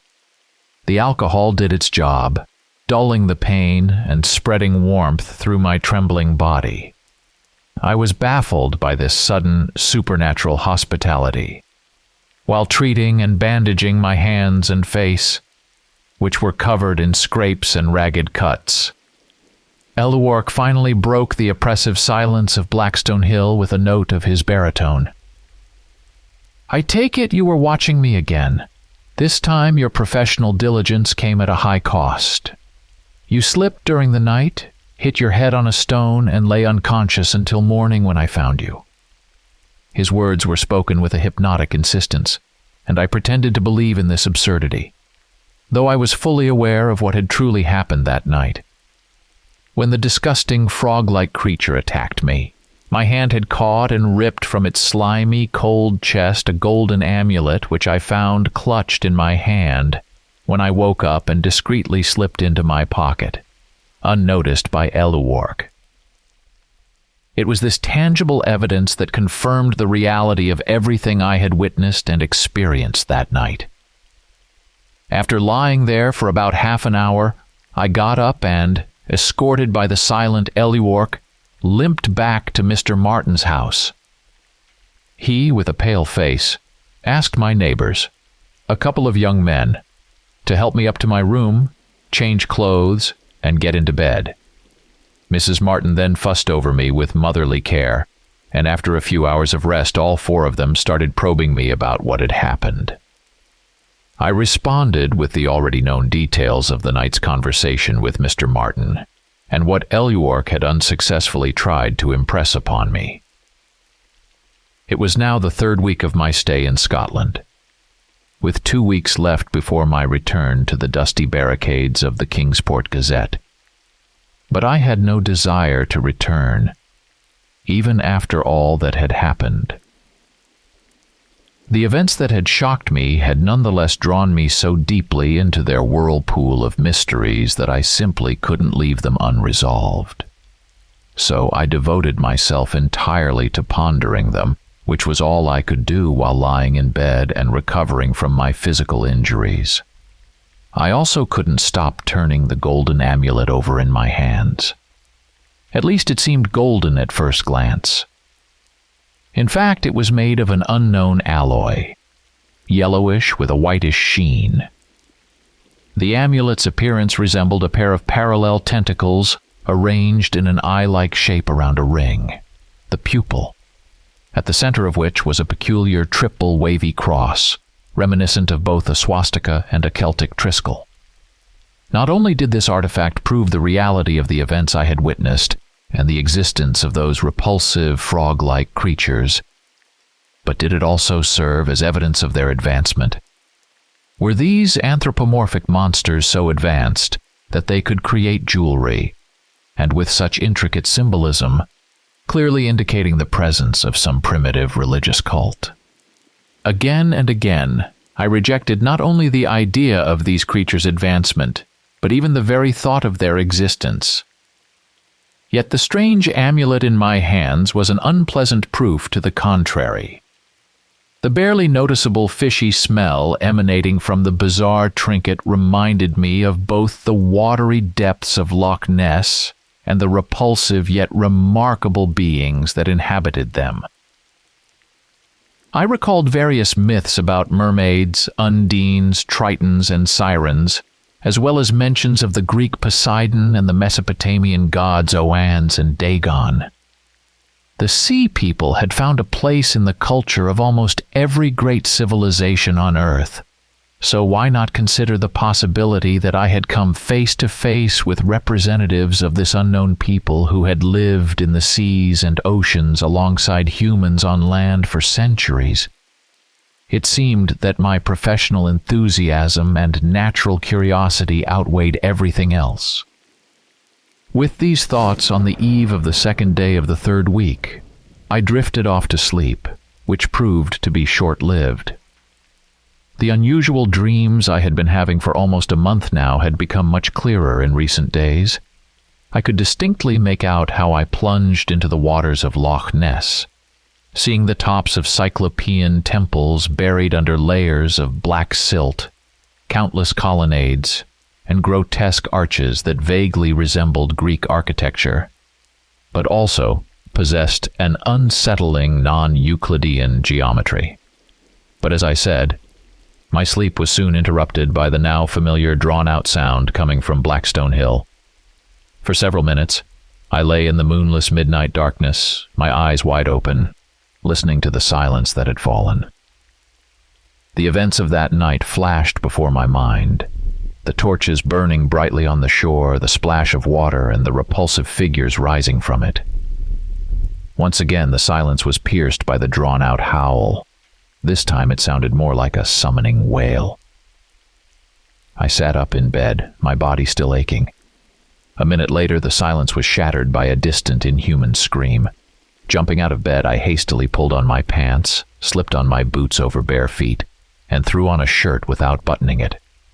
Instinctively navigating in the pitch black, I grabbed my jacket, revolver, and lantern, threw open the door, and despite the pain, dashed down the stairs into the hall, where I nearly collided with the other male inhabitants of the house. Without a word, the four of us rushed outside and headed for Blackstone Hill, where the wild scream had come from. Just as before, the torchlight appeared from behind the hill, illuminating the gloomy shore, but to our surprise, there was no one there. Approaching the spot where Eluorc had conducted his rituals, we froze in horror. The bright flames of the torches reflected in crimson streaks that trailed from a crumpled black cloth to the stone steps.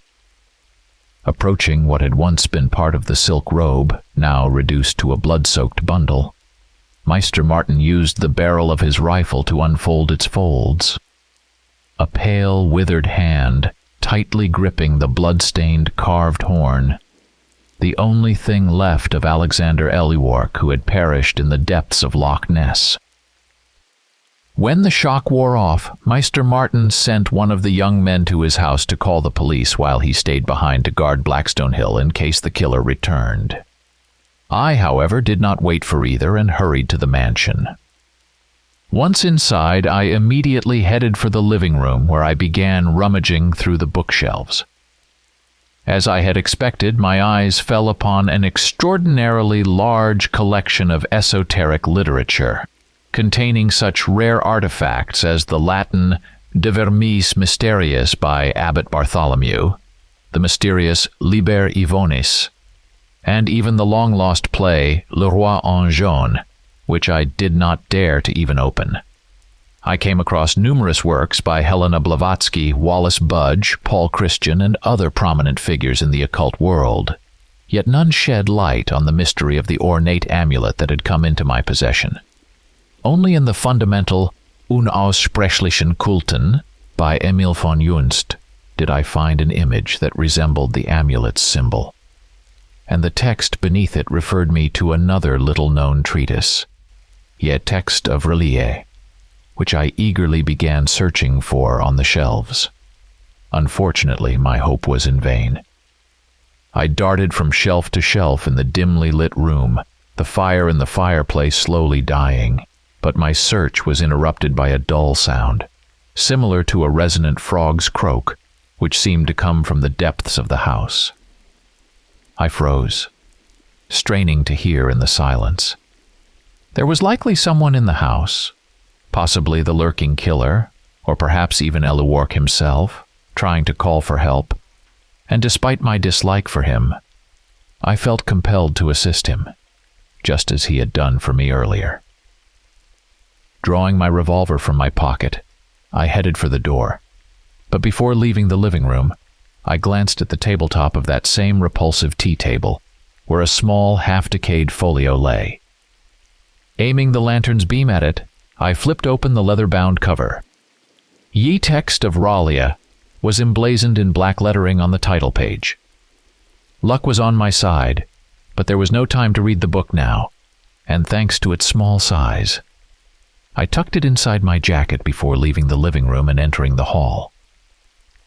The silence was once again pierced by the dull, rumbling sound, and memories of Mr. Martin's stories about the mysterious noises in Blackstone Hill flooded back to me. At the same time, the events of that fateful night, when the frog-like creatures had emerged from the shore, also came rushing back. I froze again. Could these anthropomorphic monsters be in the house? Indeed, the dull sound did somewhat resemble their repulsive guttural gurgling. I didn't want to encounter them again and suffer Eliwark's fate. And yet, it could very well be the master of the house himself, injured by the very creatures he had summoned.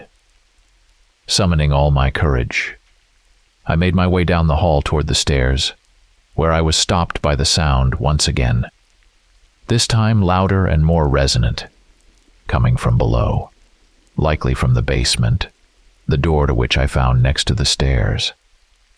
Extending my hands with the lantern and revolver, I pushed open the creaking door and stepped into the darkness. Carefully stepping down the stairs, I finally reached the stone floor when the rumbling, thunderous sound echoed from the far wall again. I swiftly turned the lantern's beam in that direction, revealing a neatly carved stone arch yawning with blackness. In the silence that followed, I heard a faint splashing of water from within the arch. Moving forward, I was assaulted by a foul, rotting fish odor. The narrow tunnel, sloping downward into which I stepped, was lined with damp, mold-covered stones. Trying not to touch them and overcoming the trembling that gripped me, whether from the biting cold or the surrounding fear, I descended deep underground. The rumbling, thunderous sound burst from the depths of the tunnel again. With my trembling hand, I cocked the revolver's hammer, ready to deliver a lightning-fast shot at whatever awaited me. At the far end of the tunnel, a phosphorescent glow began to shine. Lowering the lantern, I slowly approached the source of this powerful sound. The last step, and my eyes beheld a rather large grotto, illuminated by the phosphorescent glow emanating from some fungus covering the walls. The grotto's floor was filled with water, except for a small island near the far wall where, as it seemed to me, something massive was moving. I raised the lantern. What happened in the next few seconds dealt the final blow to my already shaken mind. A huge black creature sat on the water-surrounded island, resembling a frog. However, it had an elongated tail like that of a tadpole, and its repulsive limbs ended in something like diamond-shaped fins, formed by webbing converging toward the central long finger. But the most horrifying feature was its eyeless face, only vaguely resembling a frog's, and ending in long, writhing, and pulsating appendages, like tentacles, which gripped the mutilated remains of a human body that had once belonged to Eliork. The light must have blinded the monstrous creature, which had previously remained in the half-light, causing it to hesitate, retracting several tentacles that ended in spherical swellings, seemingly serving as eyes, like those of snails. Shifting from limb to limb like a frog, it crushed the pale torso with the twisted face in its other tentacles. Standing in the stone archway, my legs buckled under me as I was seized by uncontrollable tremors and indescribable terror. I let out a wild scream as my ears were filled with the crunching and tearing of flesh. At the same time, I pulled the trigger several times, lighting up the underground grotto with bright flashes and the roar of gunfire. Only then did the hideous creature twitch its black protuberances, directing several toward me, and let out a deafening roar. Dragging my leaden legs, I bolted back into the darkness, hearing behind me the splashing of water and the slap of tentacles against the tunnel's stone walls. However, the horrific creature could not penetrate the narrow passageway. Yet at some point I felt something cold and slimy touch my leg, grabbing hold of my boot. Spinning around, I fired the revolver again, the flash revealing a writhing mass of tentacles, filling the entire arched tunnel. The monstrous creature convulsed, emitting a terrifying roar that drowned out the sickening slap of its appendages against the crumbling stone walls. Fortunately, my foot easily slipped out of the untied boot, and I sprinted away, pushing off the damp walls and slapping my bare foot against the cold stone. With a wild scream, I burst out of the accursed mansion, immediately colliding with my housemates and the accompanying police, knocking them to the ground. Struggling to stand on my trembling legs, the only thing I managed to say, clutching a policeman's uniform, was, "It's in there, in the house." Then I collapsed unconscious back to the ground. When I came to, I found myself in my bed at Mr. Martin's house. Downstairs I could hear his voice interspersed with others, presumably belonging to the police. I was still wearing my hastily buttoned jacket, with its soiled sleeves, one boot missing, and I could feel the stiff leather binding of the book against my chest. Fishing out the ancient tome, I quickly stashed it in the bedside table where a dirty and completely empty revolver lay. These actions proved timely as the floorboards outside the door creaked, followed by a polite knock. A young man, one of my neighbors, seeing that I had regained consciousness, hurried to bring bandages and escort me to the bathroom. Thoughts of what had happened flowed like streams of water, washing away the dirt and blood from my battered hands. All the preceding events only fueled my sense of adventure, even the sight of the amphibious creatures. But the last incident had been the final madness, for I had come face to face with the Loch Ness monster. In silent stupor, I returned to my room, where 2 policemen later entered, wanting to find out what I had encountered at Blackstone Hill that had made me flee in such a state. Risking being seen as a coward in their eyes, I attributed it to a shadow I had seen in the house's basement, but, apparently, it was my condition that puzzled the policemen. Perhaps Meister Martin had concealed the story of my nightly observations at Blackstone Hill from them. In any case, I was not under suspicion, and they left me alone. As they departed, they mentioned discovering a collapsed stone arch in the basement, which seemed to have caved in recently. I thanked my luck that no one else had to face that horrible monster. Collapsing into bed, I descended into the depths of dreams, filled with visions of the same underwater abysses with their wondrous temples, colonnades, and arches. I woke closer to noon reluctantly, not wanting to leave my dreams, filled with mystery and an incredible calmness, only to return to the madness and constant memories of the night's events. To distract myself, I first sought solace in the company of the household at breakfast. But the atmosphere was so oppressive that, unable to bear the sideways glances, I asked not to be disturbed and returned to my room, where I collapsed onto the bed once more. The midday sun, occasionally emerging from behind the swiftly moving gray clouds, pierced my room in a narrow beam between the heavy curtains and fell squarely on the bedside table. Suddenly, the thought of the book resurfaced. The ancient tome in which I hoped to find answers about the amulet had somehow slipped my mind. But where, in turn, was that peculiar metal artifact? Disconcerted by this question, I was initially at a loss, struggling to recall where I might have left it. Then, I began frantically searching through all my belongings, scouring every corner of the room. The amulet was nowhere to be found. My memory suggested that before waking up to that wild scream, I had fallen asleep clutching the amulet in my hand. Feverishly searching my pants and jacket for the metal object, which I might have hastily shoved into a pocket, I found nothing and rushed to the bed, tossing the blanket and covers to the floor. But it wasn't there either. Could the amulet have been lost? The only physical evidence of the reality of my madness was lost. Sinking to the floor, I suddenly felt something barely perceptible swing like a pendulum and strike me in the chest. Hastily unbuttoning my collar, I reached inside my shirt and felt the strange metal shapes. All this time, the amulet had been hanging around my neck, suspended by a string looped through the remnants of chains. Despite the material it was made of, the amulet felt warm and light. Somewhat relieved, I tried to tidy up the room, then brought out the ancient tome and settled onto a wooden chair by the window. The old book, dated to the 16th century, was written in early modern English, which I had hoped for, though reading it still posed some challenges. However, as a journalist with a corresponding education in my youth, I saw no insurmountable difficulties in this. From the very first lines, I was immersed in a dark world of mysteries, of whose existence I had no inkling, so terrifying and so incredible that I would have refused to believe in them had it not been for all that had happened to me.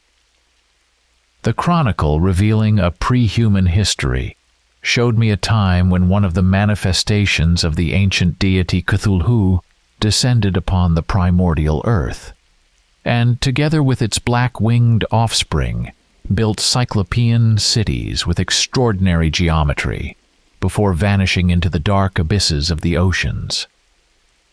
The magnificent capital of R'lyeh, which became the tomb of the deity, still lies beneath the waters, threatening one day to rise and reveal its ancient founder to the world. After Cthulhu came Dagon, the great marine deity, who became its regent, guarding the sunken tomb. Oh, how pitiful the lies about the great Dagon seemed in my eyes. His divine footsteps could have easily crushed all those mythical cities extolled by the authors of the Holy Scriptures. The city founded by Dagon, Yahan'thlai, is far more worthy of reverence and praise. Untouched by time, this colossus still hides in the waters near Innsmouth, reminding the land dwellers of its existence with the emergence of Devil Reef. This capital and many other cities have always been inhabited by the immortal offspring of Dagon and Hydra, never abandoned by life. The strange frog-like race was already ancient when the first land dweller, enchanted by the lapping waves, turned his gaze into their dark depths. The book completely consumed me. Like a madman, I held it in my hands for hours, eagerly devouring the ancient chronicle. I refused to eat, instead surrendering more and more to dreams filled with visions of ancient underwater cities teeming with life. They were no longer a vague shadow. I could clearly see the inhabitants of the depths. And at some point, I even felt like one of them, after which I awoke in a cold sweat and could no longer sleep. A strange malaise gripped me. I would either sit for long hours with the book or stand at the window with a glassy, unblinking stare, gazing at the leaden surface of Loch Ness and envisioning the scenes from my dreams. Soon, even more troubling symptoms were added. Bouts of suffocation, accompanied by spasms resembling hiccups, suppressed my physiological ability to breathe normally, and my facial muscles often seized with cramps, rendering them almost immobile. I undoubtedly needed help from specialists. Witnessing horrifying events had driven me mad, which in turn caused psychosomatic attacks. But I wanted to see no one, paranoidly avoiding even encounters with the housemates and the master of the house, which was for the best. The final week of my leave began, promising a forced return from the world of painful dreams, when a fateful event occurred that prompted me to write this letter and vanish from the world of men. I had been reading the accursed Ye Text of Relia voraciously from the beginning, completely forgetting why I had sought this book so diligently in the Blackstone Hill Library. After reading more than half of the small format but voluminous book, I unexpectedly came across an image of a symbol that exactly matched the lines of the metal amulet that had been hanging around my neck all this time. The sign of Dagon, meant to be worn by those who wish to transform and enter the kingdom of the marine deity. The essence of the text under the image was unmistakably clear, describing how land dwellers forged a pact with the inhabitants of the depths, giving birth to vile hybrids, who, at first, showed no abnormalities in their human development until they reached puberty and began to transform, turning into their second parent. To accelerate the transformation, they wore the sign of Dagon, which mystically exerted a catalytic influence on them. The thought that the accursed amulet, which I had not parted with for a moment, was the true cause of my mental and physical changes, pierced my mind like a sharp blade. I dashed to the wash basin, enclosed by a folding screen, and fixed an unblinking gaze on the smooth surface of the mirror. A glassy, bulging stare met me. A half-mad creature, a parody of a man, with a flattened nose and a wide, almost lipless mouth. The wild scream, similar to the one that had echoed from Blackstone Hill at night, was perhaps the only possible reaction to what had happened. I grabbed a pitcher of water that was within reach and hurled it at the vile monster, smashing both to pieces. And then I rushed to the mud-covered revolver that had been lying on the bedside table since that fateful night, pressing it to my temple without hesitation and pulling the trigger. Again and again, I nervously squeezed the trigger, and the metallic click of the hammer against the empty chambers of the revolving cylinder painfully, but unfortunately, not fatally, tore at my mind. I collapsed to the floor, leaning against the bed. Footsteps could be heard outside the door. My neighbors, drawn by the sound of shattering glass, were pounding on the door, asking if I was all right. Overcoming the silence that had burdened me for days, I finally responded that everything was fine, unsettling the young men outside the door with my unnaturally deep, guttural bass. Whether this was the result of prolonged silence or the transformation I had undergone, after what I saw in the mirror, I no longer cared. Finding the metal amulet on my chest with my trembling hand, I tore it off, flung it into the shards lying near the wash basin, and sank into despair. Hours of dull stupor spent on the floor by the bed were interrupted by a thought. If the presence of the amulet had such a profound effect, then its absence should produce the opposite effect. Somewhat encouraged by this idea, I finally climbed back onto the bed and, burying my face in the pillow, tried to escape into a semblance of sleep. Once again, as before, I found myself in the underwater city with Greco-Roman arches, long colonnades, and grotesque temples with triangular porticos. The ancient city seemed even more filled with life. I saw the inhabitants of the depths bustling everywhere. They no longer seemed so repulsive. On the contrary, being among them as if in reality, it seemed to me that as they turned their gaze upon me, these creatures felt a certain disdain. For the first time in these dreams, I heard their voices, rolling and guttural. I did not yet understand their speech, if that is what it was, but its meaning immediately arose in my consciousness in the form of fleeting images. Suddenly, the vision was interrupted by a bout of suffocation, more severe than the previous ones. Leaping up, I flung open the window, trying to calm down, but it felt as though my throat was being squeezed by a vice, and blood rushed to my face. I rushed to the wash basin, but to my horror, I found that the pitcher of water had been reduced to a pile of shards. Knocking over the folding screen, I dashed to the door, ran down the corridor, and bursting into the bathroom, turned the faucet handle. A stream of water gushed into the sink. Frantically scooping water with my hands and bringing it to my mouth, I suddenly felt my convulsing throat direct the cold water into my lungs. As I tried to cough, I realized that the suffocation had passed, and I could breathe freely. Could it be that some vestigial trait had awakened in my body, and it was trying to filter water through my lungs like gills? According to the theory of evolution, humans once emerged from the water, and the lungs of an embryo in the womb function in exactly this way. It seemed that my affliction had not only persisted despite the absence of the accursed amulet, but had even progressed. From this moment I understood that the fate awaiting me was inevitable, and I could only accept it, hastening its arrival by wearing the sign of Dagon, as foretold in the Ye text of R'lyeh. For a few more days I will breathe the air with the land dwellers, after which I will leave forever to join the people of the depths. I will do what Elwork so desperately desired, but was unworthy of, and his body will never be found, devoured like a sacrificial offering to the ancient and wise guardian of Loch Ness, whose name is Nisog, who left me the carved horn of summoning that night. Very soon, when the moon disappears from the sky and the waves recede, those who will lead me to the underwater city sprawling at the bottom of the lake, where I can complete my transformation, will emerge on the torchlit shore.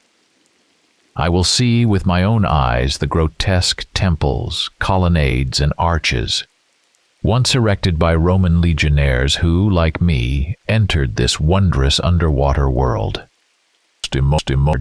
I will journey to the Cyclopean R'lyeh, see the hidden Kerosh, and finally return to the many-columned Yahanthle on the shores of Innsmouth, from where my great-grandmother fled in fear of her fate, and everything will come full circle.